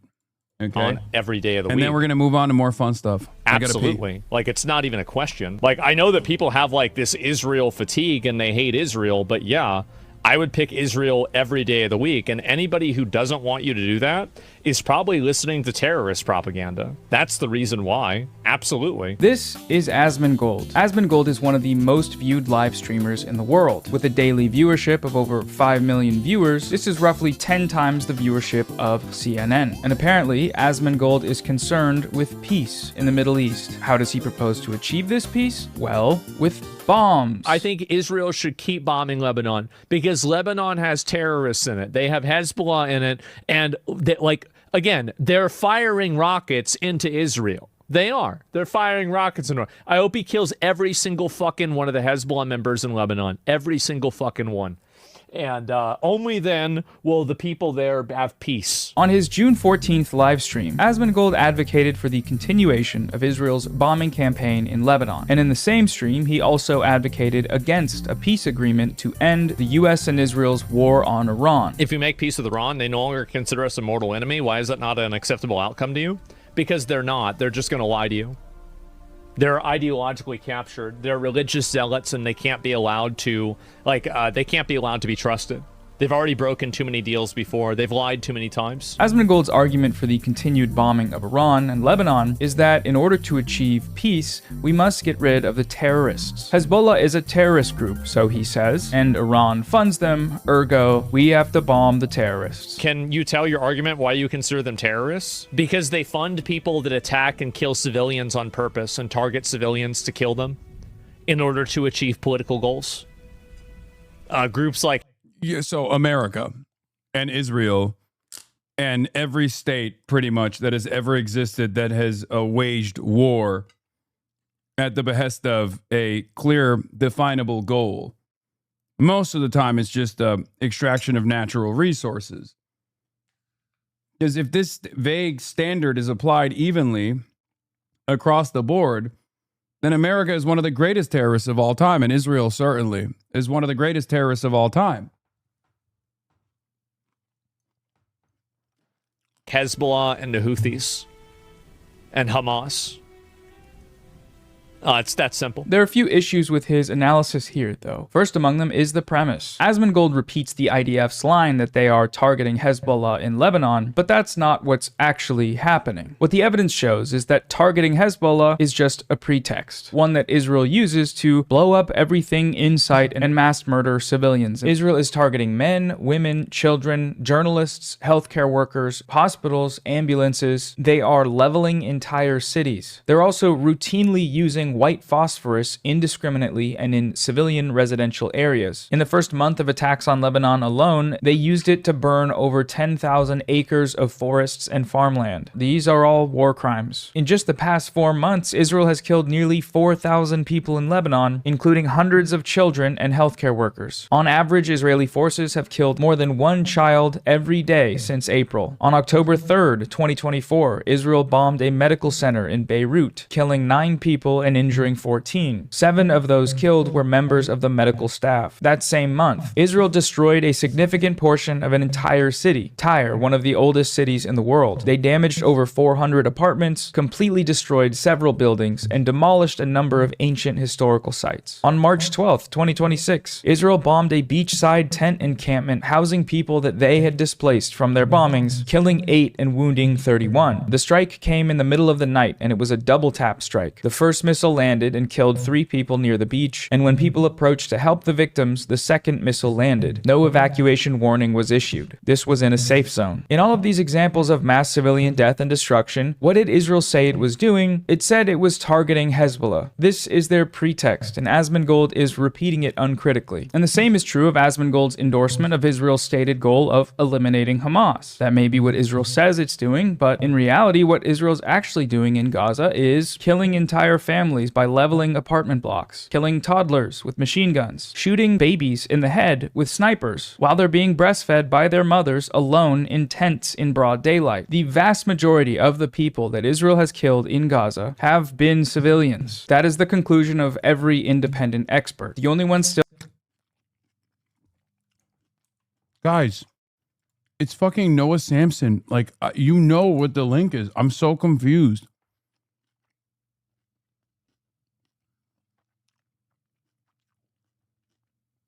Here you go.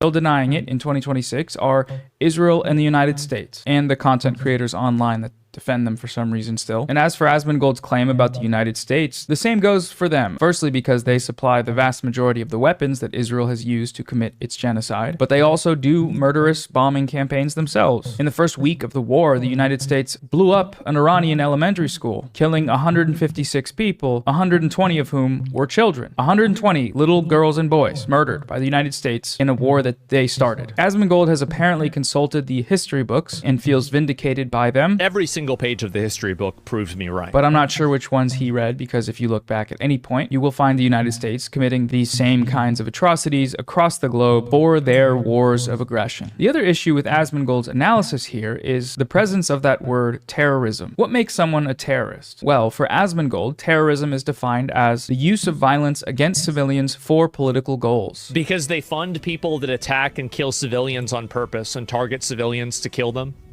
in order to achieve political goals. A part of his definition for terrorism is the inability to abide by the terms of agreements. If we are signing a deal with the Islamic Republic of Iran, we are just delaying this war until later on. That's what I think. I think that as long as these... I mean, that definition ironically fits America even more. I don't know why he even said that. You know what I mean? What?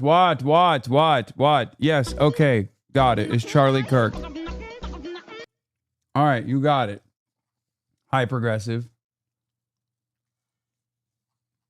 Thank you. Thank you for showing this to me. This is wonderful. I love it.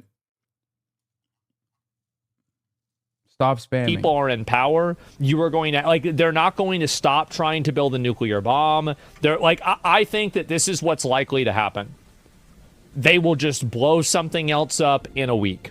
They will. It's going to keep happening. But, and I know this reveal is probably so surprising, Israel and the United States do both of those things all the time. They do it by killing civilians, as we just looked at, and funding and arming and supporting governments that mass murder civilians in campaigns of genocide. But they also do it by breaking ceasefires and peace agreements. The most recent example is, starting a war. They started the war and lost, mind you. That's Wikipedia official now. They attacked Iran first, unprovoked. There wasn't a war, and then there was, because the United States and Israel attacked. And the whole reason there's even a need for ceasefire negotiations in the first place is because they attacked. Another important example here is the Iran nuclear deal. Despite observations from independent experts that Iran was abiding by the... He's watching this right now and defending his insane takes.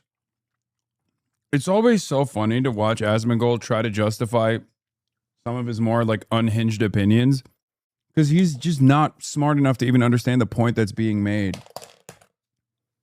I don't even understand how. All he has is yeah based and yeah not based. I guess the defense here is just yeah, well, they're terrorists. It usually just revolves around these guys being brown. Like the people that he's talking about, they're all backwards and barbaric and must be tamed and only understand violence, right?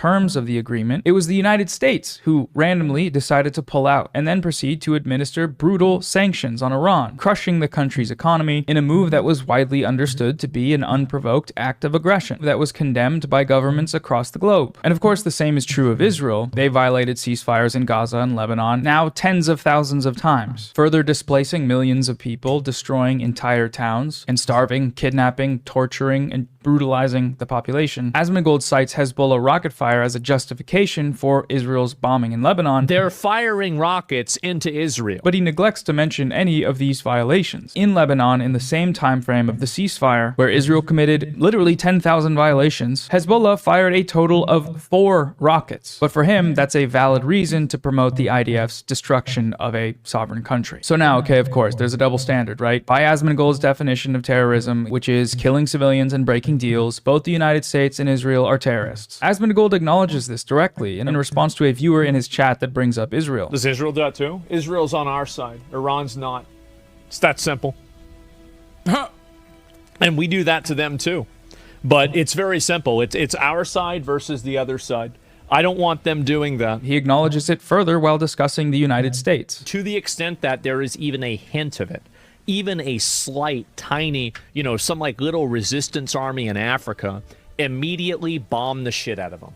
Shut them down, keep it done. Anybody that's chanting death to America, anybody that's going around talking about how they're going to attack the United States or anything else, totally shut them down. And yet, he still supports them. He still directly advocates for their violence. He gets mad at viewers that point out the contradiction regarding Israel. AIPAC funded? Right. Yeah, and, again, like, it's Israel. Israel's so bad. These people are trying to blow you up too, bro. Like, that's it. Do you think Israel's interest is honest with America? I'm not interested in your misdirection towards Israel. I have no interest in that. This is Wait, what? You're literally defending Israel. It's not a misdirection. That's the whole fucking point of contention, dumbass.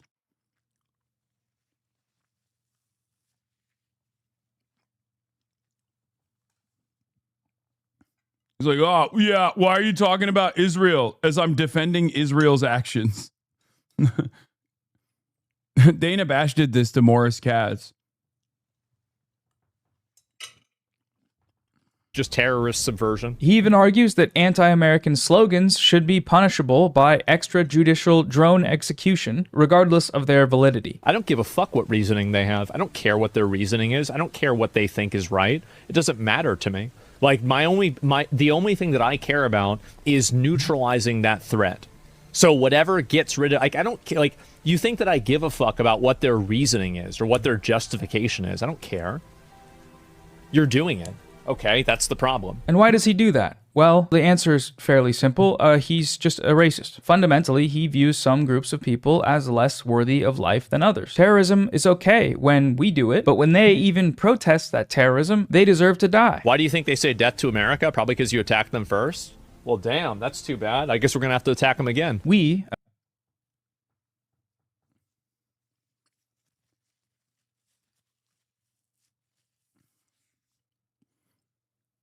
I mean, it's the purest expression of reactionary politics, right? He's just trying to be as edgy as possible. And he thinks that, like, when America's force projection capabilities are being demonstrated around the world, that he is somehow powerful. This is what weak people do. This is what weak states do. And even worse than weak states, weak people assume that when America is like blowing up a fucking school in Iran, then that somehow makes them feel powerful. And it's ironic because, as I repeat often, every dollar spent on that initiative helps someone, right? But it's not you. Please turn this off, please. I can't. Just shut the fuck up, man. Just shut the fuck up. Yes. Yes, you can't stand him. I get it. Just fucking leave the goddamn chat, man. This dude is one of the largest political content creators in this fucking space that we're in. I'm sorry that your fucking sensitive baby-ass feelings can't withstand seeing his ugly-ass face. We have to look at it for a little bit, okay? Jesus Christ, dude.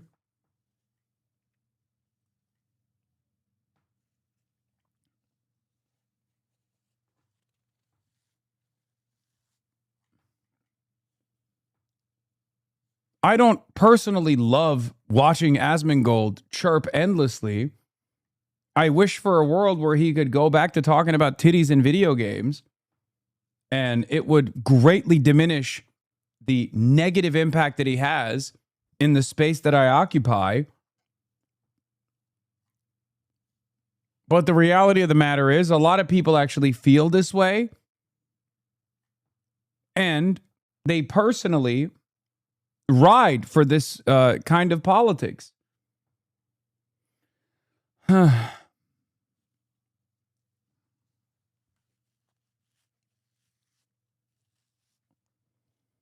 don't understand why you entertain anything this road says. He's clearly determined. Are you guys like genuinely unable to comprehend what I'm doing? Like, Noah's making this video not to convince Asmongold that he's wrong.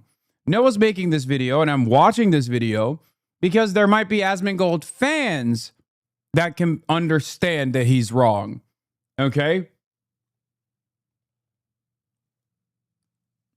Do I go to the Jiffy Lube you work at and listen to your dumbass coworker's opinions and then highlight how stupid he is? No. You want to know why? Even if it's identical to Asmongold's worldview? Because your coworker at Jiffy Lube is fucking irrelevant in the grand scheme of things because he doesn't have millions of people listening to what he has to say and repeating the dumbass talking points that he's delivering. Do you understand why I watch Asmongold instead of your coworkers?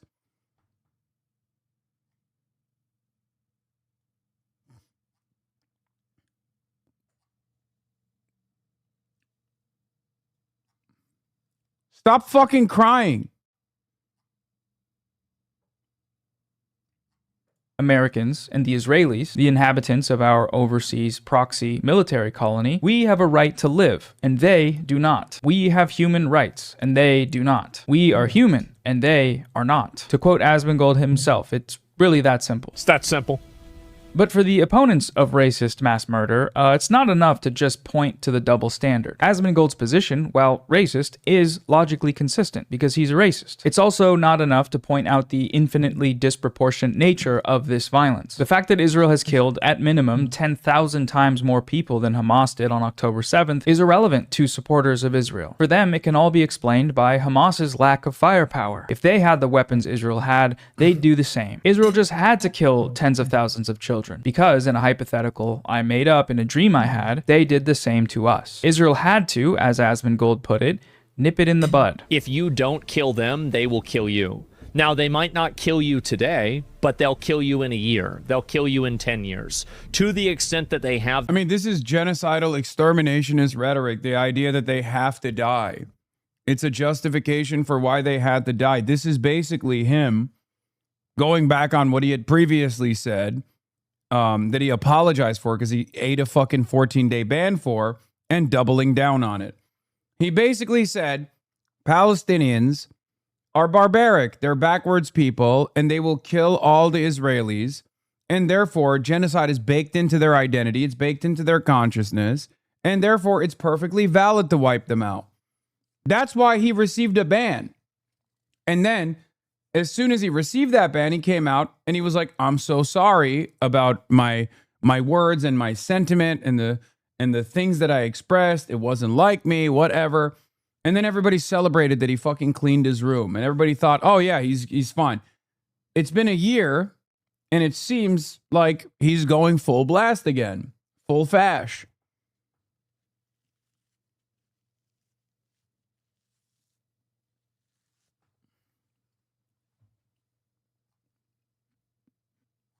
Of course, the difference between Asmongold and myself is that I'm going against the grain. I'm going against powerful forces in not only American politics, but in international politics. Forces so powerful that they can stop you from traveling to another country, a totally separate country like the United Kingdom. Asmongold, on the other hand, is leaning into the pro-American policy position, the pro-Israeli policy position. He's leaning into the centers of power, and therefore he can get away with saying this kind of genocidal rhetoric, and no one will fucking do anything about it. Do you understand? It's that simple. You go against powerful forces, they will come after you. You align with powerful forces, they will defend you, no matter how unhinged your sentiment is.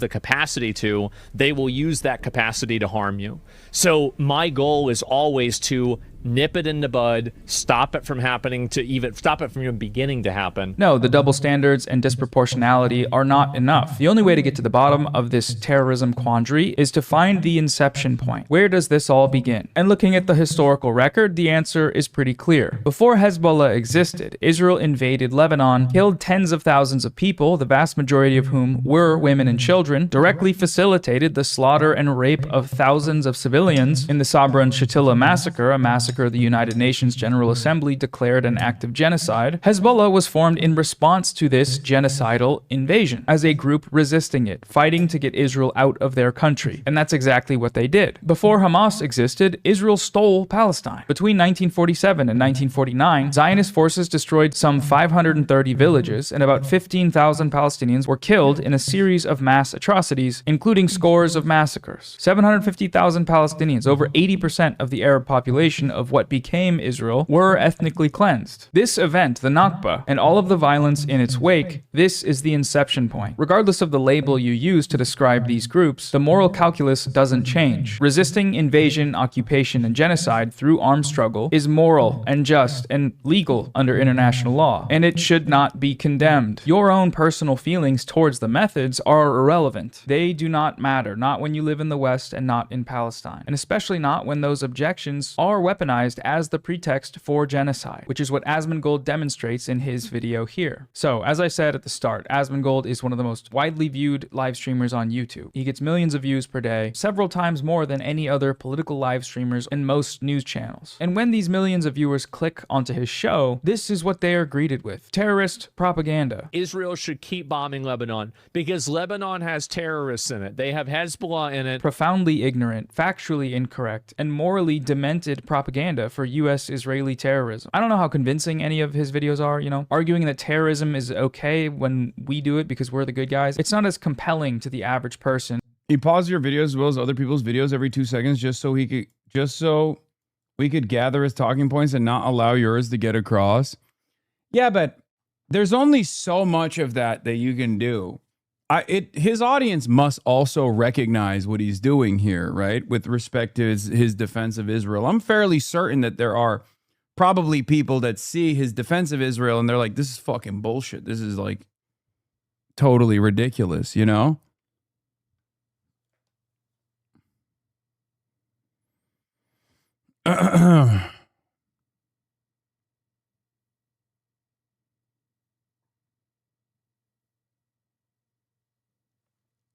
Anyway.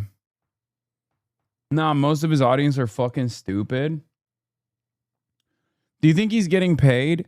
I don't know. I don't know if he's getting paid. I mean, he propagandizes like he's getting paid. He's chirping like his money relies on it, Misstating facts is a convenient way to get clicks, but the Times has been documenting the increasingly extreme viewpoints on both sides of the political spectrum for years. What? There are dozens of actual far-right extremists in the House GOP caucus. People have said and done racist, corrupt, crazy things, and you've never heard of them because the Times and other establishment media outlets. Yeah. It's just, whatever. Who cares?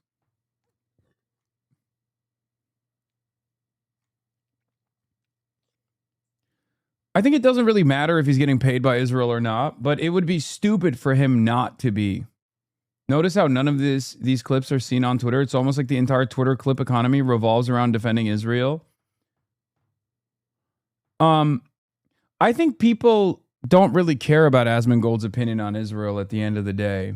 That's what it is. I don't think like the neo-Nazis care because they see him as a they see him as a launching pad for Nick Fuentes. Like he has that clout.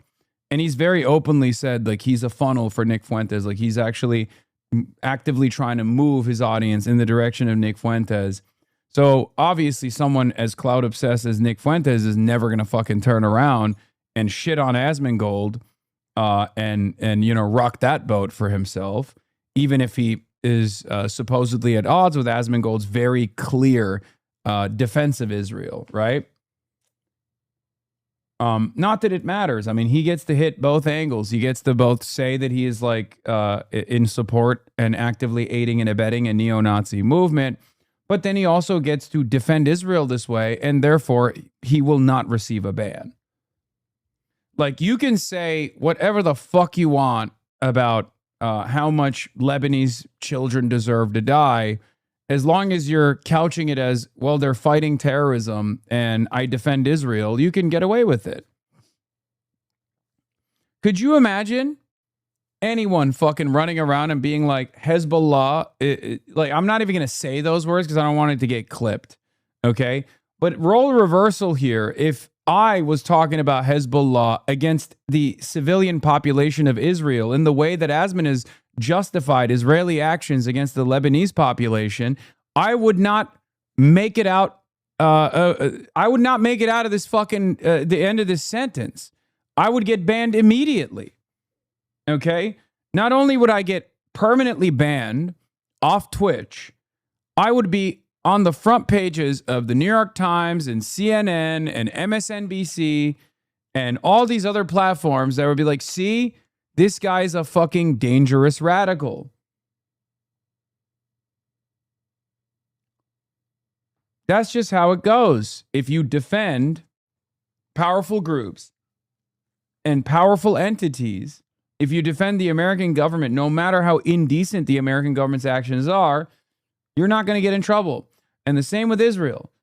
If you criticize the American government's actions, or God forbid, you criticize the Israeli government's actions, no matter how tame those criticisms are, it still doesn't matter. You're still going to be at the crosshairs of a lot of angst, animosity, enmity. They're going to demand that you get deplatformed. That's just how it is. As it might have been 20 years ago. Not when we have access to live footage of the reality of what that terrorism results in every day, and our governments can't keep it under wraps. This channel is just a place people can go to have their feelings of racist bloodlust validated. It's a safe space. But if there is anyone watching that wants to actually engage with the facts critically, I would encourage them to consult any of the resources on screen now. That goes for Asmongold too. Read any of these reports on your stream if you want to leave your echo chamber for a moment and contend with the fact that you... This is the sentence where Asman pauses you and goes, see, he admits it. He knows it's different, and that's why I can say it, because it's true, when the real reason why is because the corrupt implementation of the regulatory process in Israel's favor. I mean, I would love to see how Asmongold defends himself against these accusations. I mean, they're not even accusations. It's just like basically his own words being repeated with extra context. But he responded, it's even worse.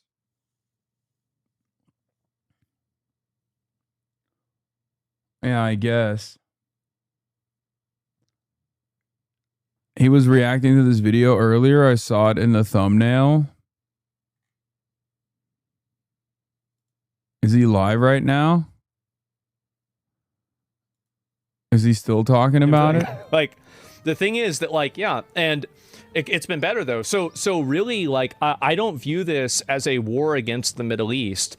I don't view this as a war against Islam even. A lot of these people that are allied with us are also Islamic.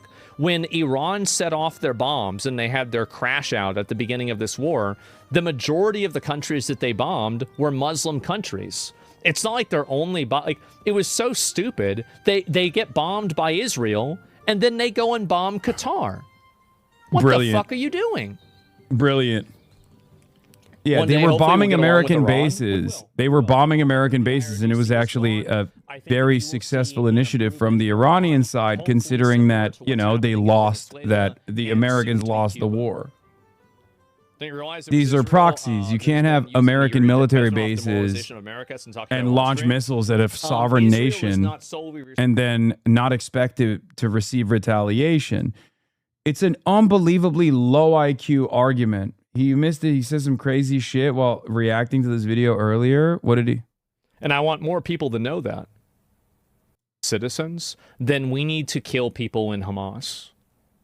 I don't care what happened in 1950. I don't. That's the difference. Enough. The only way to get to the bottom of this terrorism quandary is to find the inception point. Where does this all begin? And looking at the Iran, which is the reason why we need to dismantle the IRGC and kill everybody in their leadership and get rid of Iran. And make sure that the Iranian people, by the way... With what army? With what tools? Bro, this is... You know what's crazy about this analysis? It already ended. Like, Iran won. The United States of America could not withstand the economic damage that Iran was dealing to the rest of the world by shutting off the Strait of Hormuz. That's the reason why there's a memorandum of understanding at play here. And everyone with more than 3 working brain cells recognizes this reality. And Asmongold, on the other hand, is on a fucking copium tour actively denying said reality. But I guess there are plenty of people, in his audience that are perfectly happy with being lied to. Because the alternative would imply recognizing that maybe the American military is not this like omnipotent, super powerful being that can defeat all enemies on a whim. And ironically, right now, as we speak, Iran and America are fighting one another once again. Okay? He couldn't even debunk Noah right after this. It was so pathetic. Keep playing. The Iranian people, and this is something that we always forget, the support for the Iranian dictatorship or theocracy is under 20%. Less people support the Iranian dictatorship theocracy than supported Maduro when we took him from Venezuela. They're totally oppressed over there, and Iran kills their own people. Record, the answer is pretty clear. Before Hezbollah existed, Israel invaded Lebanon, killed tens of thousands of people, the vast majority of whom were women and children, directly facilitated the slaughter and rape of thousands of civilians in the Sabra and Shatila massacre, a massacre the United Nations General Assembly declared an act of genocide. Hezbollah was formed in response to this genocidal invasion, as a group resisting it, fighting. Yeah. The approval rating conversation is really funny because he's a Trump supporter. And the irony is that the IRGC and the Ayatollah and the Islamic Republic has a higher approval rating inside of Iran than Trump does in the United States of America at this point. Trump's disapproval rating is at its highest it has ever been historically. And we know that there is a 30% base of support for the Islamic Republic coming from the hardline Shia population. And that popularity has probably only grown as a consequence of Iran actually fighting back against Israel and the United States of America in defense. There's always a rallying around the flag effect in countries like this when they're being directly bombarded by American and Israeli munitions. So the irony, of course, here is that the Islamic Republic's popularity amongst the masses has probably grown. As a matter of fact, not even popularly, we know that it's grown, given the unbelievable amount of support and all of the mass demonstrations that have taken place. So that doesn't necessarily matter overall in the justification to explode a country's like leadership. Obviously, I don't think Asmongold would be agreeing with the argument that if China decided to assassinate Donald Trump and then said, well, sorry, you're very unpopular. I don't think Asmongold would like that. I don't think anybody would like that. I don't think anybody would be on board with that. That would be a severe violation of international law. And yet America gets to do it because nobody else can say no to the United States of America. And that's like Asmongold's entire argument, right? Might makes right. Well, saying that argument maybe 125 days ago would have made a little bit more sense. Saying that argument in the aftermath of Operation Epstein's Fury is kind of idiotic because if your whole worldview is law of the jungle, might makes right, America has the power so they can actually enforce their wishes upon other countries, and then other countries actually fight back and win, you can't make that argument any longer.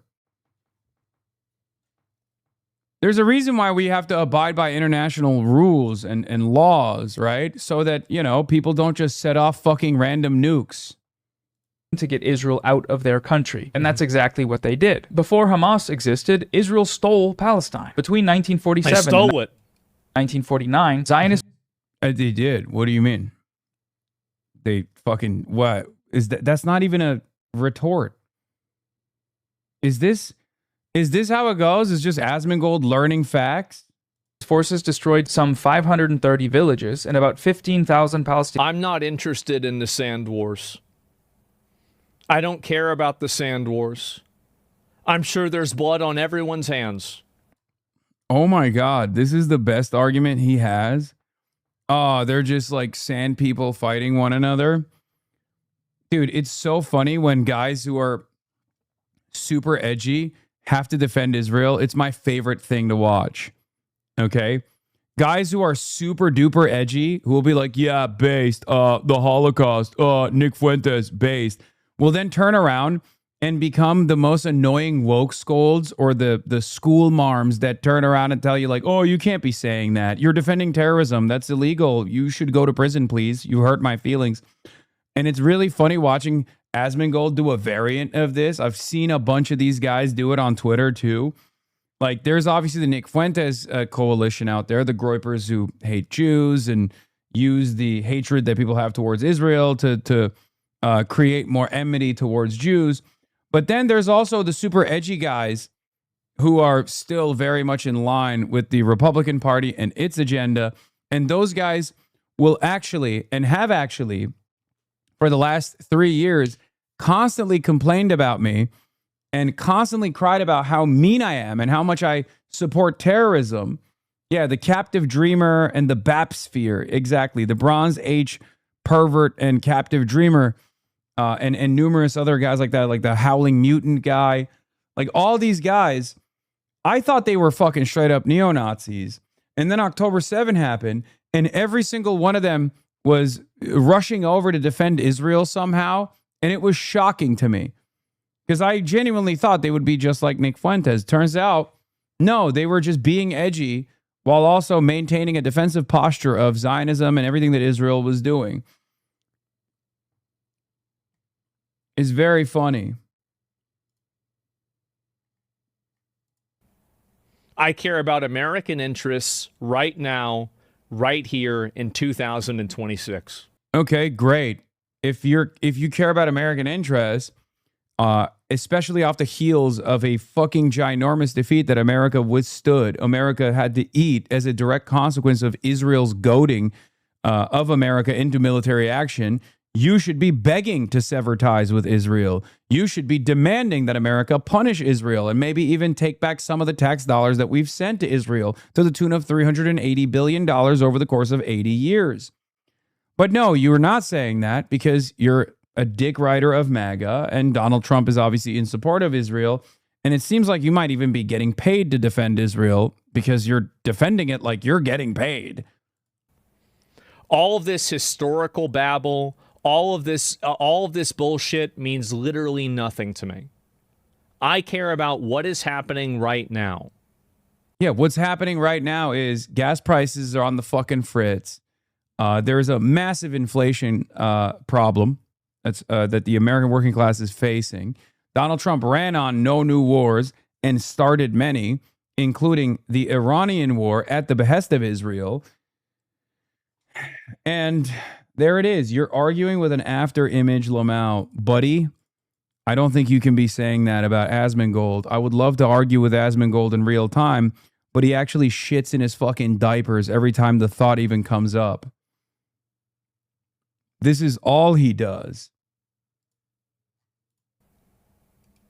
Were killed in a series of mass atrocities, including scores of massacres. 750,000 Palestinians, over 80% of the Arab population of what became Israel, were ethnically cleansed. This event, the Nakba, and all that of sounds really bad. The violence in its wake, this is the It's always like, look at me, I'm so edgy, I'm so sociopathic. It's all vice signaling, right?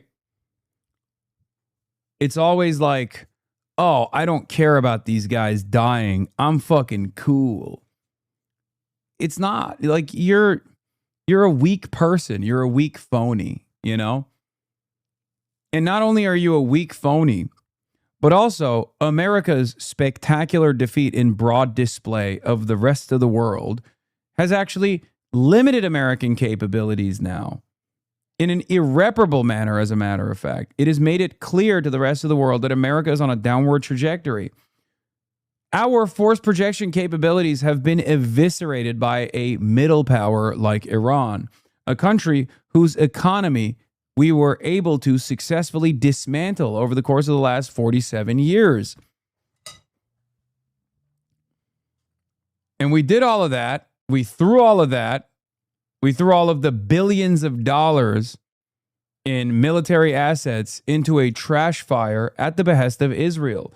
No previous president, regardless of their party identity, had ever done this for the exact same reason why Donald Trump did it and lost. They knew that this would happen, and that's the reason why they were never dumb enough to lean into Benjamin Netanyahu's idiotic posture. Exception point. Regardless of the label you use to describe these groups, the moral calculus doesn't change. Resisting invasion, occupation, and genocide through armed struggle is moral and just and legal under international law, and it should not be condemned. Your own personal feelings towards the methods are irrelevant. They do not matter, not when you live in the West and not in Palestine, and especially not when those objections are weaponized as the pretext for genocide, which is what Asmongold... I don't care what happened in 1950. It doesn't matter to me. What's happening right now is the problem. Whenever Hamas goes into Israel and they kill American citizens, then we need to kill people in Hamas. I don't care what happened in 1950. I don't care what happened in 1970. The moment that you do that, the second that... What about when Israel kills American citizens? As it has done so on numerous occasions, all the way from USS Liberty down to this past year. There are American citizens trapped in Israeli prisons right now, teenagers as a matter of fact. What's the argument there? Oh, they're just, they're based. They're doing it in a based way because they're allies. Interesting. You do that, you are an enemy of the country. That happened 50 years ago, Hasan. Come on, buddy. I just brought up USS Liberty and then tied it back to Israel currently killing American citizens. And you need to be annihilated. That's it. Also, of course he cares about American citizens being killed in the past. That's how he justifies blowing up Iran. Why would we blow up Iran right now? What American citizens have Iran killed in the last fucking, in like the last year, in the last 2 years, before the Operation Epic Fury started? The fuck?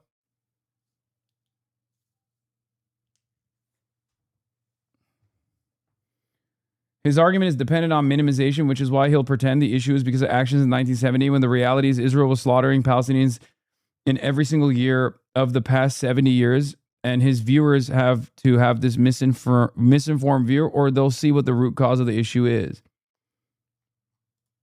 I don't care about all of your sand war history. I don't care about all of the... Again, then also leaning into his own personal lack of interest and his own personal idiocy on the matter. Oh, historical context is irrelevant unless I can use a false understanding of history to somehow justify current American military action against Iran. Okay?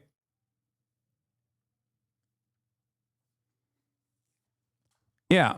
If you don't care about things that happened in the past and you're like, oh, it's just sand wars, why do you care about October 7 then? Why is October 7 a reasonable justification for Israel to do a genocide? Why are you still in support of Israel's genocide if that's the case? Like, what's the timeline? What's the standard? Obviously, there is no consistent standard. He doesn't have any real opinions. He hasn't really thought about this. He's just reacting to the wind.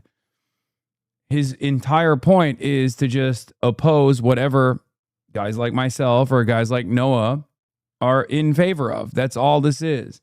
And also defending the American government's actions unconditionally, even when it actually hurts Americans' interests overall.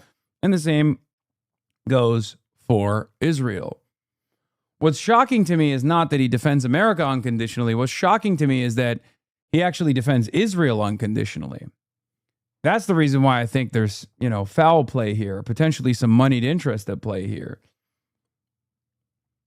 This context, I don't care about what Israel did in 1951. None of that's relevant to me. If you like these countries so much, go over there and live there. Go live there. But what I'm so fucking tired of and so exhausted from is you have these people who basically are Americans in name only that always take the side against America. It's really interesting. Being in opposition to the American state is a God-given right held by every American. It's actually un-American to demand no opposition to the American state.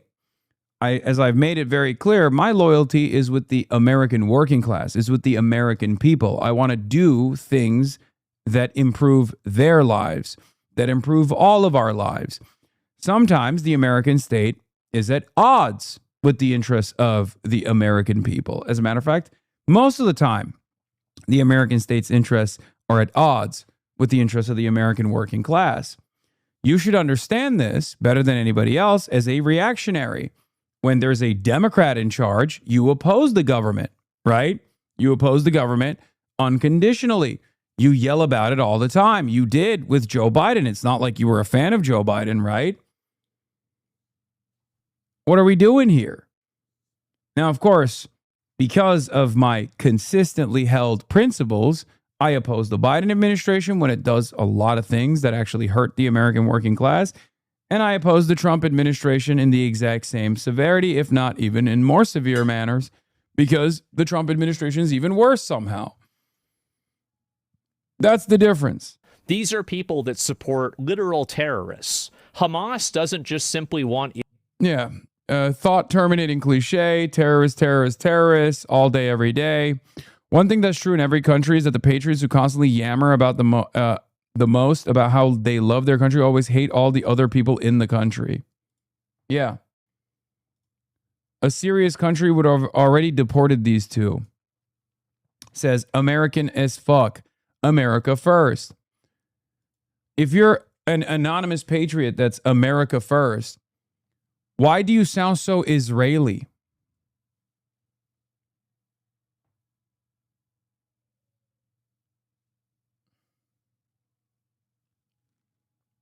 Why is America first so closely associated with Israel first?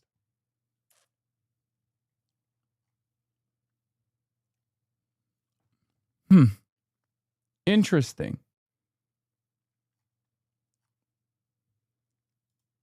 Israel to leave. They want to kill every single Jew in the world.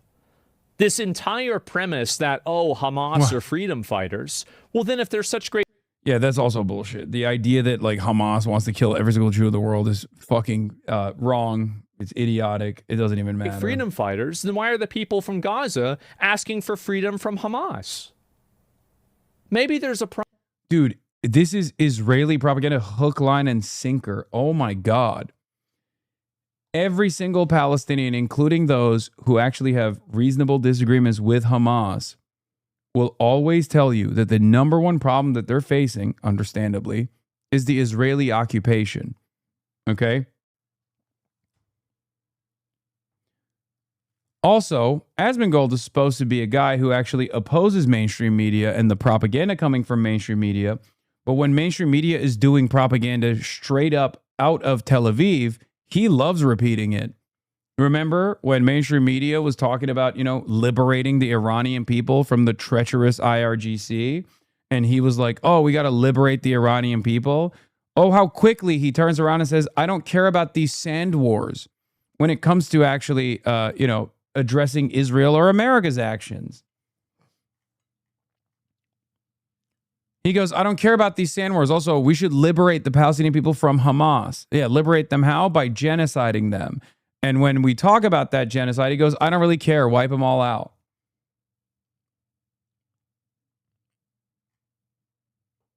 He is just a edgier, less washed version of Jonathan Greenblatt at this point. He's a skinnier version of Randy Fine at this point.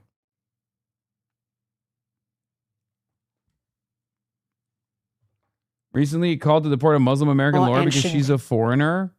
At this point, Twitch can just unban Nick Fuentes? Don't say that, because Twitch will unban Nick Fuentes. Should concern everybody. I have no interest in hearing about my constitution from a foreigner who should not even be in my country. If you think that Thomas Jefferson and George Washington would even allow you on the TV to talk about this in the first place, you're out of your fucking mind. In this country.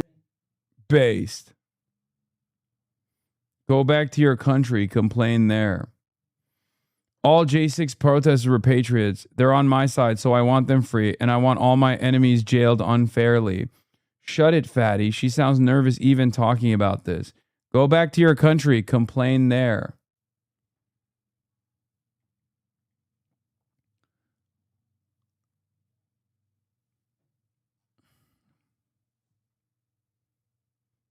Yeah, Thomas Jefferson would probably get one-shotted by the concept of a television, but In the direction that it is This taking country. us. Yeah, not your country, this country, my country.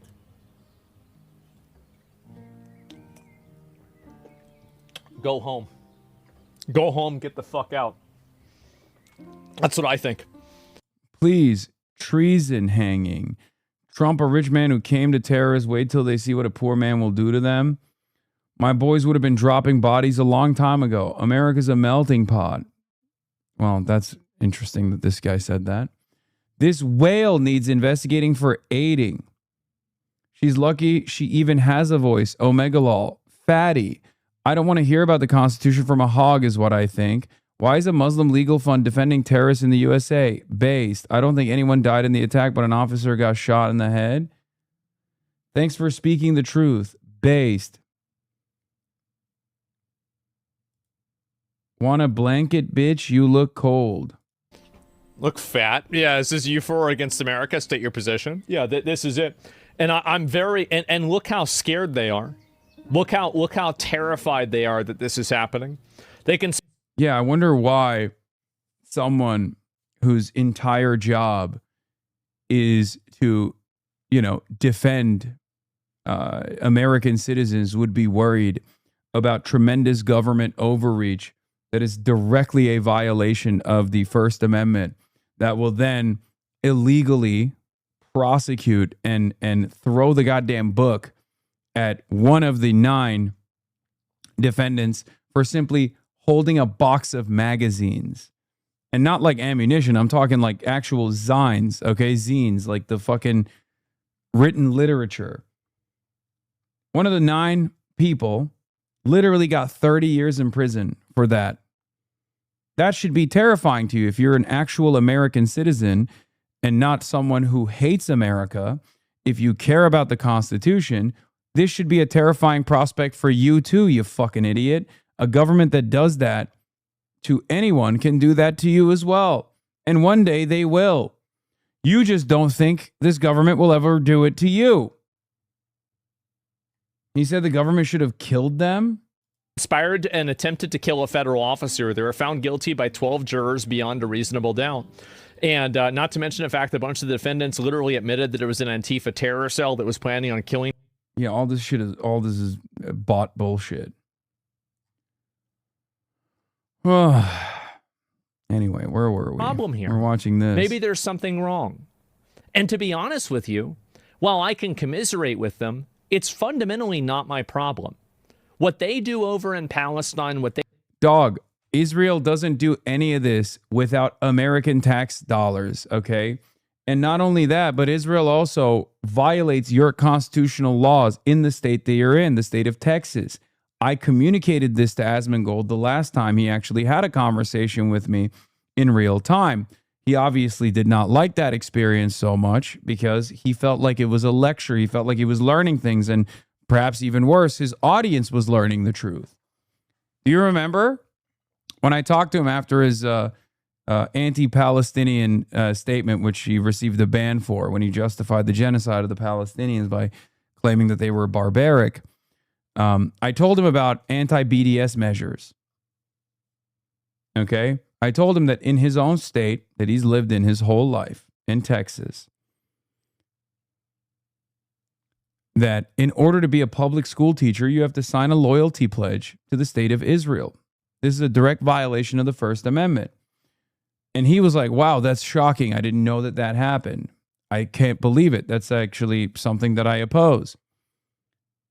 Don't you think that that's significant? That's an American problem. That's not just sand wars happening over there. That's happening over here. It's happening in your backyard. It's happening to you. It's happening to your neighbors. Nothing that Israel does alone. Without the United States of America's unconditional loyalty and support, Israel wouldn't be able to do the violent things that it does. Israel wouldn't be able to conduct a genocide. And not only that, but if you think differently than the American State Department, Israel will demand you get punished. And this current administration will do it at the behest of a foreign nation state. They do in Israel, what they do in Lebanon, is only in the purview of American interests to the extent that it affects us. If they want to fight and have battles and wars and civil wars and everything, that's totally up to them. How the fuck does this guy get views? He's not very intelligent and he's very hateful. And there are a lot of people who are who live in like similar conditions to him, who have similar attitudes to him, and they want to hear someone else with a large enough platform that's basically spitting back the same thought-terminating cliches so they can feel as though there is a sense of community there. One that they can't receive in the real world, because like this kind of sentiment in broad daylight would be received, would receive a lot of backlash. Like a lot of normal people would, if normal people in the real world heard you talk like Asmongold, they'd be like, what the fuck are you saying, dude? So these guys just congregate on the internet and fester in their own hatred. So at least there's that. Like, think about what I do versus what Asmongold does. Like, can you imagine Asmongold going out at the behest of a political movement, organizing, getting people elected on the platform that he preaches? No. I mean, Asmongold doesn't have a true ideological perspective anyway. He's a pure reactionary, only self-interested, nothing else.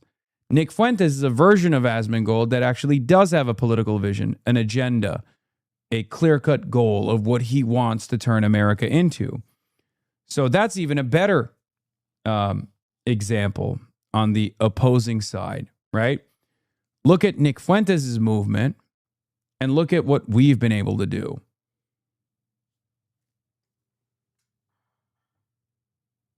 But yeah, at the end of the day, this is Asmongold's audience, right? Okay, guys. A person who says unbelievably hateful things, and then we look back at their point of view and we realize that, you know, there's a reason for all of that sadness. Not realizing that watching Asmongold and festering in all that hatred and enmity is probably hurting his chances of recovery. But yeah, bleep rapist. Just followed Hasan so I can call him a, what is this? Censored. Something rapist in 24 hours. I'm stoked, boys.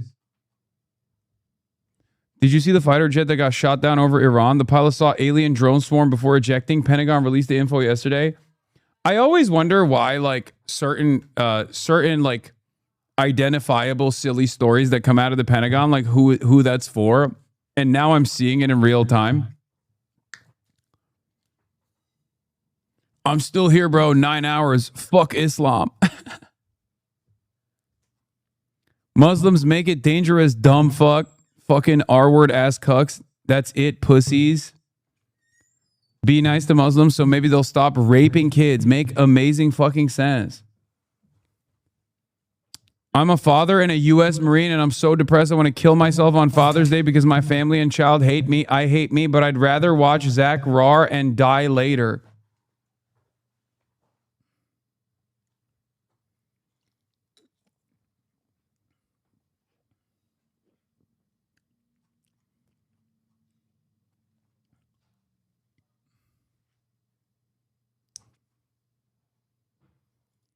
Yeah. If you're wondering what the mindset of like a regular Asmongold viewer is, it's that.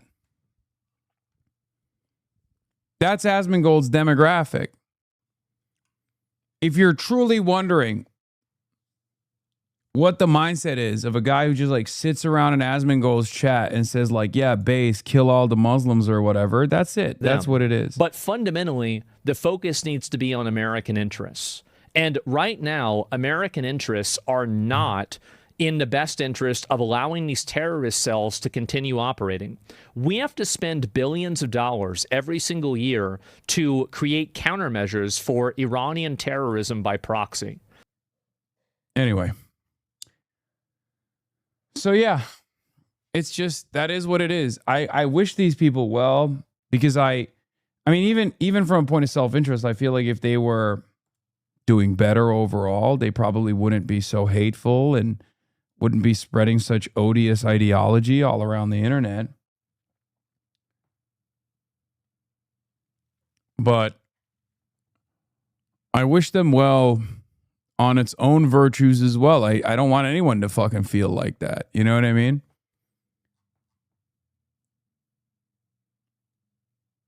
Yeah, here's Asmongold's reaction to teachers signing papers to defend Israel.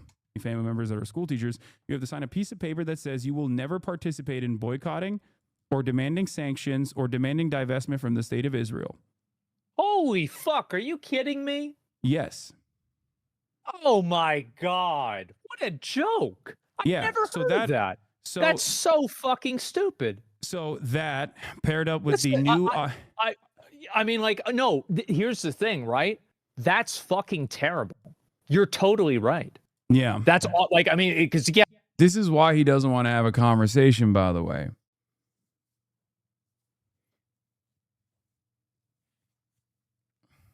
This is why he's terrified of having a conversation. He's terrified of, you know, being forced to agree with me, because he's always like performing a certain role.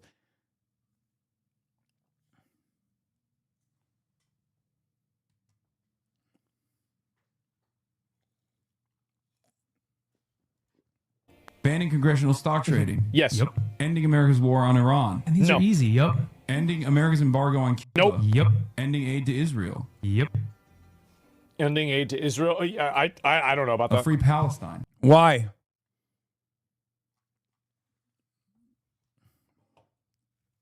Yeah, I don't know about that. Even his audience is minus 7K. Of course. No thoughts about that? Okay. Sus.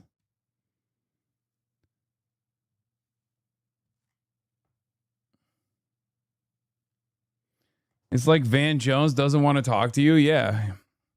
Well, maybe one day we'll talk to Van Jones. Who knows?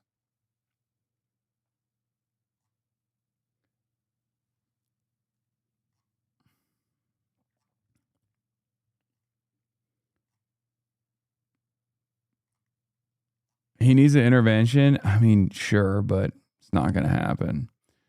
The intervention will come eventually when his audience actually wisens up to what he's doing. Given how much they love his unlimited racist agitprop, they're too busy focusing on how much they hate, just like Asmongold, trans people and whatnot, to recognize how much pro-Israeli propaganda Asmongold engages in.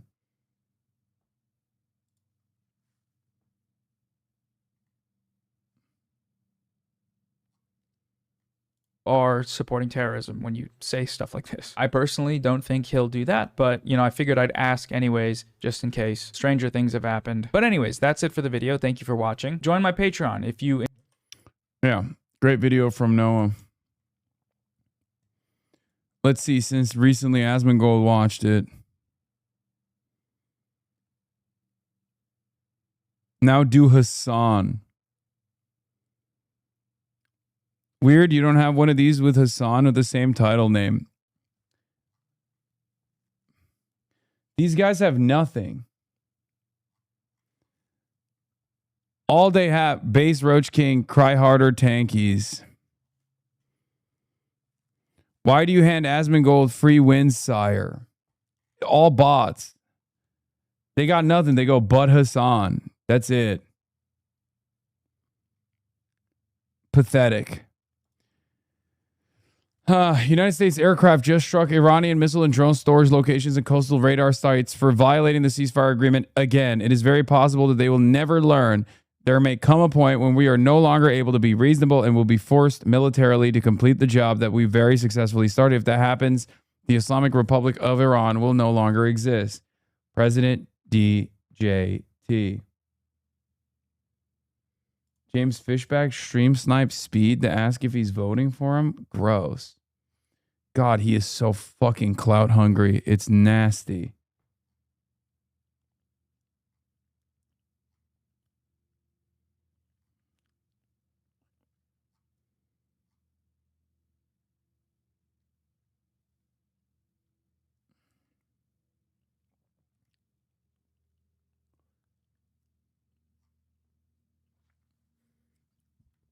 Scott Libido on Fox. Wait, what? I make a note and revisit what you guys said earlier. I have never seen so many people, so many cool people. I'm a conservative, you know that, but there are Democrats here, and we're not talking about anything except patriotism and the celebration of America. So all of these self-hating media outlets who are saying that this fair is a failure, get your butt down here, and I will prove you wrong. This is historical. This is epic.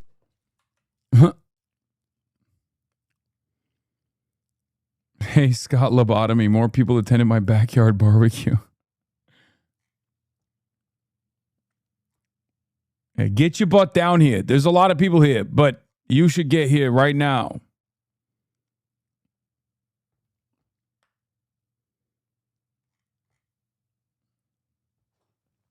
Come see how fucking blue the pool is.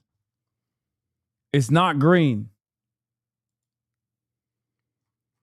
U.S. government and sycophants shocked by a ceasefire that requires you to actually cease firing. Jennifer Griffin reports, chief national security correspondent for Fox News. I asked a senior defense official why the U.S.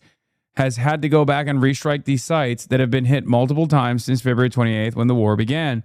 I was told Iran has reconstituted its air defense and missile systems along the Strait of Hormuz since the U.S. bombing campaign ended on April 7th. That, the source said, is why the U.S. military is now having to restrike areas like Keshem Island and Shiddiq, which they had struck in the past. In the time since the ceasefire on April 7th, Iran has reconstituted, thus the targets around the Strait of Hormuz.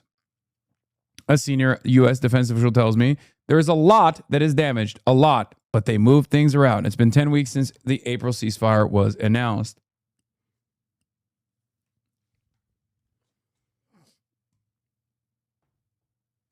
That's crazy.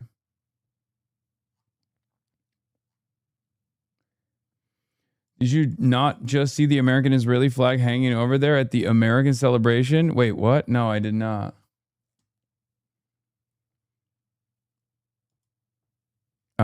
Denver ballot return data updates. 68K Dem plus unaffiliated Dem ballots in, about 15,000 higher than at 2024 at this point. 4 days out as a share of total ballots. The 18 to 39-year-olds is at 26.2%, so up 5% higher than 2024, up 3% higher than in 2022. 65 plus, though, is still at 40.8%. The 18 to 39-year-old block typically surges in the final 2 days, so already being this close or this high is a huge sign. This could be one of the youngest electorates Colorado 1 has ever seen. In the past, the 18 to 39 final jumps were +8 in 2024 and +4 in 2022. Still need all gas, no brakes. Young people have to turn in their ballots, and every single door knocked and call made gets one more ballot in. This could be as close as Daria Liza Avila Chevalier's race, or even closer.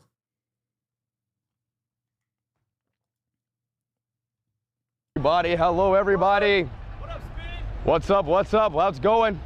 Are you voting for me? Huh? Are you voting for me? Voting for you. August 18th, running for governor. August 18th? Yeah. You are? Well, hello, everybody. That's so fucking desperate.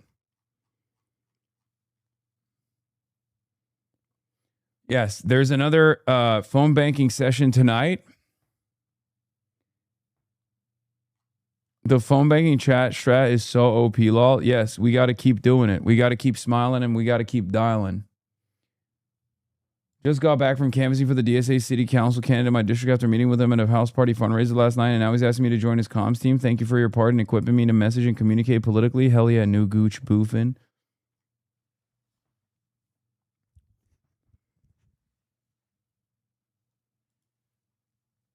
Oh yeah, Daria Lisa made a video in support of Melat. It's been a great 2 weeks to be a New Yorker, and I am just so excited for everything that we've won. This past Tuesday meant the world to me and to so many in this community, and I know that we can do it again, and we can do it in Denver, because Melat Kiros is running, and her election is this coming Tuesday. So if you're in Denver and you want what we just won in New York, you need to go out and vote for Melat Kiros, and June 30th is the final day for you to cast your ballot for her. So make sure that you have sent in your ballot by 7 p.m.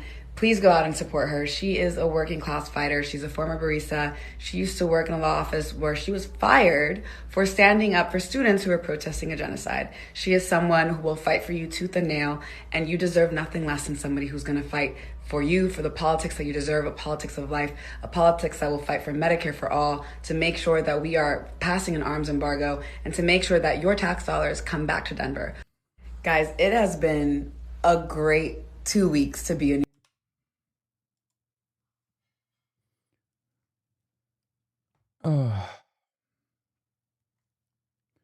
Scared to phone bank?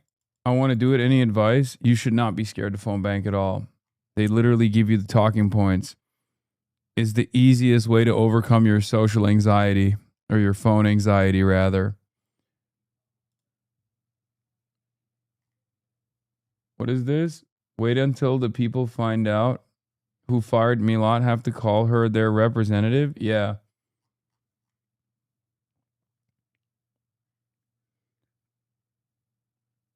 Dude, look at all these Fox News article titles. I mean, headlines, dude. Look.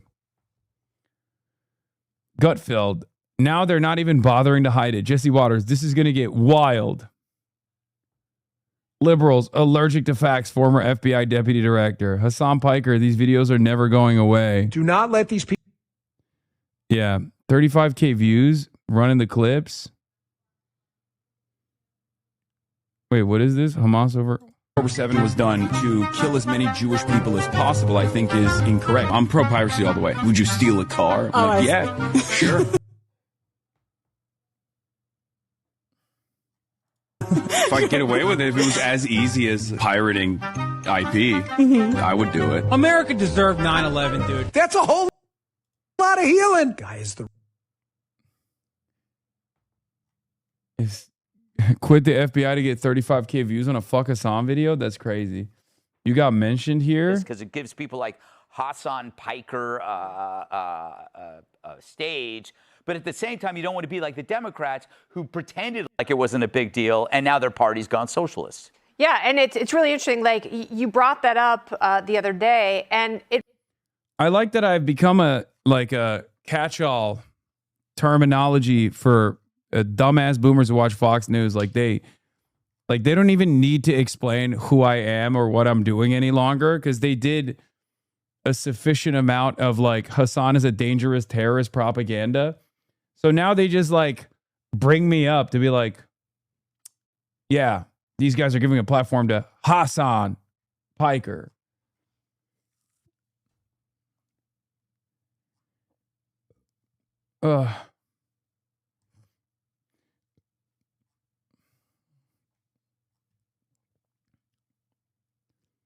You're a nightmare. You've become a meme. I mean, honestly, I'm terrifying fucking some of the most reactionary boomers on the planet. That's not terrifying. That's awesome. I love that. Oh, Haley Stevens apparently is posting her own L's. Let's take a look. She says, Republicans start spending money to prop up Abdul, and now his supporters are attacking my appearance and the way I talk. Democrats behaving this way is why Republicans will keep winning. Grow up. Wait, what? Democrats making fun of your voice is why Republicans keep winning? That doesn't even make any sense. Republicans, as a matter of fact, make fun of that sort of stuff. And that's why they win. That's like what Trump does. The path to taking back the Senate runs through Michigan, and I'm ready to win it. Someone I want to roast. Haley Stevens. Absolutely. Haley Stevens is running for Senate in Michigan, for those unaware. No one told me she looked and sounded like that. She's like... Wait, I actually want to pull it up and play it. She loves corporations. Horrible. Also, I need to, as you were doing that, I need to pull up a photo that I got from you that I use consistently now. So please keep going. Oh, yes. Yeah. And they're delaying the release of their personal financial disclosure. What gives? Look.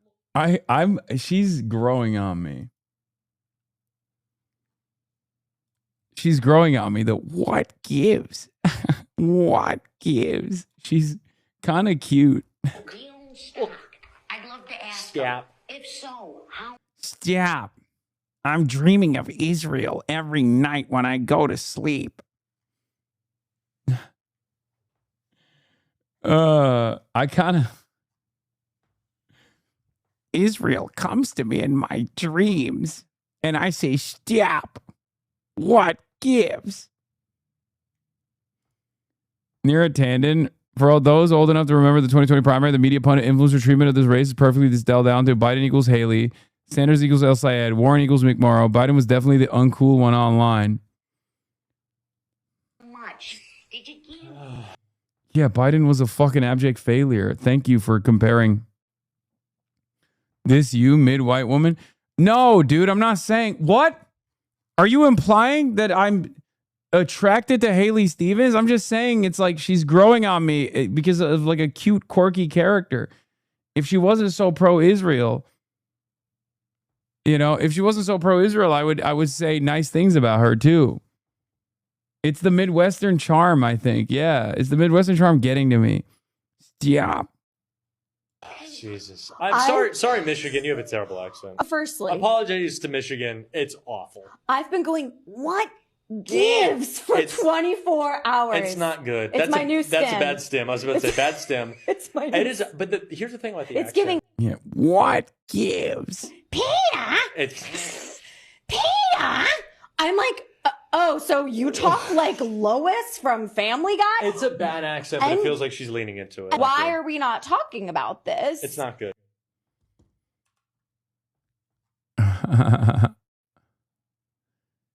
What gives?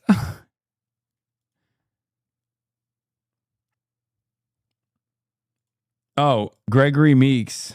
Hakeem Jeffries and Senate Minority Leader Chuck Schumer both hail from New York City, but they are not the dominant force in their own hometown. For the moment, the distinction belongs indisputably to Mamdani, obviously the mayor of New York City. Do you accept that?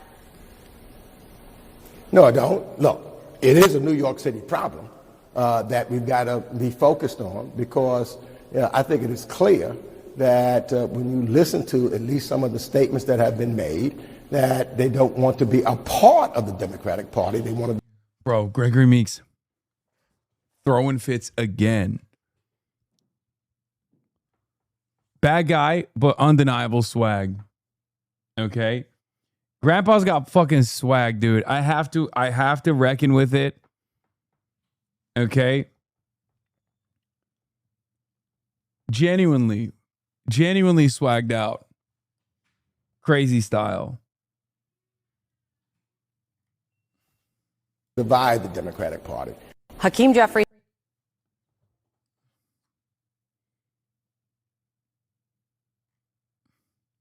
My 72-year-old lived out mom is saying said she's hearing them talk about social democracy in the news now and saying it isn't scary. Good.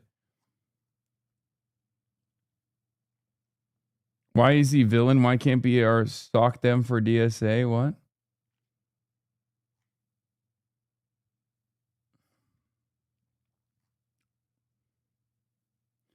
James Carville's so pissed about DSA gains. He's going on Fox News now. Oh, God, James Carville is so funny. Oh, how people describe themselves at all. That's one thing. How they vote is another. With Jason Crow, we've recruited veterans all across the country, vote vets. We've been in a lot of seats like that. And these are the kind of Democrats that I want to help and be a part of the same party. I don't have anything in common with Ms. Chevalier, and I really don't want to be in the same party she's in. Okay, leave, bitch. I mean, you haven't been that relevant since the Clinton era anyway, right?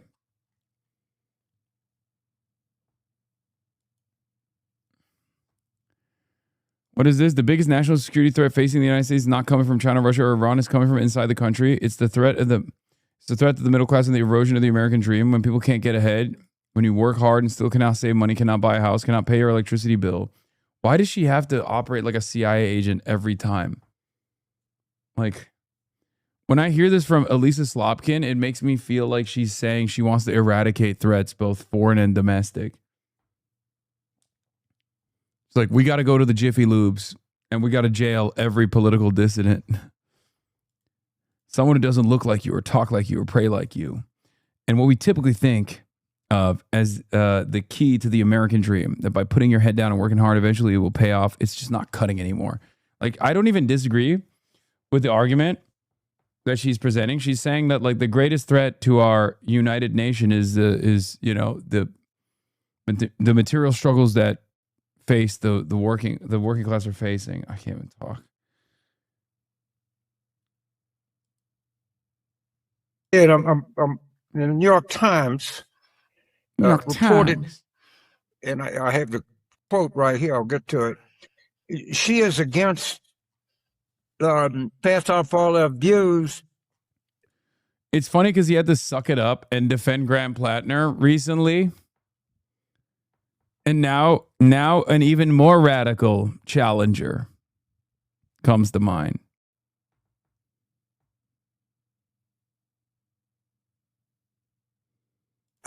She has attacked interracial relationships in the American flag. Lady, I ain't in the same party as you. I'm sorry. I just not. And I actually do think it's time for Democrats to talk the S word, schism. I really do. Everybody's always said, no, we're coalition, we're big tent. And there's just some shit that I can't be in the same tent with. And we talk about what Madame was 3 for 3 last night in Manhattan. Madame. They call it the Commie Corridor. Fine. Jason Crow's service pack, vote bets. This is my favorite. This guy always looks like he's sleeping. Oh, this is so awesome. For 11. You wouldn't know Jason Crow exists.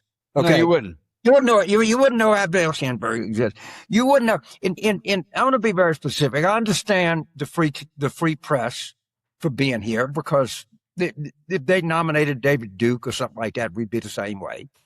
I understand all that. To the extent I understand. Dog, what do you mean? There's no equivalence between Daria Lisa and David Duke. What the fuck are you talking about? They are on the diametrical opposite side of the political spectrum.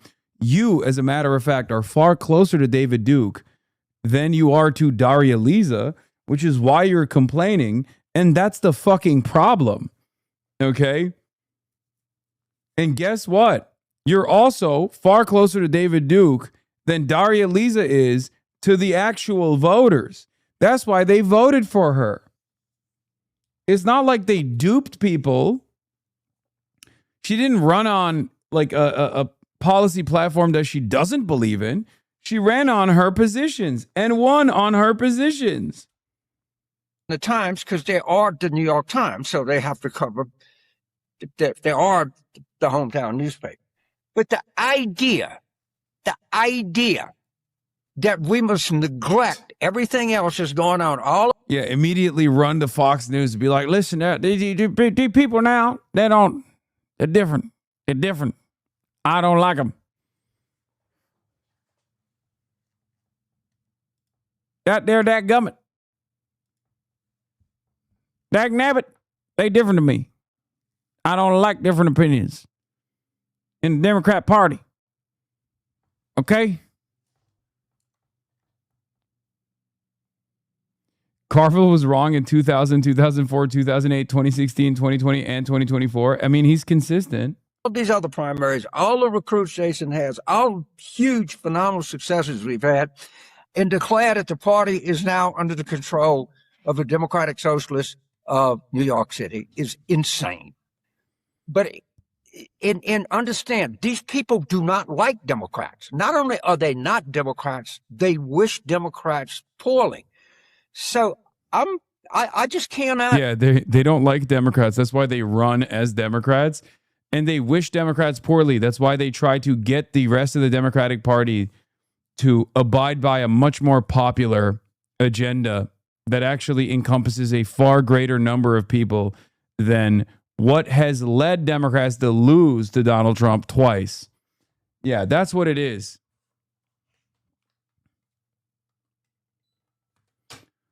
What happened to vote blue no matter who? Well, vote blue no matter who?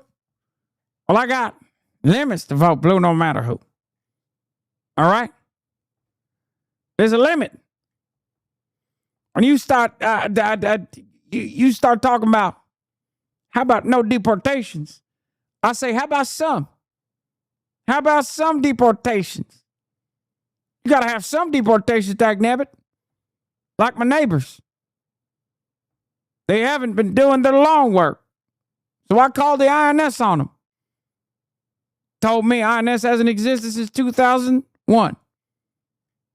Told them, dagnabbit, send me whatever the new version of INS is. They're Latinos next door.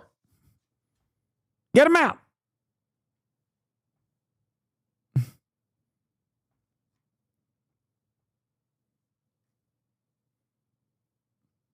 Here's you reacting to the clip of James Carville and a dead guy. Really see it because you just go to Soho and Upper East Side and the West Side, or Midtown or whatever. Okay, great. I do go through neighborhoods all over New York, and I can't tell you how many of these grocery stores they are. I think they call them bodegas. They're literally on every block. I don't even understand what he's talking about. Is he talking about maybe expanding food pantries? I don't know. Come on, Jeff.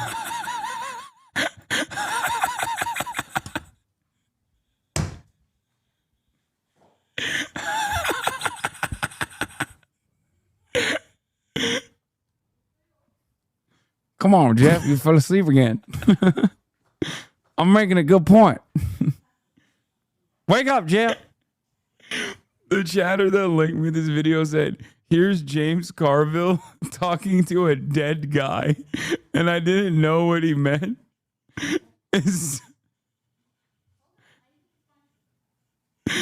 Until the big reveal.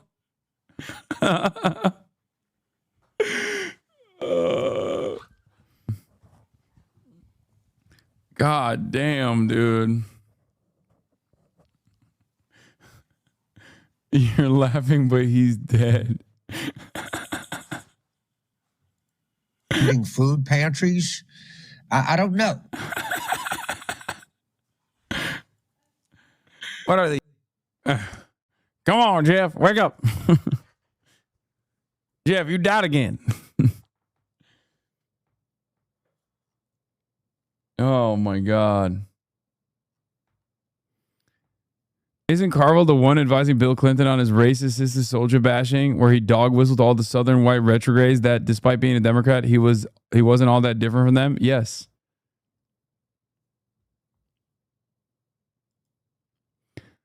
Worth noting, as a Grand Planner defender myself, James Carville was singing his praise a couple weeks ago, but is horrified by Daria Lisa, even though they're both running on essentially the same platforms. Yeah, except Daria Lisa doesn't have a Nazi tattoo. Maybe there's a way, or had, that you can say to, I guess Mandami is the leader of it, is, you insist that, try to insist that the people that run under your banner run as a democratic socialist and don't use the Democratic Party as your guideline, and let's negotiate the terms of a schism here. Maybe we can part under some kind of advantageous terms for both of us. But I'm done. I'm not. Oh. That fucking political party. I am totally comfortable in a political party that spends time questioning the policies of the government of Israel. In fact, I'm enthusiastic about that. I don't want to be in a political party that denies the right of the state of Israel to exist. That's just not. I just can't do that. I'm sorry. Oh, Jeff is alive. Jeff is alive. Yeah, I'm not.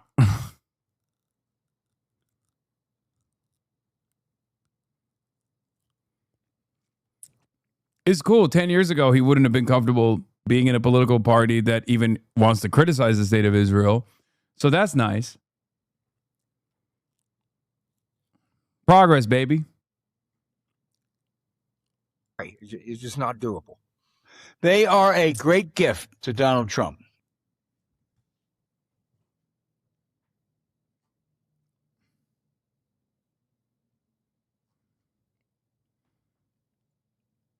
Jeff has Pixar features. The fuck? Anyway, what is this? Ossoff? Let's see how John Ossoff is messaging. Bro, this motherfucker is doing rallies and aura farming non-stop, okay? I don't know if you saw the mess in Washington last week.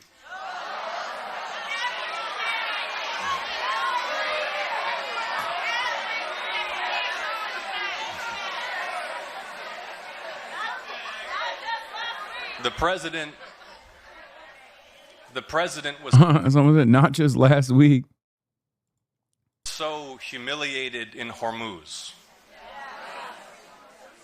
He threw his toys out the stroller and refused to sign the affordable housing bill. Did you see that?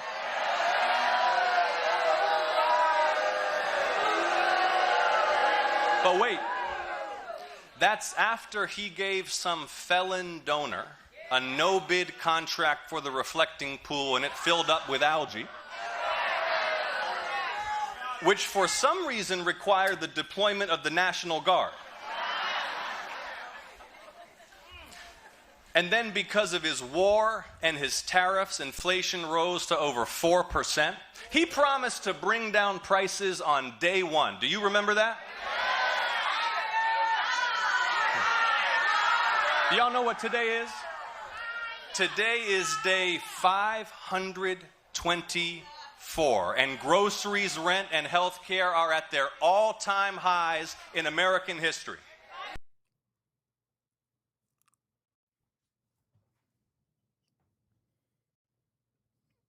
Ossoff plus Obama equals Osama. Think about it all the time.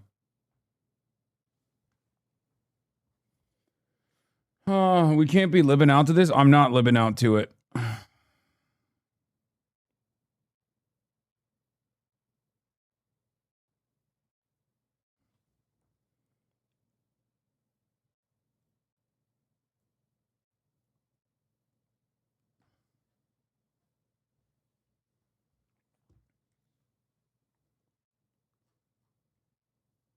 Olivia Reingold mentioned you. I think that we need Good strong. bait. Good bait. Where were we on this? How far do we get on this?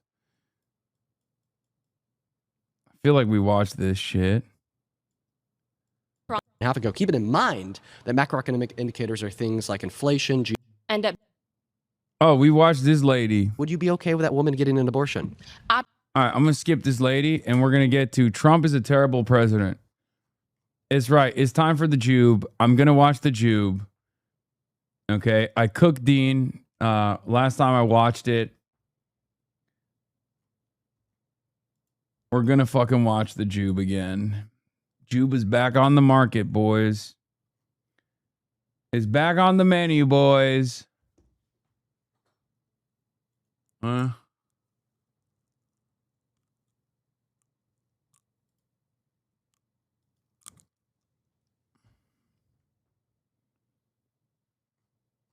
Trump is a terrible president. All right, if you want to debate this claim, get to the chair in 3, 2, 1. Hi. Hi, welcome back. Yeah. I don't know, let's see. Donald Trump is a terrible president because he slept his way to the top. No, I actually think that. Remember that? That was Well, brutal. Hey, listen, Well, floor's he yours. didn't do that. Why so do you support Trump? I think that he's obviously done a lot of things. I can't say he's a perfect person, but I do think he has done things to benefit us. What is one macroeconomic indicator that's better off today than it was a year and a half ago under Biden? Closing the borders. So that's not a macroeconomic indicator. Yeah, a it is. macroeconomic indicator would be something like GDP growth, unemployment, inflation, jobs reports.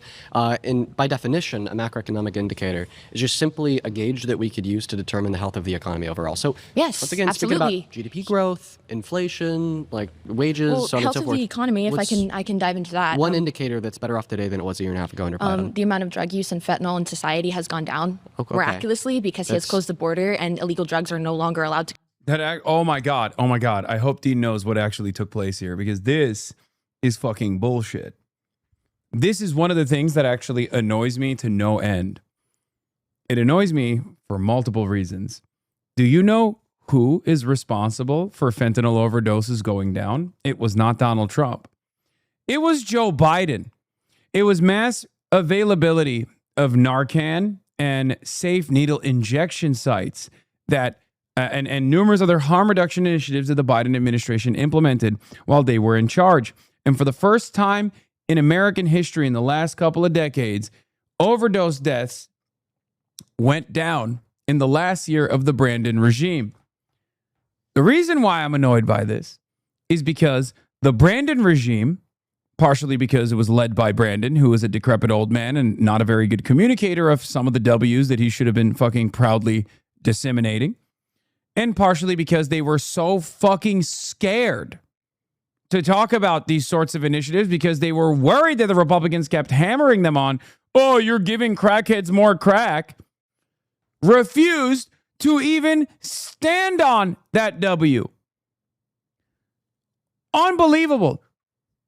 I was one of the, I think it was me and Majority Report were the only two outlets that covered fentanyl overdose deaths and opioid overdose deaths going down in 2024. Or not 2024. 2024. Last year of his regime. Isn't that fucking crazy?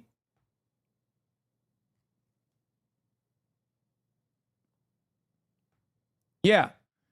It decreased for the first time under the Brandon regime.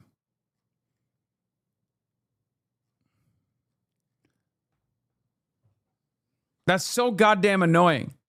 Come in. You understand the question I'm asking you? Yeah, I do. And I'm answering it. So the amount of people that use drugs in society could, of course, influence macroeconomic variables. Like if everybody was drugged up all the time, nobody could go to work, right? So therefore, the macroeconomic indicator of unemployment would be really high. Okay, so it's not directly the macroeconomic indicator, but rather it's an influence of the indicators. So directly, what is one macroeconomic indicator that's better off today than it was a year and a half ago? Keep it in mind that macroeconomic indicators are things like inflation, GDP growth, wage growth, real median wages, unemployment, job reports, so on and so forth.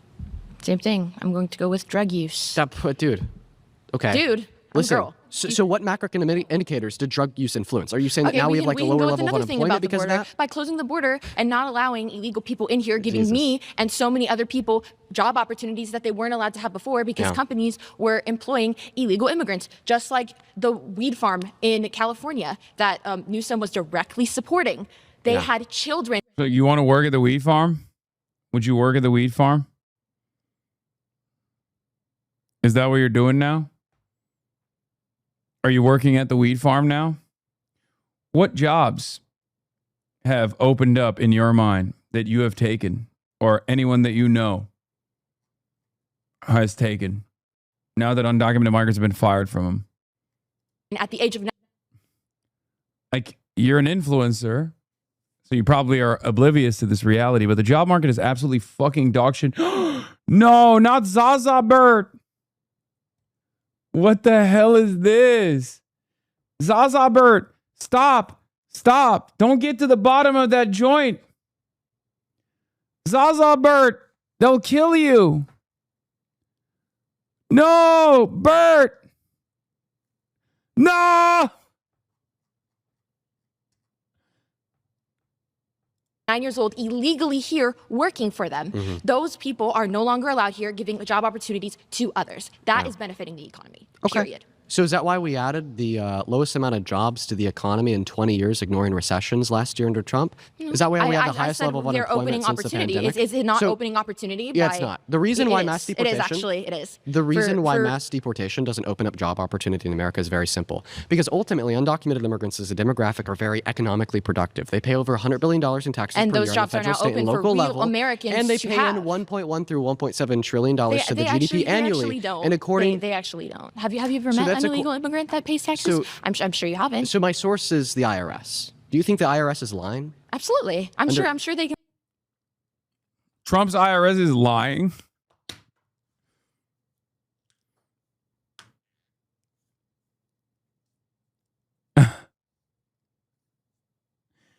Dude, these people live in a totally separate reality. It's kind of crazy.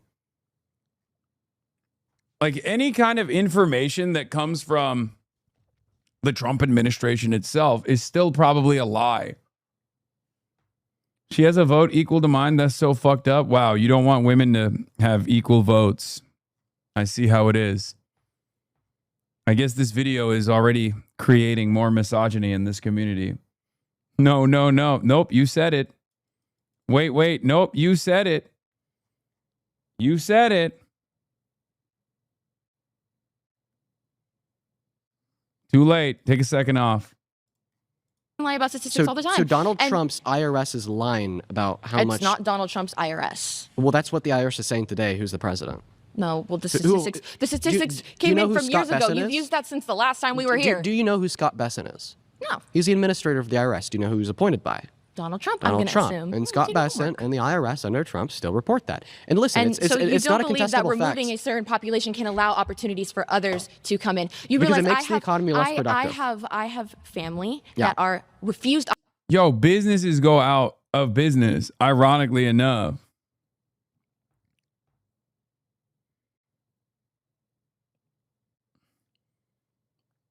Like, it actually has a downward, it actually has a negative effect on the economy when you just mass fire some of the more productive, parts of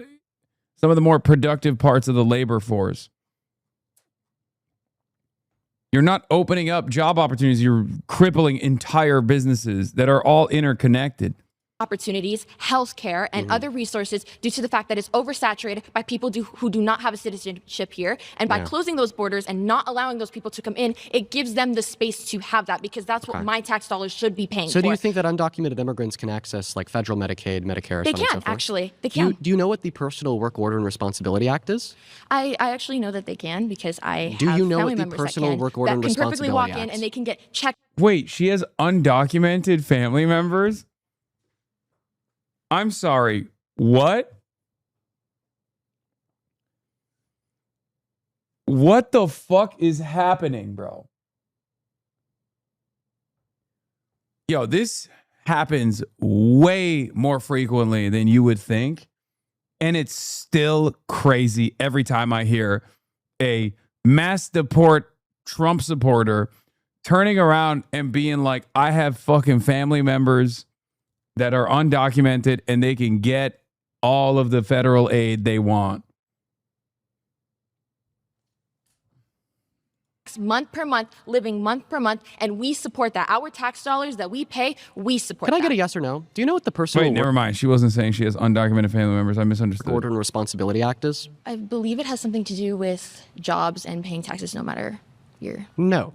The Personal Work Order and Responsibility Act is a bill from the 90s that strictly limits and prohibits any type of federal public welfare benefit And from being not given everywhere follows to the law, obviously. undocumented Here in California, we immigrants. I'm going to continue to speak. There was one slight addendum to this with Obama's EMTALA, which just says that undocumented immigrants can get life-saving emergency care if they need it. But the point is, when you suggest that undocumented immigrants are reliant on these federal systems of benefit, And they are. anyway, They from are. Medicaid to Medicare to Section 8 to food stamps, they're not. It is They literally are. They illegal for them to absolutely collect are. those benefits. And they do anyways, because listen, states like by- California allow it. Doors open. We pay for it. You're I believe confused. No, I'm not confused. What you're confused about is a difference between limited state level benefits and federal benefits. So you're right. But it still happens on some level. Can you acknowledge that? In 10 of our 50 states, undocumented immigrants have the limited ability to collect social safety nets. That still is an ability, and my tax dollars in California are paying for it. Yes. Well, actually, can their we agree on tax that? dollars pay for Absolutely. it because they pay $100 billion per year in taxes, and they subsidize you. And people like my brother with disability that truly need those things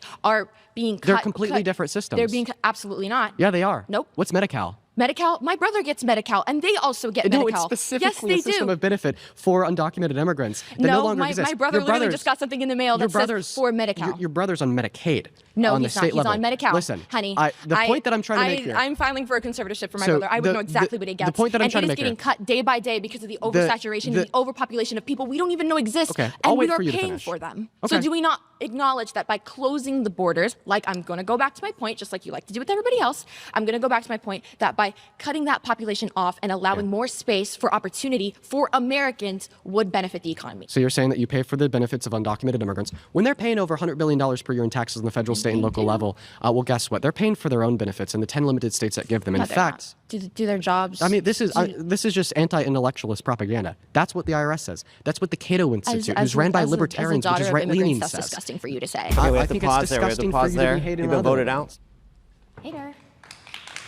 All right, if you want to be the next debater, get to the chair in 3, 2, 1. Hi, nice to meet you. Hi, Maricarmen Berman. ma'am. It's nice to meet you. Nice to meet you too. I want to talk to you about my point of view as a Mexican American Jewish. I'm not saying Trump is perfect, but I'm saying the reason I vote for him and I would vote.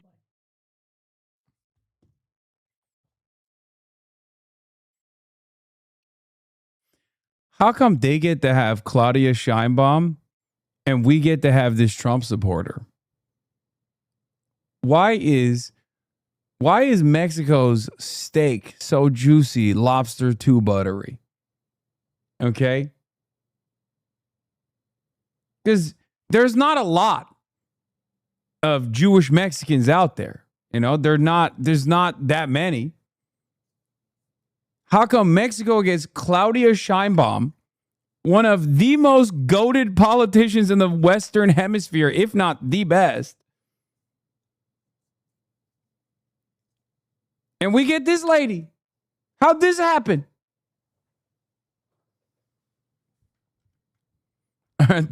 They're not sending their best. Check logs, very important. No.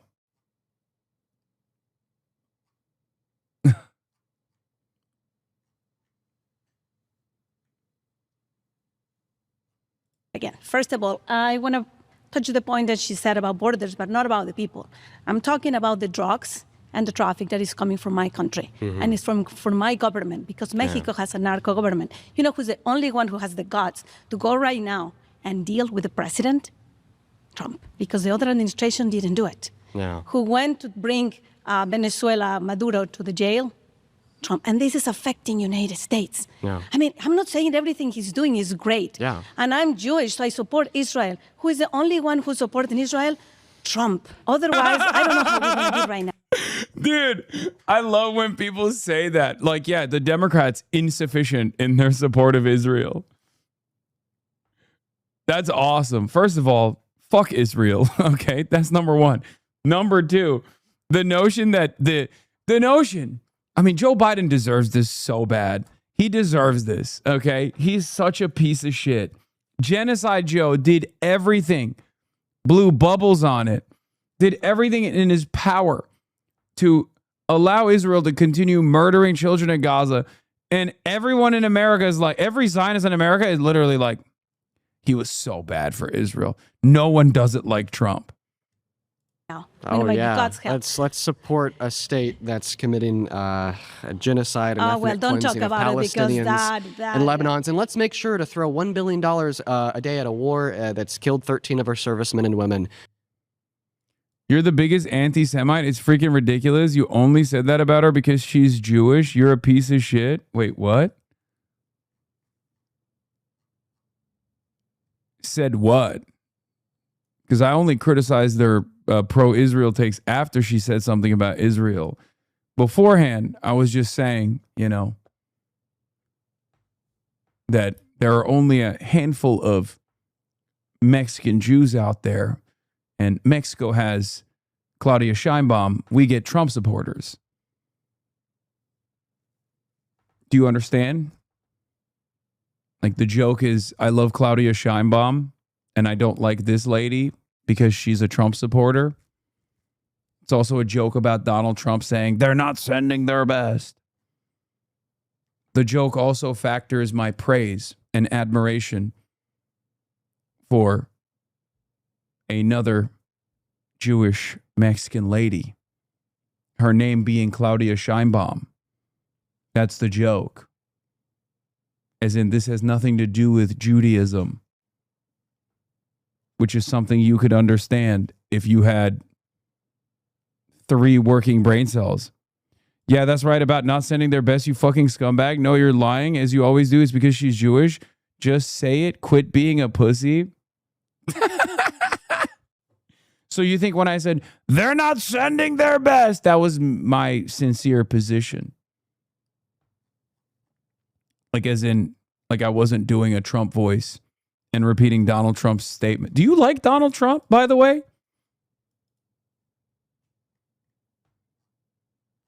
Do you think that lady came from Israel? Or do you think that lady came from Mexico? What do we think? Yeah, replace Claudia in I Love Claudia with anti-Semitism? Not so funny anymore, huh? Yeah, exactly. What does that matter? You didn't even say it like that. Quit twisting and shit. Well, if you actually had subscribed, you would be able to rewind. Have you watched Hasan call burnt peanut an Israeli plant? I like that this guy who is here to combat anti-Semitism in his mind went to a guy who openly says his entire job is to funnel his audience to Nick Fuentes. And he was like, hey, let's join forces together to combat what I perceive as anti-Semitism. Oh, yeah, that's right. I forgot everything's about Israel. Who are you talking to? She brought up Israel.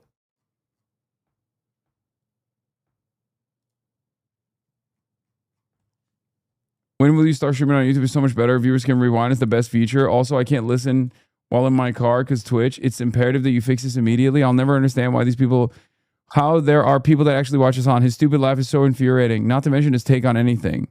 What time does Zach's stream usually start? PSD, anyone?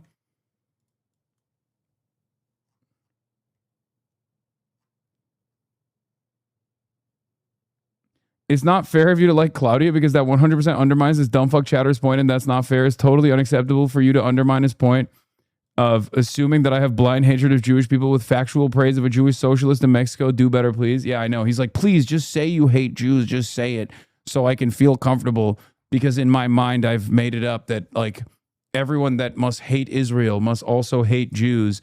And if there is a reality in which there are people who actually have no enmity towards Jewish people across the board and actively combat anti-Semitism unconditionally, if they were to oppose Israel, that would destroy my worldview. And instead of actually addressing the issue, instead of addressing the inherent contradictions, I have realized that I will demand that you be anti-Semitic instead.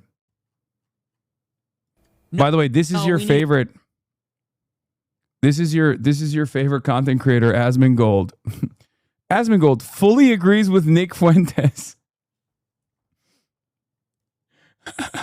He also speaks about his role as a warlock for the movement. No. The movement of neo-Nazism in America, by the way.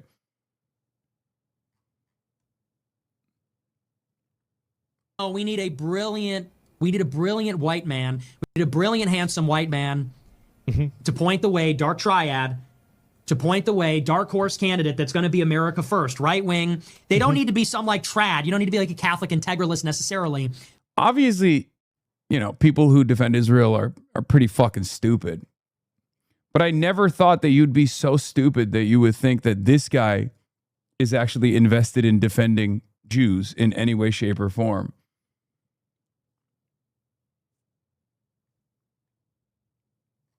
But you do need to be Christian. You do need to be white. You do need to be right wing. And it's simple as like, look, close the borders and no more of the Israel stuff. Okay. Yeah, and his fucking Jeffrey Epstein sweatshirt, nonetheless. Anti-corruption. It can be economically populist. Like this can be the mix. This could be the trade-off. Close the border, and then you get your Gibbs. Then you get your welfare. That's exactly what I said. This is exactly what I have said every single time, over and over. What happened? Why'd you stop talking? And then you get your Gibbs. Then you get your welfare. Economic populism, closed borders, tough on crime, restrained foreign policy, anti-corruption. This can be the recipe, and it's got to be a handsome white guy. Lookism. Because your psychopath audience keeps sending me messages. Okay, well, lock in. You're talking to me right now. You're talking to the big dog. You don't have to listen to what other people are saying in the audience. Okay? What do you have to say? This is your favorite content creator, man. Do you like Nick Fuentes too? Actually, I should have asked that directly. What do you think about Nick Fuentes?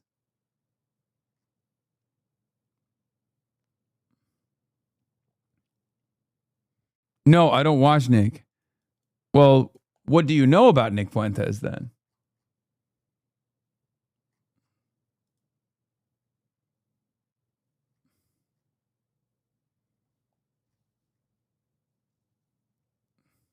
Clavicular is a pillar. Not a whole lot, to be honest. So you have sufficient information to determine that I'm anti-Semitic and you don't know the fucking biggest anti-Semite in modern American history? I just think it's crazy. Your chat telling me to go freaking kill myself. It's kind of crazy, man. I don't know who said that to you, okay? Listen to me. I know who he is. I just don't watch him. So you know who he is. So you know he's a neo-Nazi, right? A Holocaust denier or even a Holocaust enjoyer. And you're watching your favorite content creator glaze a Holocaust denier while you simultaneously think I'm the fucking anti-Semite. How does that work? Explain this to me, please.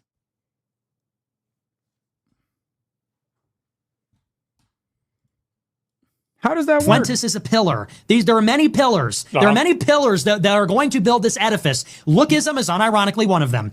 It's absolutely true, by the way. It is. Like, the fact is, like, if you look like a degenerate retard, people are going to think that you're a degenerate retard.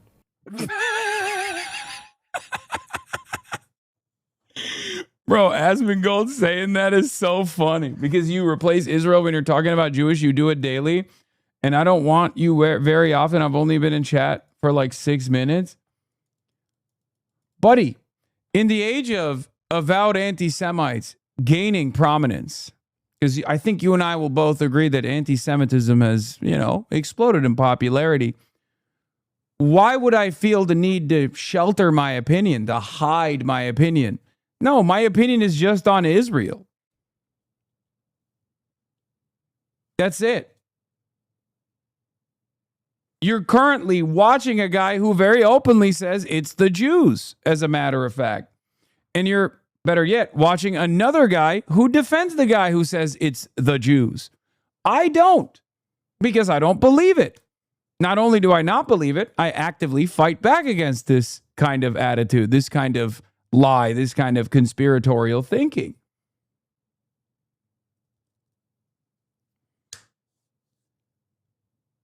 Why would I do that?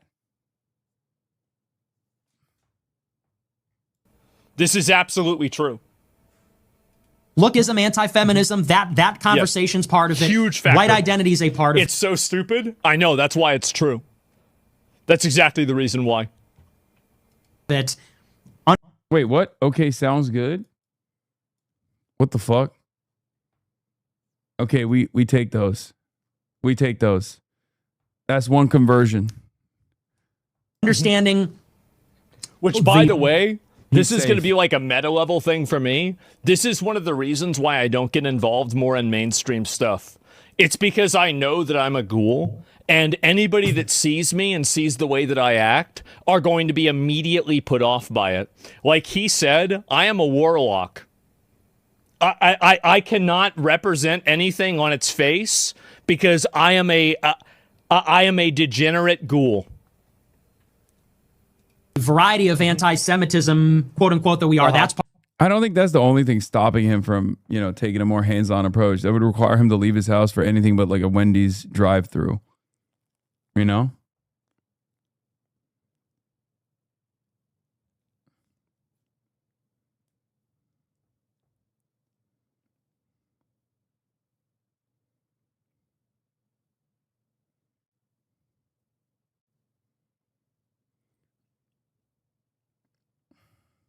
part of it. There are many pillars, and that's what it needs to be. Mm-hmm. Well, yeah, I can work from the shadows, but I can never represent any sort of a movement because of the way that I look, I think people see the way that somebody like me looks, and then they are immediately like, you know what? I assumed Hasan was a piece of shit for a long time, but the first video I watched on his YouTube channel changed that for me. Hell yeah. Well, thank you for being open-minded. Do you ever stop to consider they're projecting when they misinterpret the words being said with the words they're replacing them with, or is that too much? I think for a lot here, you want to know what I actually think? I think a lot of people don't want to realize that there are a shit ton of people out there, a number that's actually shrinking, unfortunately, that oppose Israel on anti-genocide grounds. They're anti-Zionist not because it's, Jewish people doing the violence or whatever, but anti-Zionist because Zionism is a fascist ideology, right?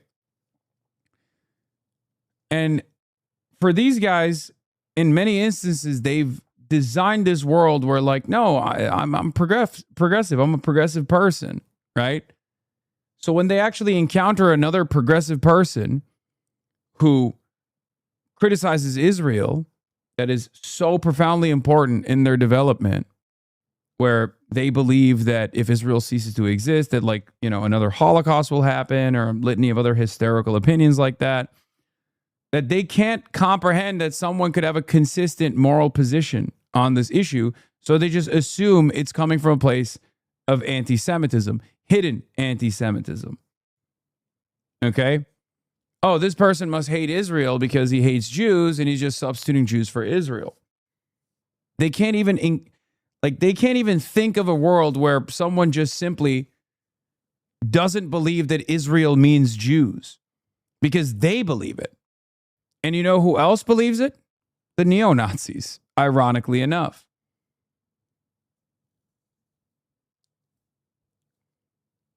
That's it.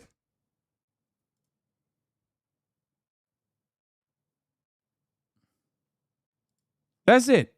For a lot of people, it's social conditioning. That's why it was important for me to show you guys, like, Israelism, the documentary, and have Simone Zimmerman on to talk about her own journey from being an advocate for Israel to becoming a loud and proud anti-Zionist. There's also a separate reason as to why many of these mainstream outlets, rarely ever, if at all, hear from anti-Zionist Jews. Anti-Zionist Jews are very prominent in the anti-Israel movement, in the pro-Palestinian movement. And yet, CNN never has them on. New York Times rarely gives them the time of day. None of the mainstream outlets regularly cover anti-Zionist Jews and their perspective, especially in comparison to covering the perspective of Zionist Jews. Because anti-Zionist Jews, for the simple-minded Americans, is the easiest way to comprehend that this has nothing to do with Judaism at all. Israel and Judaism are totally separate things.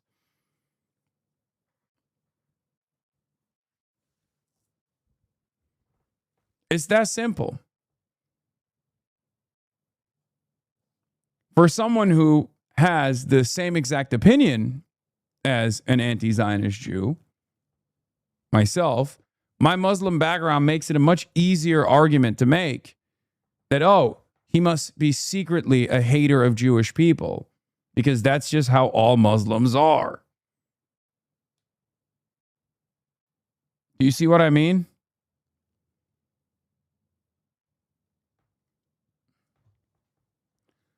That way you can carry on this idea that like all Jews are in favor of Israel, as long as you don't, show Jews who are not in favor of Israel.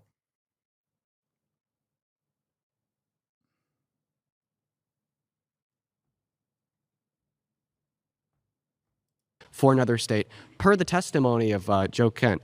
Listen, this is the first ally of the United States. I want to respond to the Israel first thing. is the first ally of United States. So we have the let me right to shut it. support Israel. And you know what? God said to Abraham, I will bless whoever bless you, and I will curse. She's like, preach.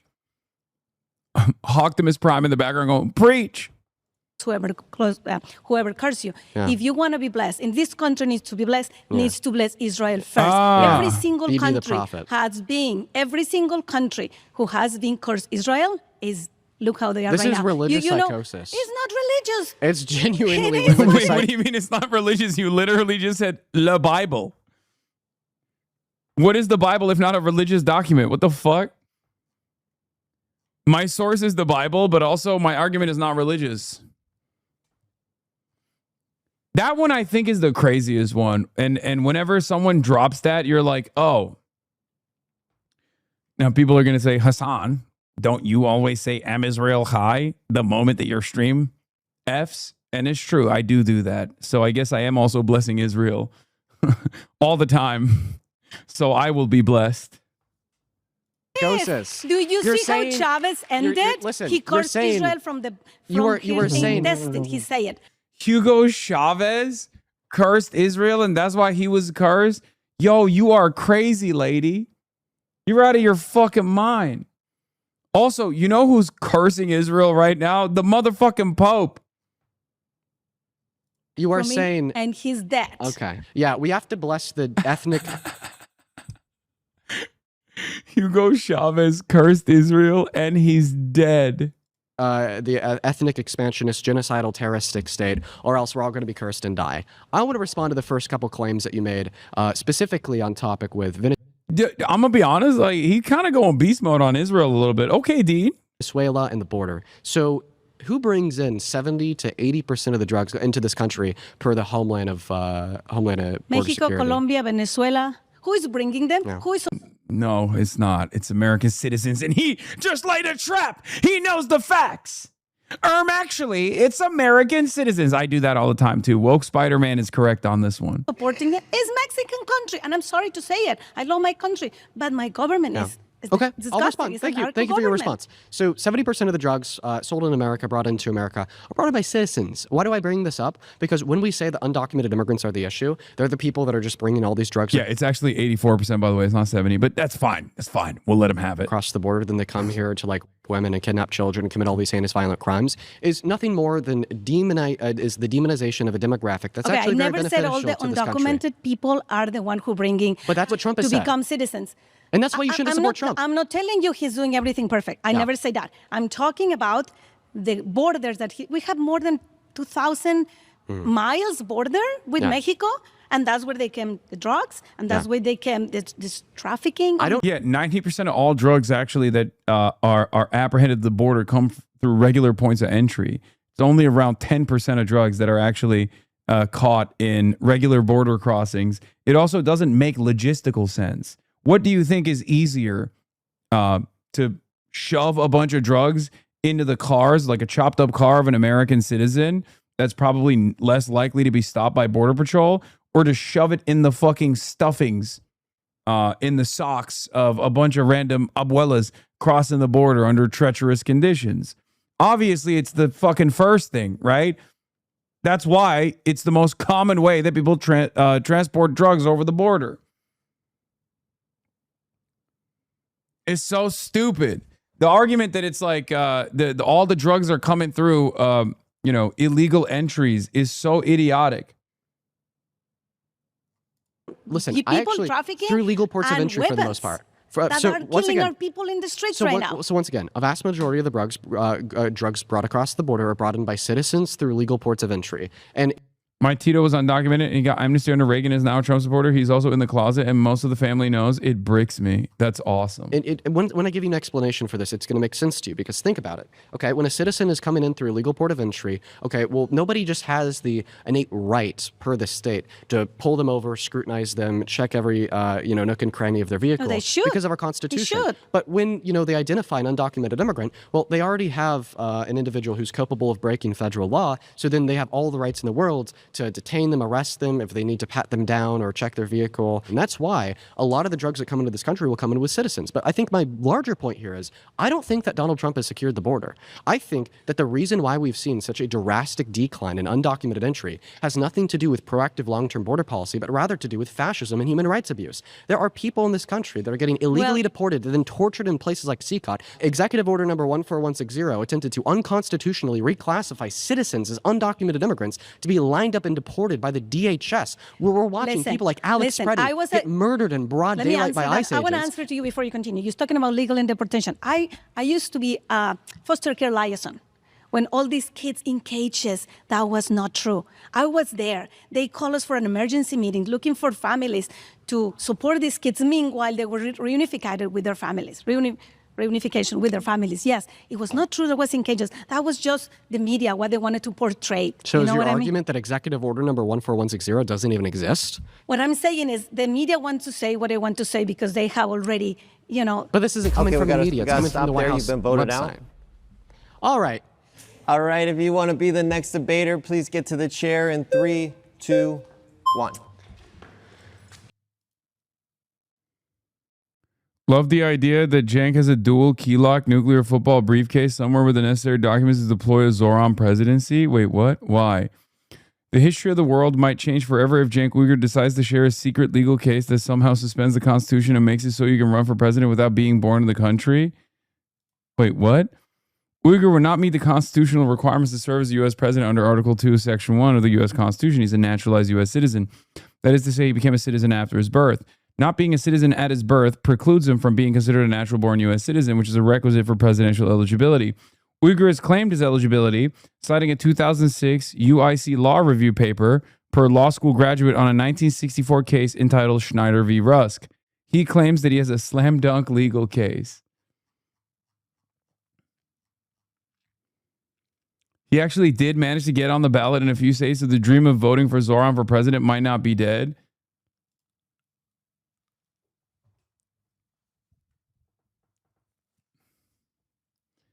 Nobody threw Cenk off the ballot because it would cost more to hire the lawyers than he'd get votes. That would not be the case with Zoran. You aren't accounting for a secret legal case, though. Okay, why are people making fun of Uncle? Why are people making fun of Unc? I don't like that people are making fun of Unc. He has a legal case. It's slam dunk. He didn't tell me.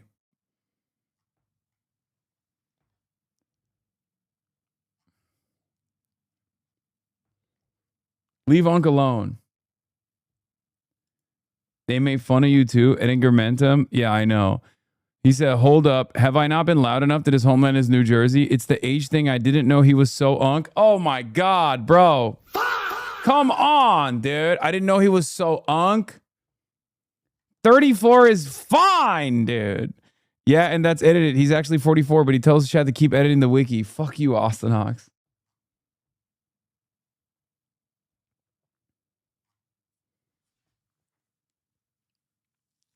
Yeah, I'm an old ass. Technically, I am eligible to run for president in this upcoming election. It's true. We need you to find the codes.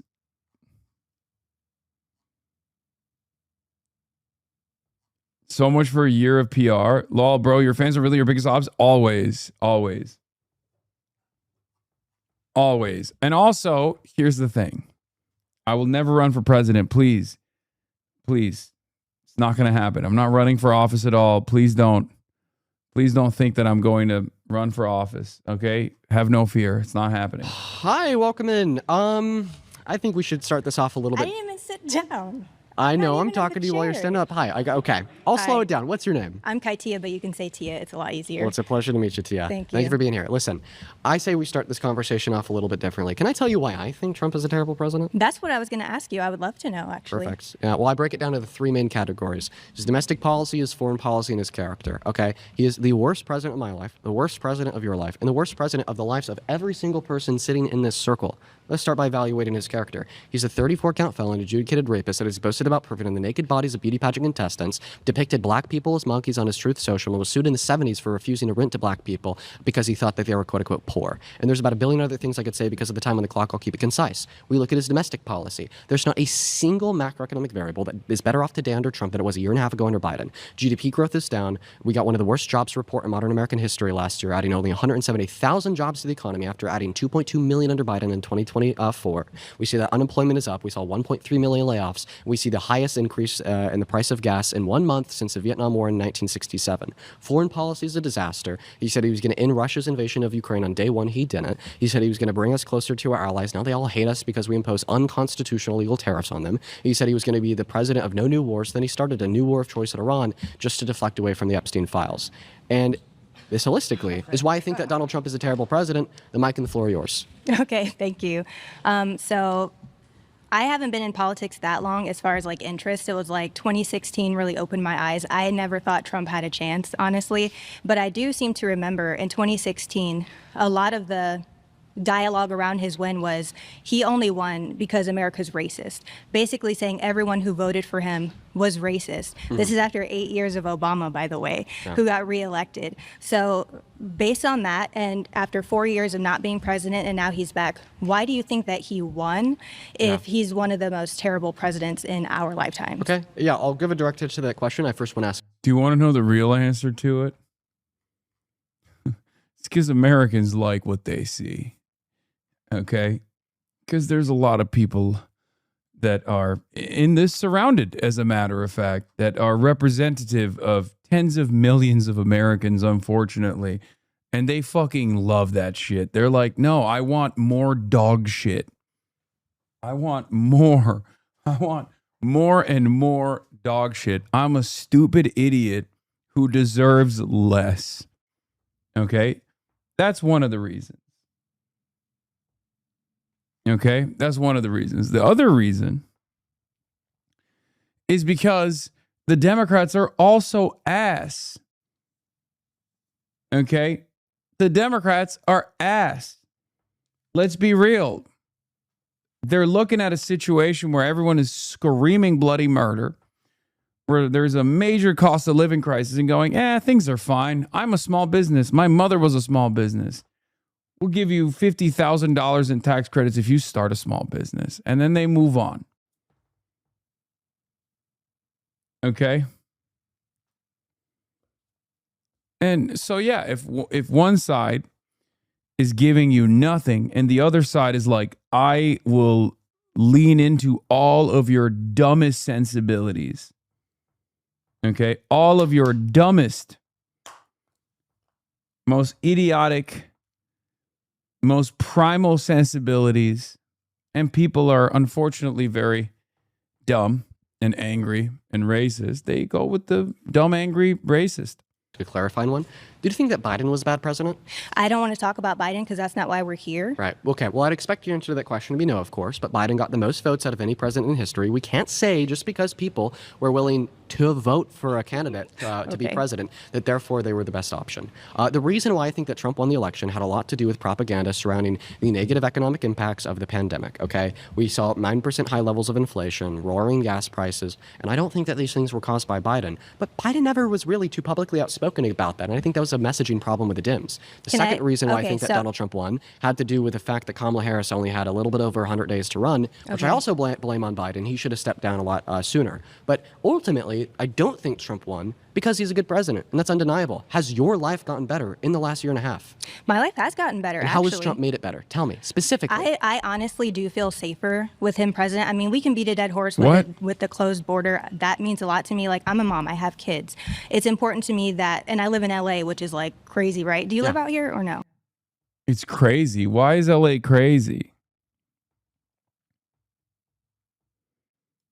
No, I don't. But you would be safer to leave your children with the average undocumented immigrant compared to the average citizen. They're 2.5 times less likely to commit violent crimes compared to the average U.S. citizen. In my home with me, that's why I homeschool, and that's why I'm a mom.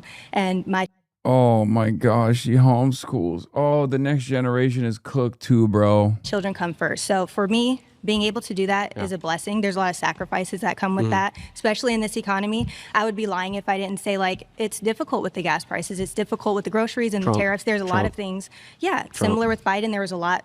Inflation has not increased in the same amount as it did under Biden. What did Biden do to cause it? The money to Ukraine and the open border. You can look and you can research about how much it cost us to send the amount of money that we did to Ukraine and How much money did we send to Ukraine? what it over did 4 years? to affect our economy, and also with the undocumented immigrants. How much money did we they send are to Ukraine? getting Medi-Cal. They were getting money for food and free housing. How that much does money affect did we the send to economy. Ukraine in 4 years under Biden? You tell me. $220 billion approximately. Okay. Now, here's the thing. If you're going to blame Biden's 9% high level of inflation on $220 billion spent over the course of 4 years, then why don't we see like 50% levels of inflation, considering the fact that in the last year and a half, Donald Trump has passed the Big Beautiful Bill, which according to most estimates, is clocked in to cost us around $3.4 trillion over the course of 10 years. Or the simple fact that he's spending $1 billion a day on a war in Iran. He's going to spend just as much money on this war. You see, you don't understand. That's good, though. That's the good kind of expenditure. I will not elaborate. Iran, as Biden did in 4 years on Ukraine in less than a year. I think and on that's top of that, something the we have to cherry wait is and see. Donald And I- Trump has continued the funding and to I Ukraine, think the important blaming a thing 9% is- high level of inflation on $220 billion worth the hell's going on with my computer? of expenditure is nuts, especially when we consider that the Biden-Harris administration spent half of what the Trump administration spent in their first term. I get what you're saying, and I think both of us, at the end of the day, we want what's best for America. I think we have different plans or strategies to get there. But the main thing I did want to come up here and say, I don't think you really answered it, was if Trump was the worst president in our lifetime, how did he win twice, if not 3 times, depending on who you talk to? Oh my God, she believes. Oh, what a queen.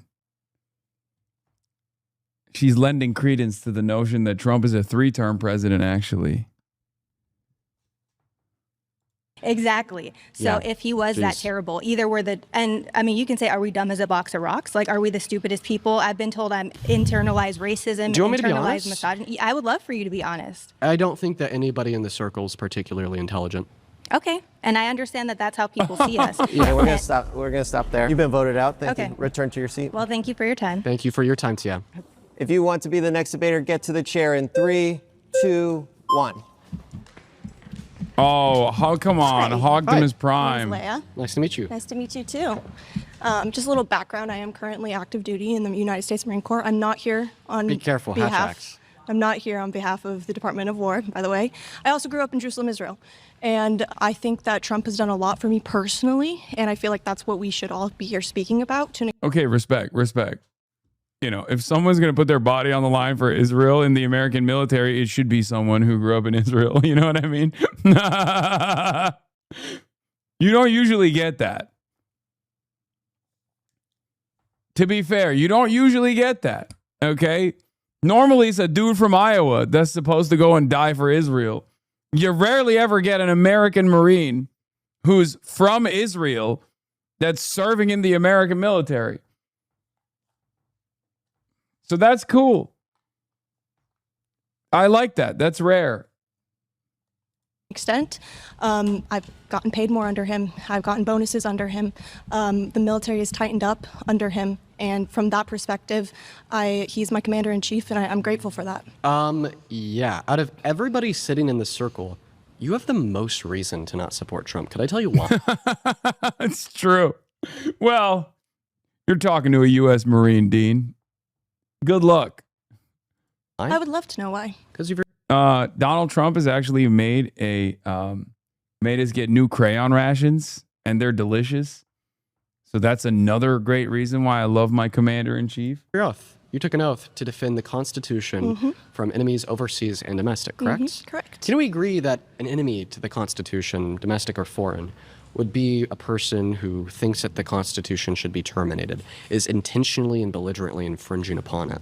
Can you go in depth with that, please? Well, I mean, I think that is all the context that would be required to understand an enemy. If there's somebody that is intentionally and belligerently infringing on the Constitution, has suggested that maybe we should terminate it before, can we agree that person would be an enemy to the Constitution? That would be an enemy. I do agree with you, but I don't agree with you if you're saying that's what Trump has done. December of 2022, Trump went on Truth Social and said that because of the 2020 election, the termination of all rules, regulations, and articles, including those found within the Constitution, would be allowed. And in the last year and a half of his presidency, he has directly infringed on the 14th Amendment, threatened the first, threatened the second, infringed on the fourth, infringed on the 10th, and threatened to infringe on the 23rd, on top of Article 1 and 2.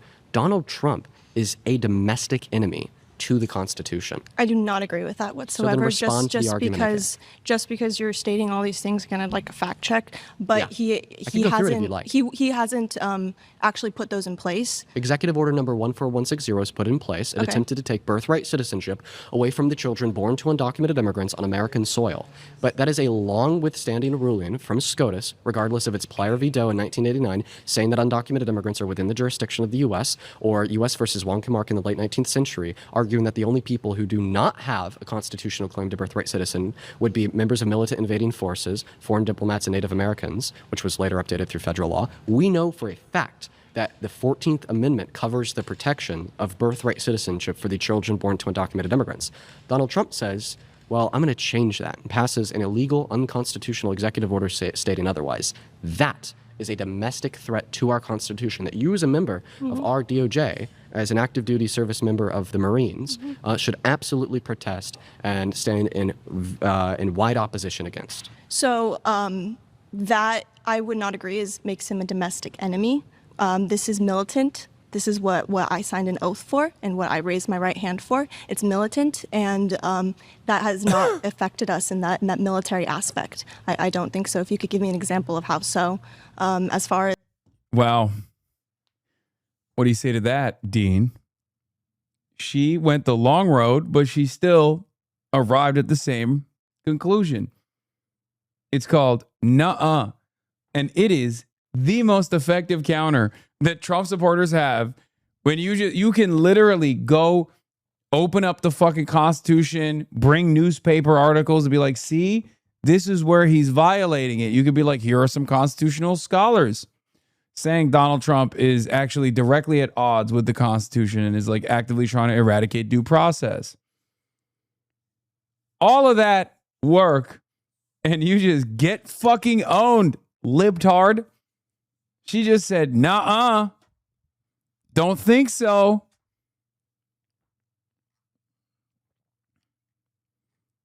It is kind of crazy. It's so OP to just be like, no.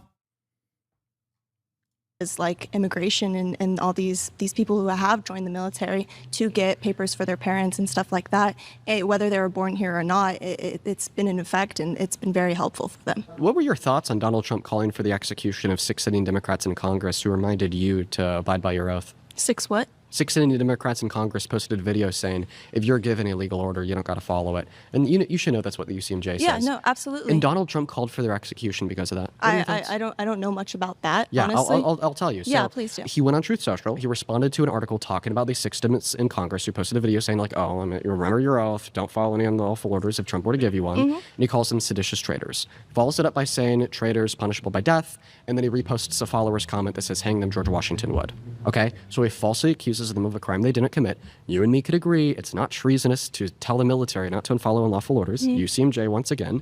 And then he says, well, because of this crime that he's accusing them of that they didn't commit, they need to be hung. That's him directly calling for the execution of 6 Democrats in Congress that were just simply reminding you of the UCMJ. How could you stand by such a maniac? No, honestly, we have multiple times gone against if it does not follow along with the UCMJ throughout history in the military, and they've been awarded for that. If our military leader, and for example, Donald Trump is one of them, but if they go against what the UCMJ does, we are allowed to go against that. Yeah. And so that's all the Dems were saying. And then he said they needed to die because they said that. No. Yes. He said he said what? reposted, quote, Who needed to die? These Democrats. He said that their sedition is punishable by death. Okay, the sedition that they didn't commit. And then he followed that up by reposting a comment that said, hang them, explicitly, hang them. That was him calling for their execution. There's no if, ands, or buts about it. I feel like you're maybe one of the more reasonable people that I've spoken with today. You should be able to see this so clearly. And maybe this might even be an historical moment you're unsurrounded, where I'm able to change the mind of a guest on the show. That'd be huge. That would be huge if it was going to happen, but it's not. Oh, Nope. My We're goodness. out of time. We have to pause there. Nope. You ain't changing my mind, liberal Spider-Man. Yeah, that would be amazing if I had a mind that you could change, but I have none. My final surrounded claim is Donald Trump doesn't give a shit about any of you. If you want to debate Dean's claim, get to the chair in 3, 2, 1. Hi. Hi, Dean. Okay, well, I think that my claim here is clear. Donald Trump doesn't give a shit about anybody in this circle. What I mean by that is just Donald Trump generally doesn't care about women. He's a very misogynistic asshole. Promises made, promises kept. Opposite. But Number one, he's got more women on his cabinet than most presidents did. And he's fired, what, 4 of them? Doesn't matter. I think it does. Every If they person don't, he's if they fired so don't far has been a woman. perform, you fire them. Pam Bondi did nothing. Yeah, she was a terrible AG. Exactly. Yeah. She did, and he didn't like that, so he fired her. Yeah. I think that she was a terrible AG for preventing the release of the files. I digress. I'm interrupting you. Sorry, go ahead. And he pardoned the J6ers like he said he would. Yeah. Wow. So he released more pedophiles into the wild. Incredible. I love that. Amazing. And now he created a weaponization fund, which I think is great. And he forego all his money, which is $10 billion. And he took $1.7 billion, 1776, to give to the people that refuse to take shots. Oh my God. I'm always wondering like who actually falls for this cheap applause. His supporters are so fucking stupid, dude. Like she literally said he refused to take $10 billion and actually took 1776 to give to his followers. First of all, none of that is true. He was not getting $10 billion of tax-funded revenue. Okay? That was not happening. And when a judge who was overseeing the process looked at it and was like, wait a minute, this is the government suing the government to give money to the guy who's the leader of the government. This doesn't make any sense. They were like, okay, never mind. Just give us $1 billion and we'll call it quits. That's it. And even that is not going to happen either. Ugh. That were fired because they didn't want to get the vax, that were targeted by the Biden DOJ, grannies that were thrown in prison, people that literally just stepped foot on the Capitol grounds and were thrown in prison for years. Yeah. No tax on tips, no tax on Social Security, Mm-hmm. and the lowest prescription prices that we've ever had. Okay. Safe borders, no more child trafficking. Okay, listen. He cares about us. Let's start with that immensely. $1.8 billion slush fund. Yeah. You said it was his personal money. That's not true. It's funded by the taxpayers. It's owed to him. Secondarily, it is an absolute disaster. Just like all the money comes from It's taxpayers. crazy that our president is willing to give $1.8 billion to people such as the J6 terrorists. Well, they're not Genuinely. terrorists. Well, I mean, I think they are. For instance, there were Were you there? 176 people who were criminally convicted of deadly assaults on police officers. Take, for example, DJ Rodriguez, who drove a stun gun into Officer Fanone's neck while Officer Fanone was on the ground getting beaten with metal rods. It's been as the proven. crowd First was of all, screaming, Lila grab his Morris- gun and kill him. And then DJ Rodriguez pled guilty to doing this in court after Officer Fanone's testimony and his body camera footage proved Are you it. from? He has like encyclopedic knowledge of all the things that liberals have seen on MSNBC. Like down to the names of like the police officers and like how they were brutalized and stuff. It's kind of crazy. It's just, I don't know if this is the most valid approach to debating these people. I think it's definitely a valid way to garner attention and also support from liberals. But I don't know if like hogs that watch this go like, damn, he really cooked on this, because they don't give a shit, right? So I think like the premise is good. And, you know, talking about January 6th is not going to get you anywhere with these people. So in his shoes, I think what I would do is just go, yeah, okay, he released a bunch of pedophiles into the wild, some of which actually died to, you know, suicide by cop shortly thereafter. Let's move on. I don't really know how that actually impacts your life personally. It's very clear that Donald Trump doesn't care about your immediate material circumstances, especially considering that he said he was going to destroy the inflation crisis, and the cost of living has gotten only less affordable in the process. And obviously, you can't convert Mar-a-Lago face over here. You can't convert Mickey Rourke. But you can convert maybe some people that are tuning into this. I just don't think that you can do that with like, you know, endless back and forth about like details on January 6th. These guys think it was awesome. Watching no one in the video be convinced by this really is making me wonder how to want to show it to other Trump supporters to change their mind. Familiar with Roseanne Boylan? She was beaten to death by an officer, Lila Morris. Okay, nobody talks about that. Ashley Babbitt was killed, shot in the neck. She was an unarmed woman, a military woman. There was no need for that. We went there. People went there peacefully and patriotically. Yeah. Okay, And that's why they were screaming, hang Mike Pence, right? well, yeah, but nobody that I've Was seen. that peaceful? There was a lot of infiltrators. There was over 300 FBI agents in there. Oh, really? Who's Infiltrating- FBI? Exactly. Who's FBI? Right. Who was Everybody president? says that. Who was president But on J6? It doesn't matter. It does. I read about that the Because other day it was when they Donald said, Trump. I read that and read it. Who's And by the FBI? way, who did Trump It was- pardon? Did he it was pardon the under Antifa Obama. infiltrators? It was under Obama. Obama was That's president right. on J6? He wasn't Obama. He wasn't president on J6. President Trump was. Oh, my But God. Obama's the one who's been trying to persecute him. Obama, Biden, So since day Obama- one with the Russian dossier. Yeah. So Obama infiltrated Trump's FBI. He's and the implanted. one, not just Obama, but all the leftists, all the deep state. My planned friend, that. you've lost your Nancy goddamn Pelosi, mind. Nancy Pelosi. Then why? Well, listen. Here's the real Why litmus didn't they have test. National Guard? Well, apparently Donald Trump had the ability to call them there, and this He has been tried proven to. by his second term. According to Donald Trump's second Did you term, not hear- he doesn't need to try to send the Mhm. National Did Guard you not anywhere. He hear just Nancy simply can. Pelosi where But she I want said to do it's a my quick, fault? I want to do a quick litmus test on one of the claims that you made about all the J6 Antifa terrorists that were infiltrating the crowd to I cause havoc. actually know that there was over 300 So- people dressed up as So do Trump we agree that supporters. everybody who was criminally convicted on J6 has since been pardoned by Trump? I believe so. So Donald Trump pardoned Antifa terrorists? And now he's offering them a lot of $1.8 them billion. didn't get charged, though. Prove a it. lot of the Antifa people didn't get charged. Why don't you give me some evidence for that, ma'am? Well, I don't. Did Ray? So you don't Epps believe get in charged? so you don't believe in things, right? Without I evidence. believe in so what's facts. the evidence? I believe in facts. Okay, so just like Donald Trump cares about spell the it. American people. Maybe we should get America back to that. first. Yeah. Okay. So we got to pause there. You've been voted out. Have a good one. All right. If you want to be the next debater, get to the chair in 3, 2, 1. Howdy, howdy. Hi. Hi.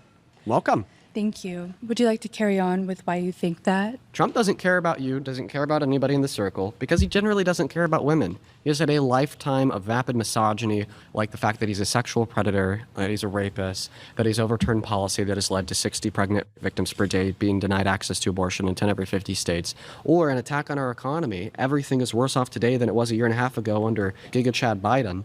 I don't think he cares about you. He almost took a bullet for this country. And he's faced so many assassination attempts. Wait, what? What, like, so he almost took a bullet for this country? What the hell does that even... Was Butler, Pennsylvania a theater of conflict? What's going on? Yeah, he almost got killed by a person who had donated to the Republican Party. Yeah. He faces threats, as you should know. I mean, you cried with Charlie Kirk. I mean, listen, specifically...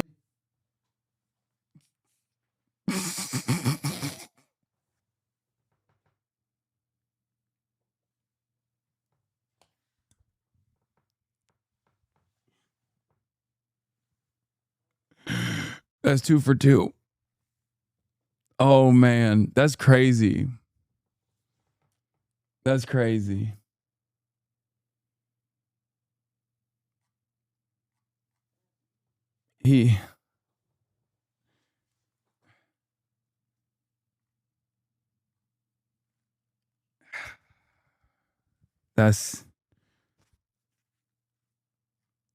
That's crazy. I mean, what do you say to that? She's just fucking one-shotted him. Yeah, this will be 10 seconds or less so we could get back to the topic. I cried because I thought that it was a mass shooting. My friend was less than 30 feet away. He FaceTimed me running away saying, Dean, I think that there's a mass shooting going on. And regardless of the fact that I didn't like Charlie Kirk, I'll be honest, I think that he's despicable. He endorsed child torture. I still saw a video of somebody that I personally knew, get their jugular ripped open by a bullet. It was rough. And yeah, I shed a tear. That was very intense. But listen, the I think topic it really is, humanized you. The topic is, that's so much worse than someone on the left clowning on him. Okay? That is so much worse than someone on the left clowning on him for crying after Charlie Kirk got shot. Because these are literally these are lizard-brained monsters being like, well, it humanized you. Okay, that sucks so fucking bad. Like, straight up white supremacists being like, well, you were human in that moment. You were like us.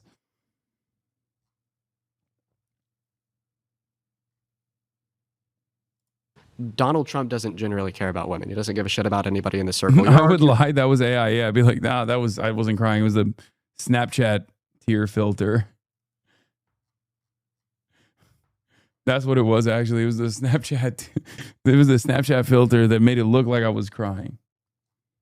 That, well, maybe he does care about women because he took a bullet Why for would you. he put his life on the line if he didn't care? Well, I think the reason why he's willing to apparently take a bullet to the ear isn't because he cares about you, or else we'd see that demonstrated through his actions, words, and policy, which obviously hasn't occurred. But rather, maybe you took a bullet because it was either the bullet or the jail cell for his 34 felonies, attempted coup on J6. And he wants that power. He wants that adoration. He wants that glory. He wants that fame. He wants his name to be in the history books. That's why he's illegally placing his name on the Kennedy Center, or attempting to commit the conquest of America, usurping Iran to be the 51st state, Venezuela to be the 52nd, and Canada to be the 53rd. That's what he wants to get out of it. He doesn't want to help you, or once again, we'd see that represented through his policy, which we don't. I vehemently disagree with that.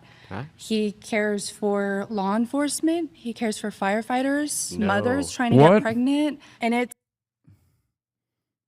Certainly didn't care about one firefighter, the way he talked about how the bullet missed him. Just saying. It's disheartening that the way you describe Trump, it's like you're describing a leader in the Middle East, someone that's an actual dictator, an actual fascist. What? And it's for someone that has traveled. Yeah, I mean, and true. has seen how other countries operate. This is the best country in the world, and we're so lucky. She literally said, you're describing Trump like a brown person, okay? White leaders like Trump don't behave like that. To have Donald Trump as a president, and I'm disheartened that you can't see that. Okay, you said that he cares about... It is kind of funny, though, because Trump is very, Saudi royal coded. Down to the gaudy aesthetics. There is also one Middle Eastern dictator that you could point to that's like a one-to-one, Benjamin Netanyahu, but... about law enforcement, then why did he pardon 178 people who attempted to assault or kill cops on J6? On January 6th. Yeah, he pardoned, like we went over this earlier. DJ Rodriguez, drove a stun gun into Officer Fanone's neck, gave him a heart attack. He had to be raced off to the hospital. DJ Rodriguez was then thrown in jail for 10 years. Trump says he's a patriot, gives him a full and complete presidential pardon, and has now created a $1.8 billion slush fund that's going to line DJ's pockets. Dude, there's no way he cares about cops if that's what he's willing to give to a would-be cop killer. Well, honestly, I don't know all the details of that. If everything that I just said was true, would you concede that Donald Trump does not care about law enforcement? I would be curious why I don't know what information he has that I don't, so I would have to place my trust in the President of the United States. Did you place your trust in Okay, Biden? we got to pause there. You've been voted out. Please return to your seat. If you would like to be the next debater, get to the chair in 3, 2, 1. Welcome back, Liz. Hi. All right. Well, I mean, you know my thoughts. I think that Trump is the worst president of your life, and I think that he consistently demonstrates that through his rhetoric and policy. What are your thoughts? I love Trump. And honestly, I love everything that Trump is doing with Israel. I'm Jewish. I'm very pro-Israel. I know how you feel about Israel, but I feel like you probably don't know the facts. I also love what Trump is doing with Iran because he does care about women. He wants to free the women of Iran from the Islamic regime. He wants to free the women all around the world. Yeah. And tell me what you like about Iran or Palestine and how they treat women. Well, I actually want to start off with a claim that you made about Iran. Is Donald Trump negotiating with the IRGC to achieve a denuclearization agreement today? There's no negotiating with terrorists. Okay, well, according to Trump, that's not true. He says that there are active ongoing negotiations and they're performing greatly. Yeah, of course. Okay, so the reason why I ask you this question is because the IRGC isn't going anywhere because Donald Trump has already said that he's achieved all of his military objectives in this. I love Israel and I hate Iran because Iran mistreats women. Meanwhile, Israel has killed more women than Iran has. So by that same standard, if that's the standard that you're applying to whether you like or dislike a country, you know, Israel is far worse. So, you know, some food for thought. War. He's already, quote unquote, cooed the IRGC and committed regime change by just getting more, quote unquote, moderate voices to lead the IRGC. And now he's actively negotiating like a 30 to 50 year agreement with them so they will never have the ability to nuclearize again. What this means is that Donald Trump actually wants the IRGC to stay in charge of Iran, or else this denuclearization effort that has costed us 13 lives, $1 billion a day, and higher gas prices and oil prices everywhere would be for Donald nothing. Trump wants And to because the completely IRGC is not annihilate the going, IRGC. then he wouldn't be negotiating with him. He wouldn't be trying to get a deal with them. You don't advocate to get a deal with a party that you don't think should exist. Here's the thing. Islam right now is taking over all of these countries. They've taken... Islam is taking over all of these countries. Iran. Islam is taking over the country of Iran. The fuck are you talking about?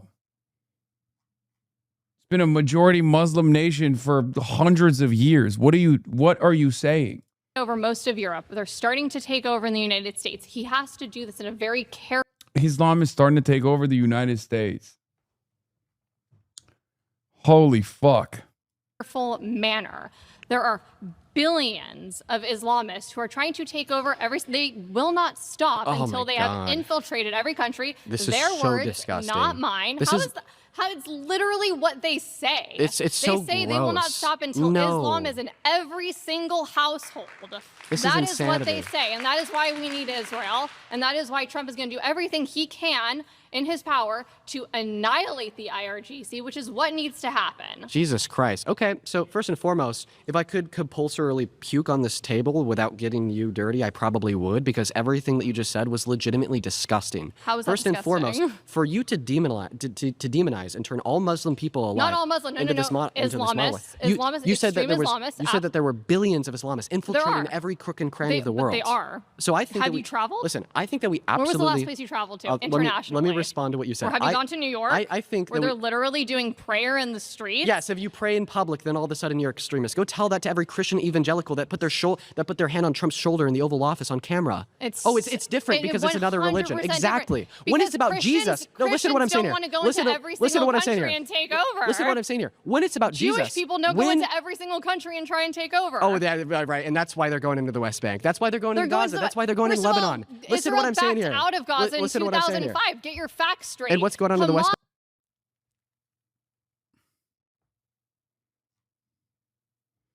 Yeah, when Israel actually invades Lebanon, they're not taking over. It's different. That's like a different thing. It's actually when Muslims coexist in America, that's an invasion. When Israel militarily invades Lebanon, that's a totally different thing than an invasion, and it's good, and it should happen more frequently. This seems like sound analysis. When Israel takes over more territory from Syria, what is this 2005 stat she's clinging to? Israel removed the settlements that existed in the Gaza Strip in 2005 and completely relinquished control to the Palestinians, while also basically hermetically sealing Gaza from all around and applying tremendous restrictions on what can go in and out of the Gaza Strip. That's what they consider to be giving the Palestinians autonomy. Can you tell she's pro-Israel? Yes, by her neck veins and how much she's fucking chirping. I can tell she's pro-Israel.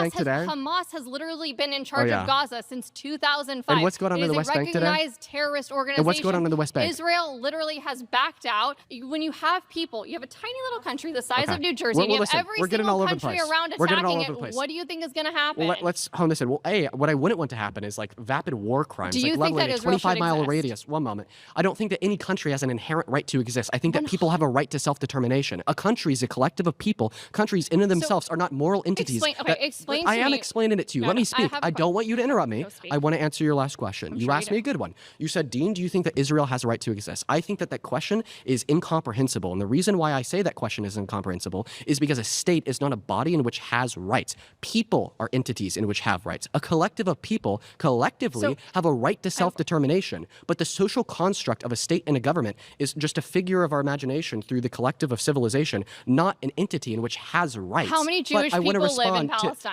I want to be able to respond to How many everything. Jewish people live in the 57 Liz, Muslim countries? Liz, what you're I just doing wanna is you're know. attempting to overwhelm me with questions, which is a gish gallop. I want to ensure that I have proper time to go over every statement that has left your mouth, particularly the first statement that you made about the billions of Islamists calling them radical because they pray in public. Christians That's pray in not why I public call them all radical the because time. they pray in public. I call them radical because they literally say that they will not Yeah. stop until Islam is in every single household in every country, and So, they have completely taken over. And you I can think see that- them say that everywhere. I think that every mainstream religion, wishes that everybody on earth agreed with Not their at religion. all. No. Yes, of course they do. Let me No. explain to you why. Christians Are you don't really- are you a Christian? I'm Jewish. Okay, here, listen. I'm going to ask a question to the Christians in the circle. Do you guys think that the only way to get to heaven is to have faith in the gospel? Absolutely. Jesus Christ. Amen.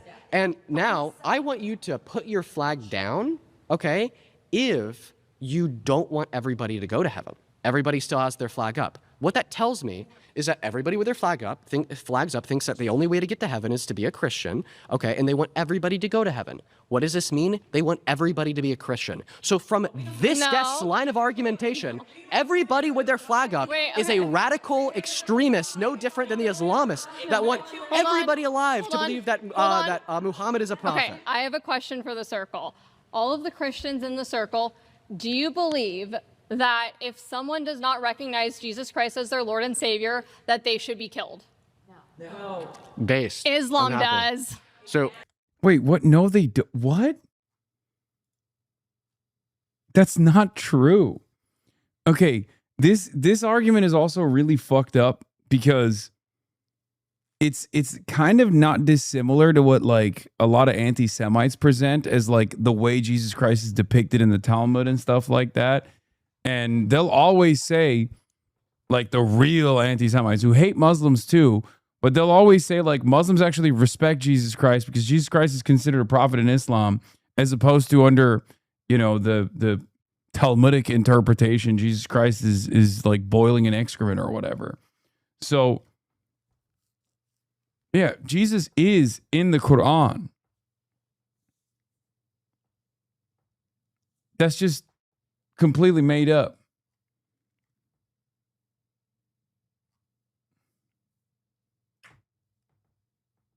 But having said that, of course, the idea that like Muslims want to kill non-Muslims is so ridiculous.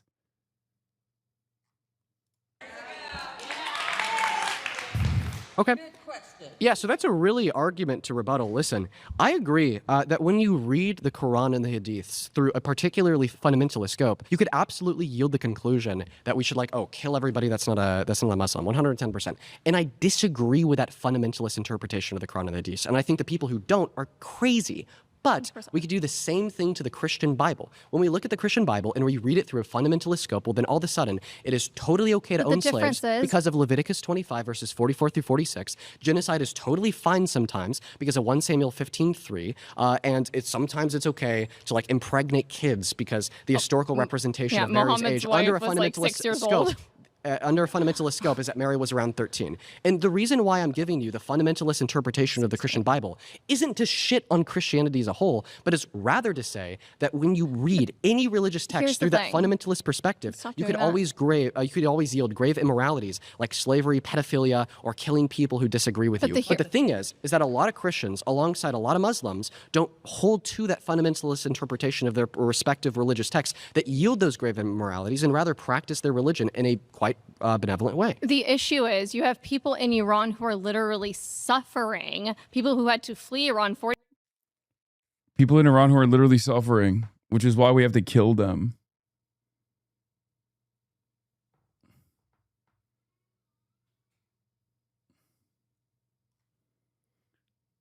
God, I hate the religion arguments so much. I hate religious arguments in general. I don't care. You know what I mean?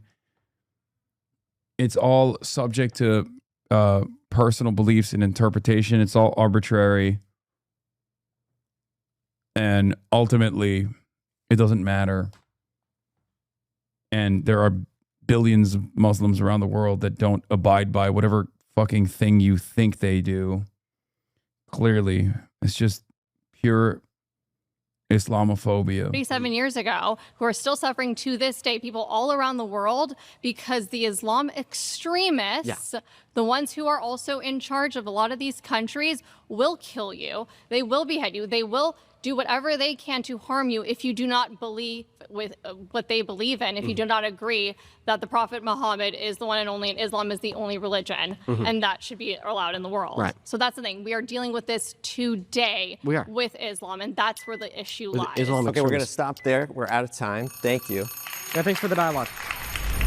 All right. I just want to give snaps to everybody in the circle so far. Good job. Dean, snaps to you. Good job. Let's take a breath. It's been a heated episode. For the last portion of this video, I ask that you look around the circle and select somebody who you want to come back to the center and debate their claim with. Oh God. See, there's so many options here. I don't know. People might hate me at home for this one. I wanted to Optimus Prime. respond to what she had to say. Optimus let's Prime. put it up here. Yes. Yes.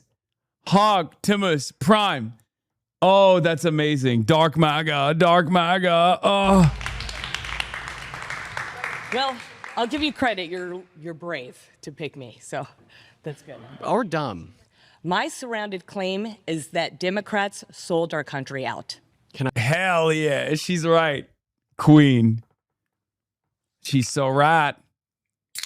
Oh. She's right. Yeah, bitch can't. Bet you got no answer for this, huh, Dane? Have an explanation of what you mean when you say that?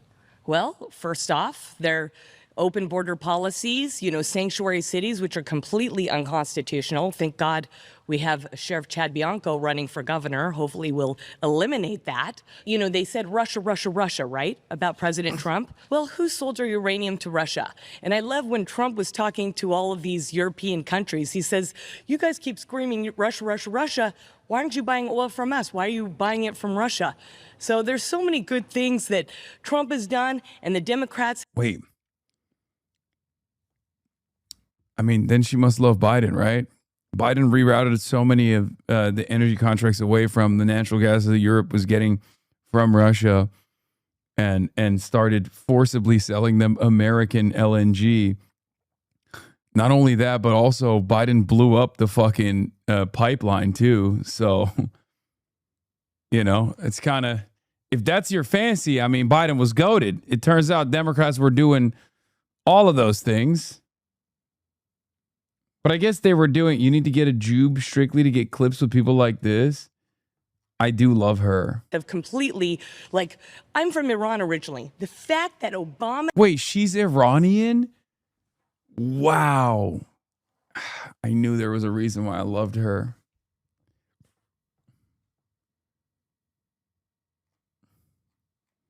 That's crazy. She does not look like a Cuba Day enjoyer at all. I'll be honest. Her name is Shiva Duh. I feel like if I were to bust open a nice Cuba Day, I don't think she would be in favor of that. She seems like a burger gal.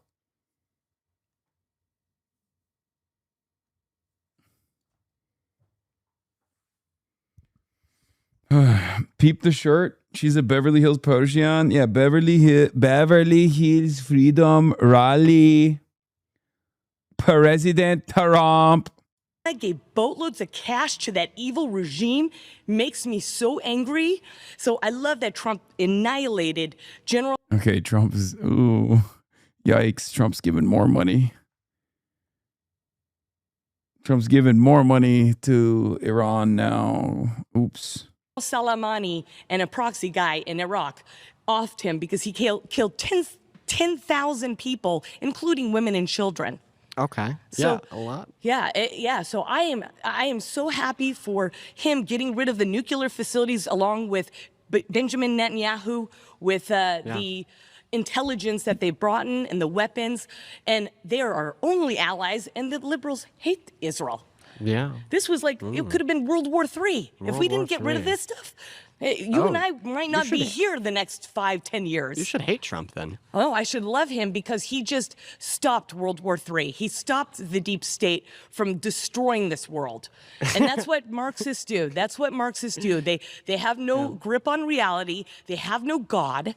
And they don't understand what's actually going on because they're more concerned about putting... She's cooking again. Yeah, stop laughing, Dean. She's cooking you.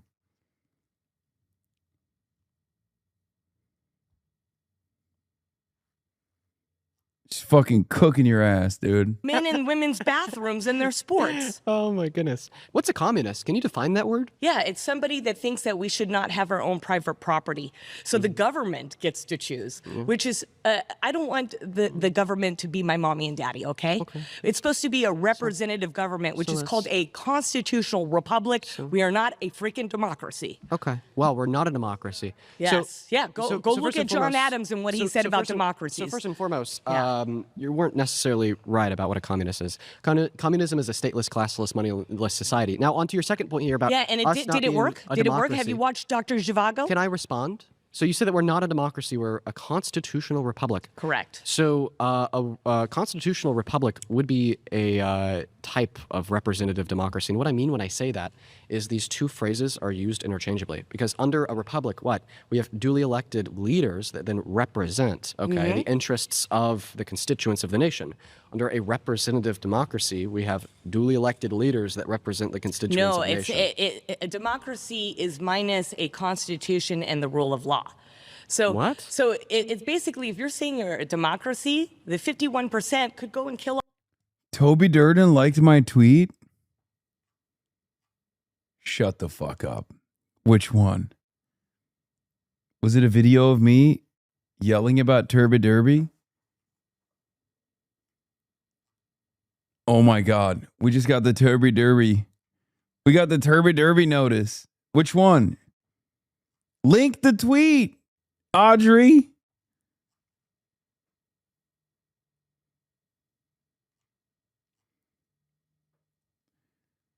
Folks, it's happening.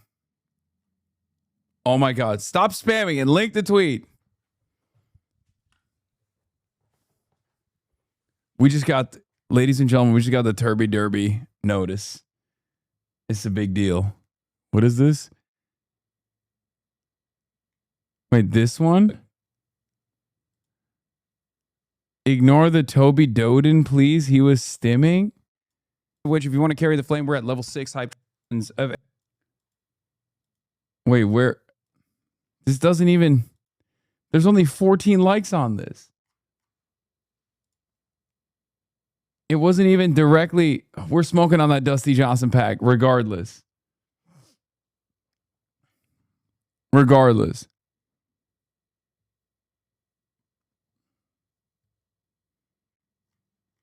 His runoff is tomorrow. Off the 49%. That's called a direct democracy. So, but pure democracy. When Donald Trump said that he took a bullet for the American democracy, he was wrong? Well, he likes to use that word, I think, to reach But out he was to wrong, the right? Democrats. I believe he's wrong because I don't Damn, believe we're. okay. I don't believe we're democracy. I don't like the word democracy. I have a twitch when I hear the word because it's almost just like you go it's crazy. democracy, hypocrisy, bureaucracy. I mean, it's just is. Okay. Now another claim they made there is that about you want to throw up. I want to throw up when I hear the word democracy. Yeah, MAGA. So listen. Okay, it's you said MAGA like a swear word. Why did you say that like a swear? You can't be this sensitive.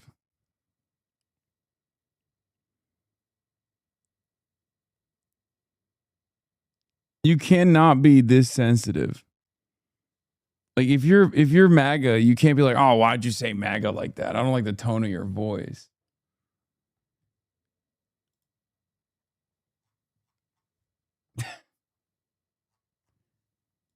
Word. Isn't that a good thing? Make America great again? Well, what's not a good thing is saying that you're making America great again by taking health care away from 10 million low-income Americans like Trump did, taking food stamps away from 3 million low-income Americans he like got rid of the fraud in the health care. Can I speak?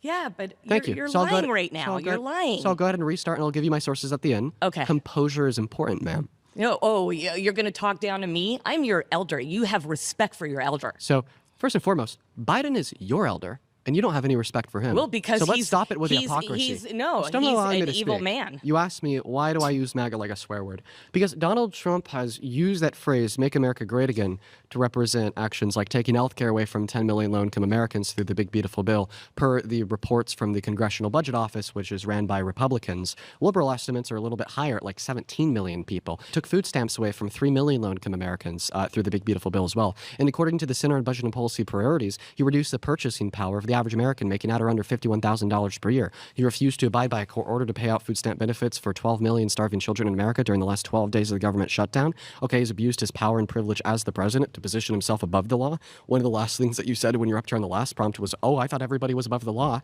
except for Trump. Okay, a couple weeks ago, we woke up in a new America with a new system of justice. Look at her deploying without even saying it. She's just going like this. Very effective. Do you understand?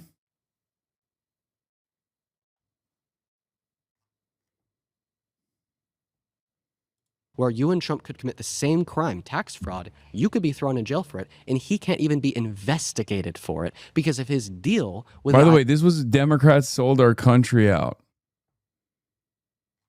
IRS. And all of those things, when they are used to represent the claim, make America great again, absolutely do make MAGA a slur. It's embarrassing to be MAGA. I mean, get a grip, you guys. Get a grip. And I said a lot there. I'll let you to respond. But I have so much else to say. You know, like you were talking about like how we need to prevent Iran from getting nukes. We're at a worse place with Iran today than we were 10 years ago. Not true. Thanks to Donald Trump. Not Obama true. got us an agreement to prevent them from nuclearizing until 2030. Donald Trump tore it up because it has Obama's signature on it. And about the whole respect your elders thing. So you can't expect me to respect you because you're older than me. If you're going to turn around and call Biden a good American man with great domestic policy, one of the best presidents in modern American history, a crazy lunatic, evil man with a crackhead son, sold even though he's 30 years your elder. Ukraine. It's on record. He said, "I'm not going to get, you're not going to get the $1 million loan unless you stop this investigation to Burisma, which his son was a part of and had zero experience." That's illegal. That's extortion. Why isn't he in jail?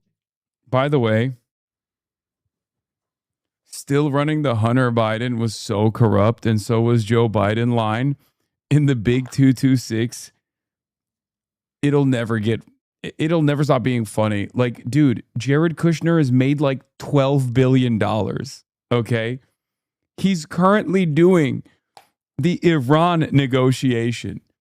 Zero qualifications beyond the fact that he's basically like an empty wallet for Gulf Royal funds. Okay. That's it. I mean, Donald Trump has personally done a tremendous amount of corruption. Especially this time around.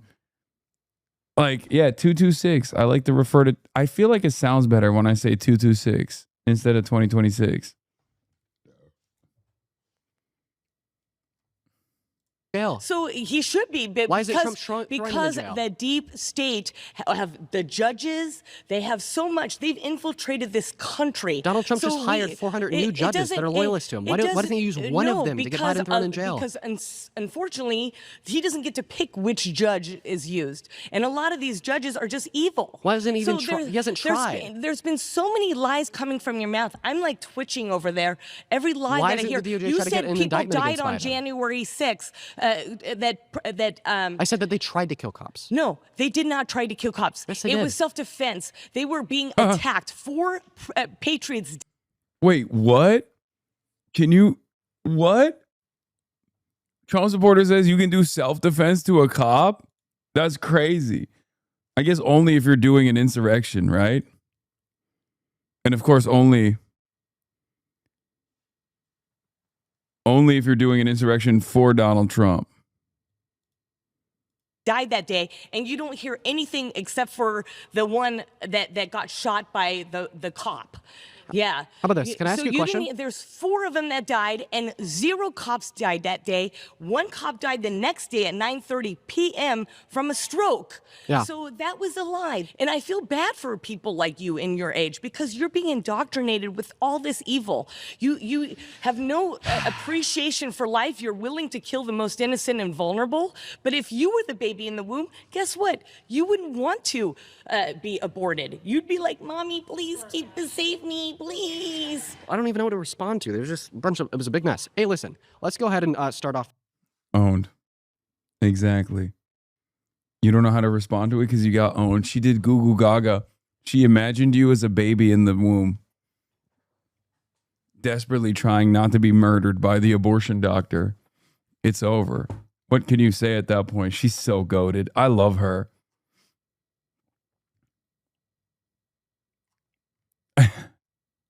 My queen.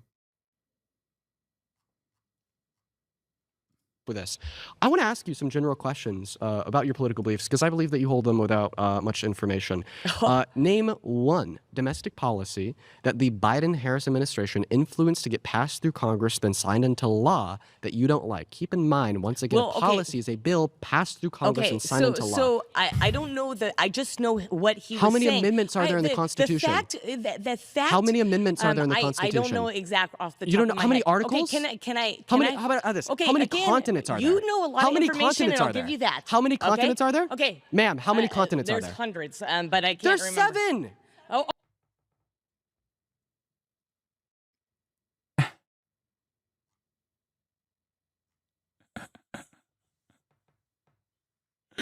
What the fuck?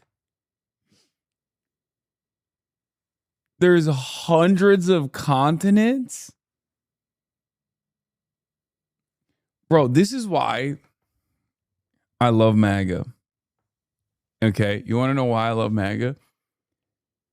Because get him to talk about like flat earth theory or how many toxic carcinogens exist in one variant of a vaccine from 1997.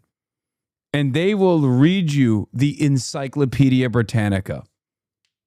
Okay? I'm telling you, they have just spent all of their brain processing power on some of the dumbest, most idiotic, totally irrelevant, and also totally wrong shit that, like, basic facts about the world escape them.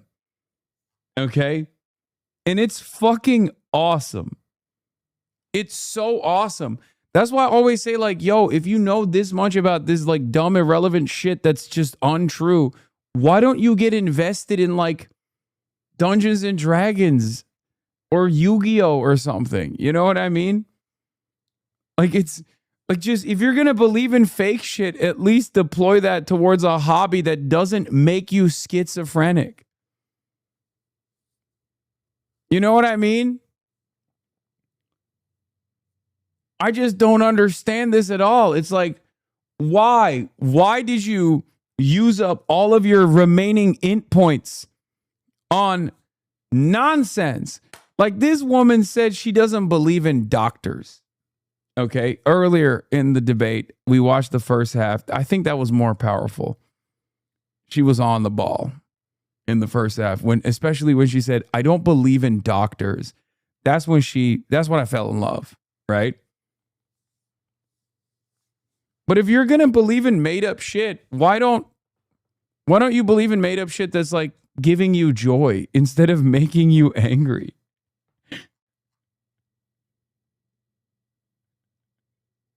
What the fuck? Oh, 7 continents. I thought countries. Sorry, countries. I thought you were talking about countries. I'm not doing an information war. I'm doing what I saw him do. He glorified a man on Women's Day. He's trying to destroy reality of men and Trump supporter talking about the destruction of reality is pretty funny. women. That is a bad thing, and that's a Marxist thing. So, you're asking me all of these questions because you're trying to get me. Okay, yeah, I might not have all of these little Yeah, who could forget gender abolition, invented by Karl Marx. things that you remember. But what I know is common sense. And Biden's administration is not common sense. They sold us out, just like Obama, giving money to our enemies instead of helping our allies like Israel, who was the only country to stand and you take should down love those Obama for nuclear that. facilities Listen. that could have caused World War III. Let me finish. World War III, except for Israel. Israel was the only one. Donald Trump asked other countries to help because they were affecting them too. Yeah. And they had their tail between their legs and did nothing. So, ma'am, the reason why I picked you to come up to the microphone knowing that it'd be a disaster is because I think that you are a very accurate representation of where the right is at today in modern political discourse and American politics. I think that you and many others are clueless people who don't know what they're talking about, have done no previous investigation or research into the American political system, can't even name a bill that Biden passed that you disagree with, yet you think he's a devil, and blame Obama for all of your problems, including the FBI, quote unquote, going into the J6 riots 4 years after his administration was over. And I think that it is very important for you, me, everybody in the circle, and everybody watching at home to start caring about the world that we live in, start caring about critical thought, and doing investigative research into our beliefs and why we believe them before our world has gone to this shit of baseless claims, propaganda, and just putrid nonsense that is highlighted in the mouths and brains of politicians, the president, and cable news. It's important for us to think critically, and that's something that I don't think you do. I think it's just straight up one word: projection. Left always projects. That's it. You're projecting all of your faults on me because I actually have life experience, which you don't have, and I have been a liberal, and I stepped out of that when I saw what they were doing with my child at school, who I pulled out and I'm homeschooling. I've been on the earth for less years than you Yes. have, but I've done more with the years that I have. Okay, we got to stop there. Okay. Thank you. You Let's don't give even them know a me to say that. let's give them a round of applause for trying. Oh, my diva, Shiva the diva, fucking melted liberal Spider-Man. Yeah, we got to ban homeschooling, actually. Like, that's kind of crazy. I that's my platform. I'm running for president on one issue. I'm a single issue voter and I'm a single issue candidate. Ban homeschooling. That's crazy. I'm sorry. Sorry to all the homeschooled children in the chat, but this is unacceptable. Okay. That'll be all for me for today. I have a thing that I have to get to. A photo shoot that I must get to, but I'll be live tomorrow, and promises made, promises kept on the Jube. Maybe we'll do more Jube tomorrow. The Dave Rubin one was really funny from what I heard. And not only that, but also we'll do some fun stuff tomorrow, I promise. Okay? And I got the Hartzell interview tomorrow as well. He'll be in the building. Hartzell for KC. Love you all. See you tomorrow. Bye-bye. Los Angeles, California, says Hasan. Stun luck to the stun luck to the topic's just begun. 'Cause there is again Hasan is streaming. Hasan is streaming. There is again. Hasan is streaming. Hasan is streaming. Reviewing a Chinese train, telling Kaya place.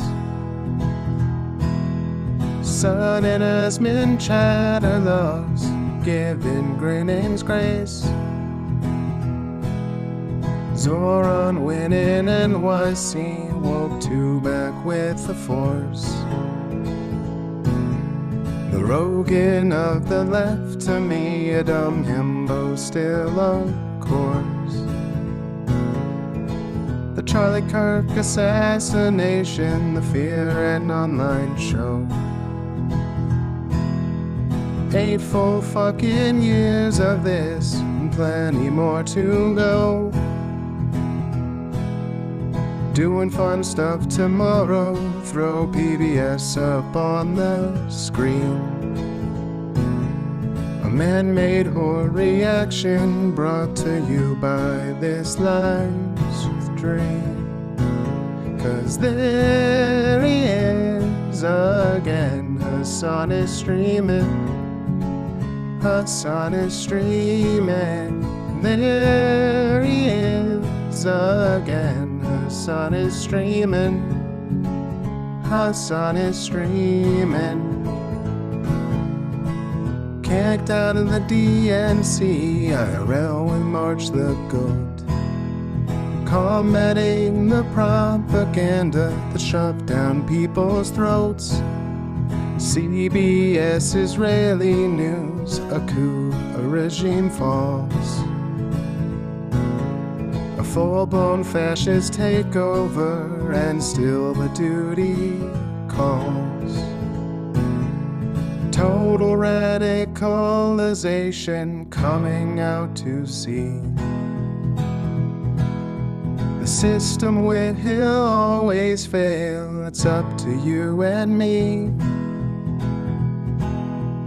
On these daily streets, whether short or whether long, have helped millions of people keep it moving right along. 'Cause there he is again, Hasan is streaming. Hasan is streaming. There he is again, Hasan is streaming. Hasan is streaming. But hey, what can you say? That's PBS for you. But he'll play games real soon. Just you wait.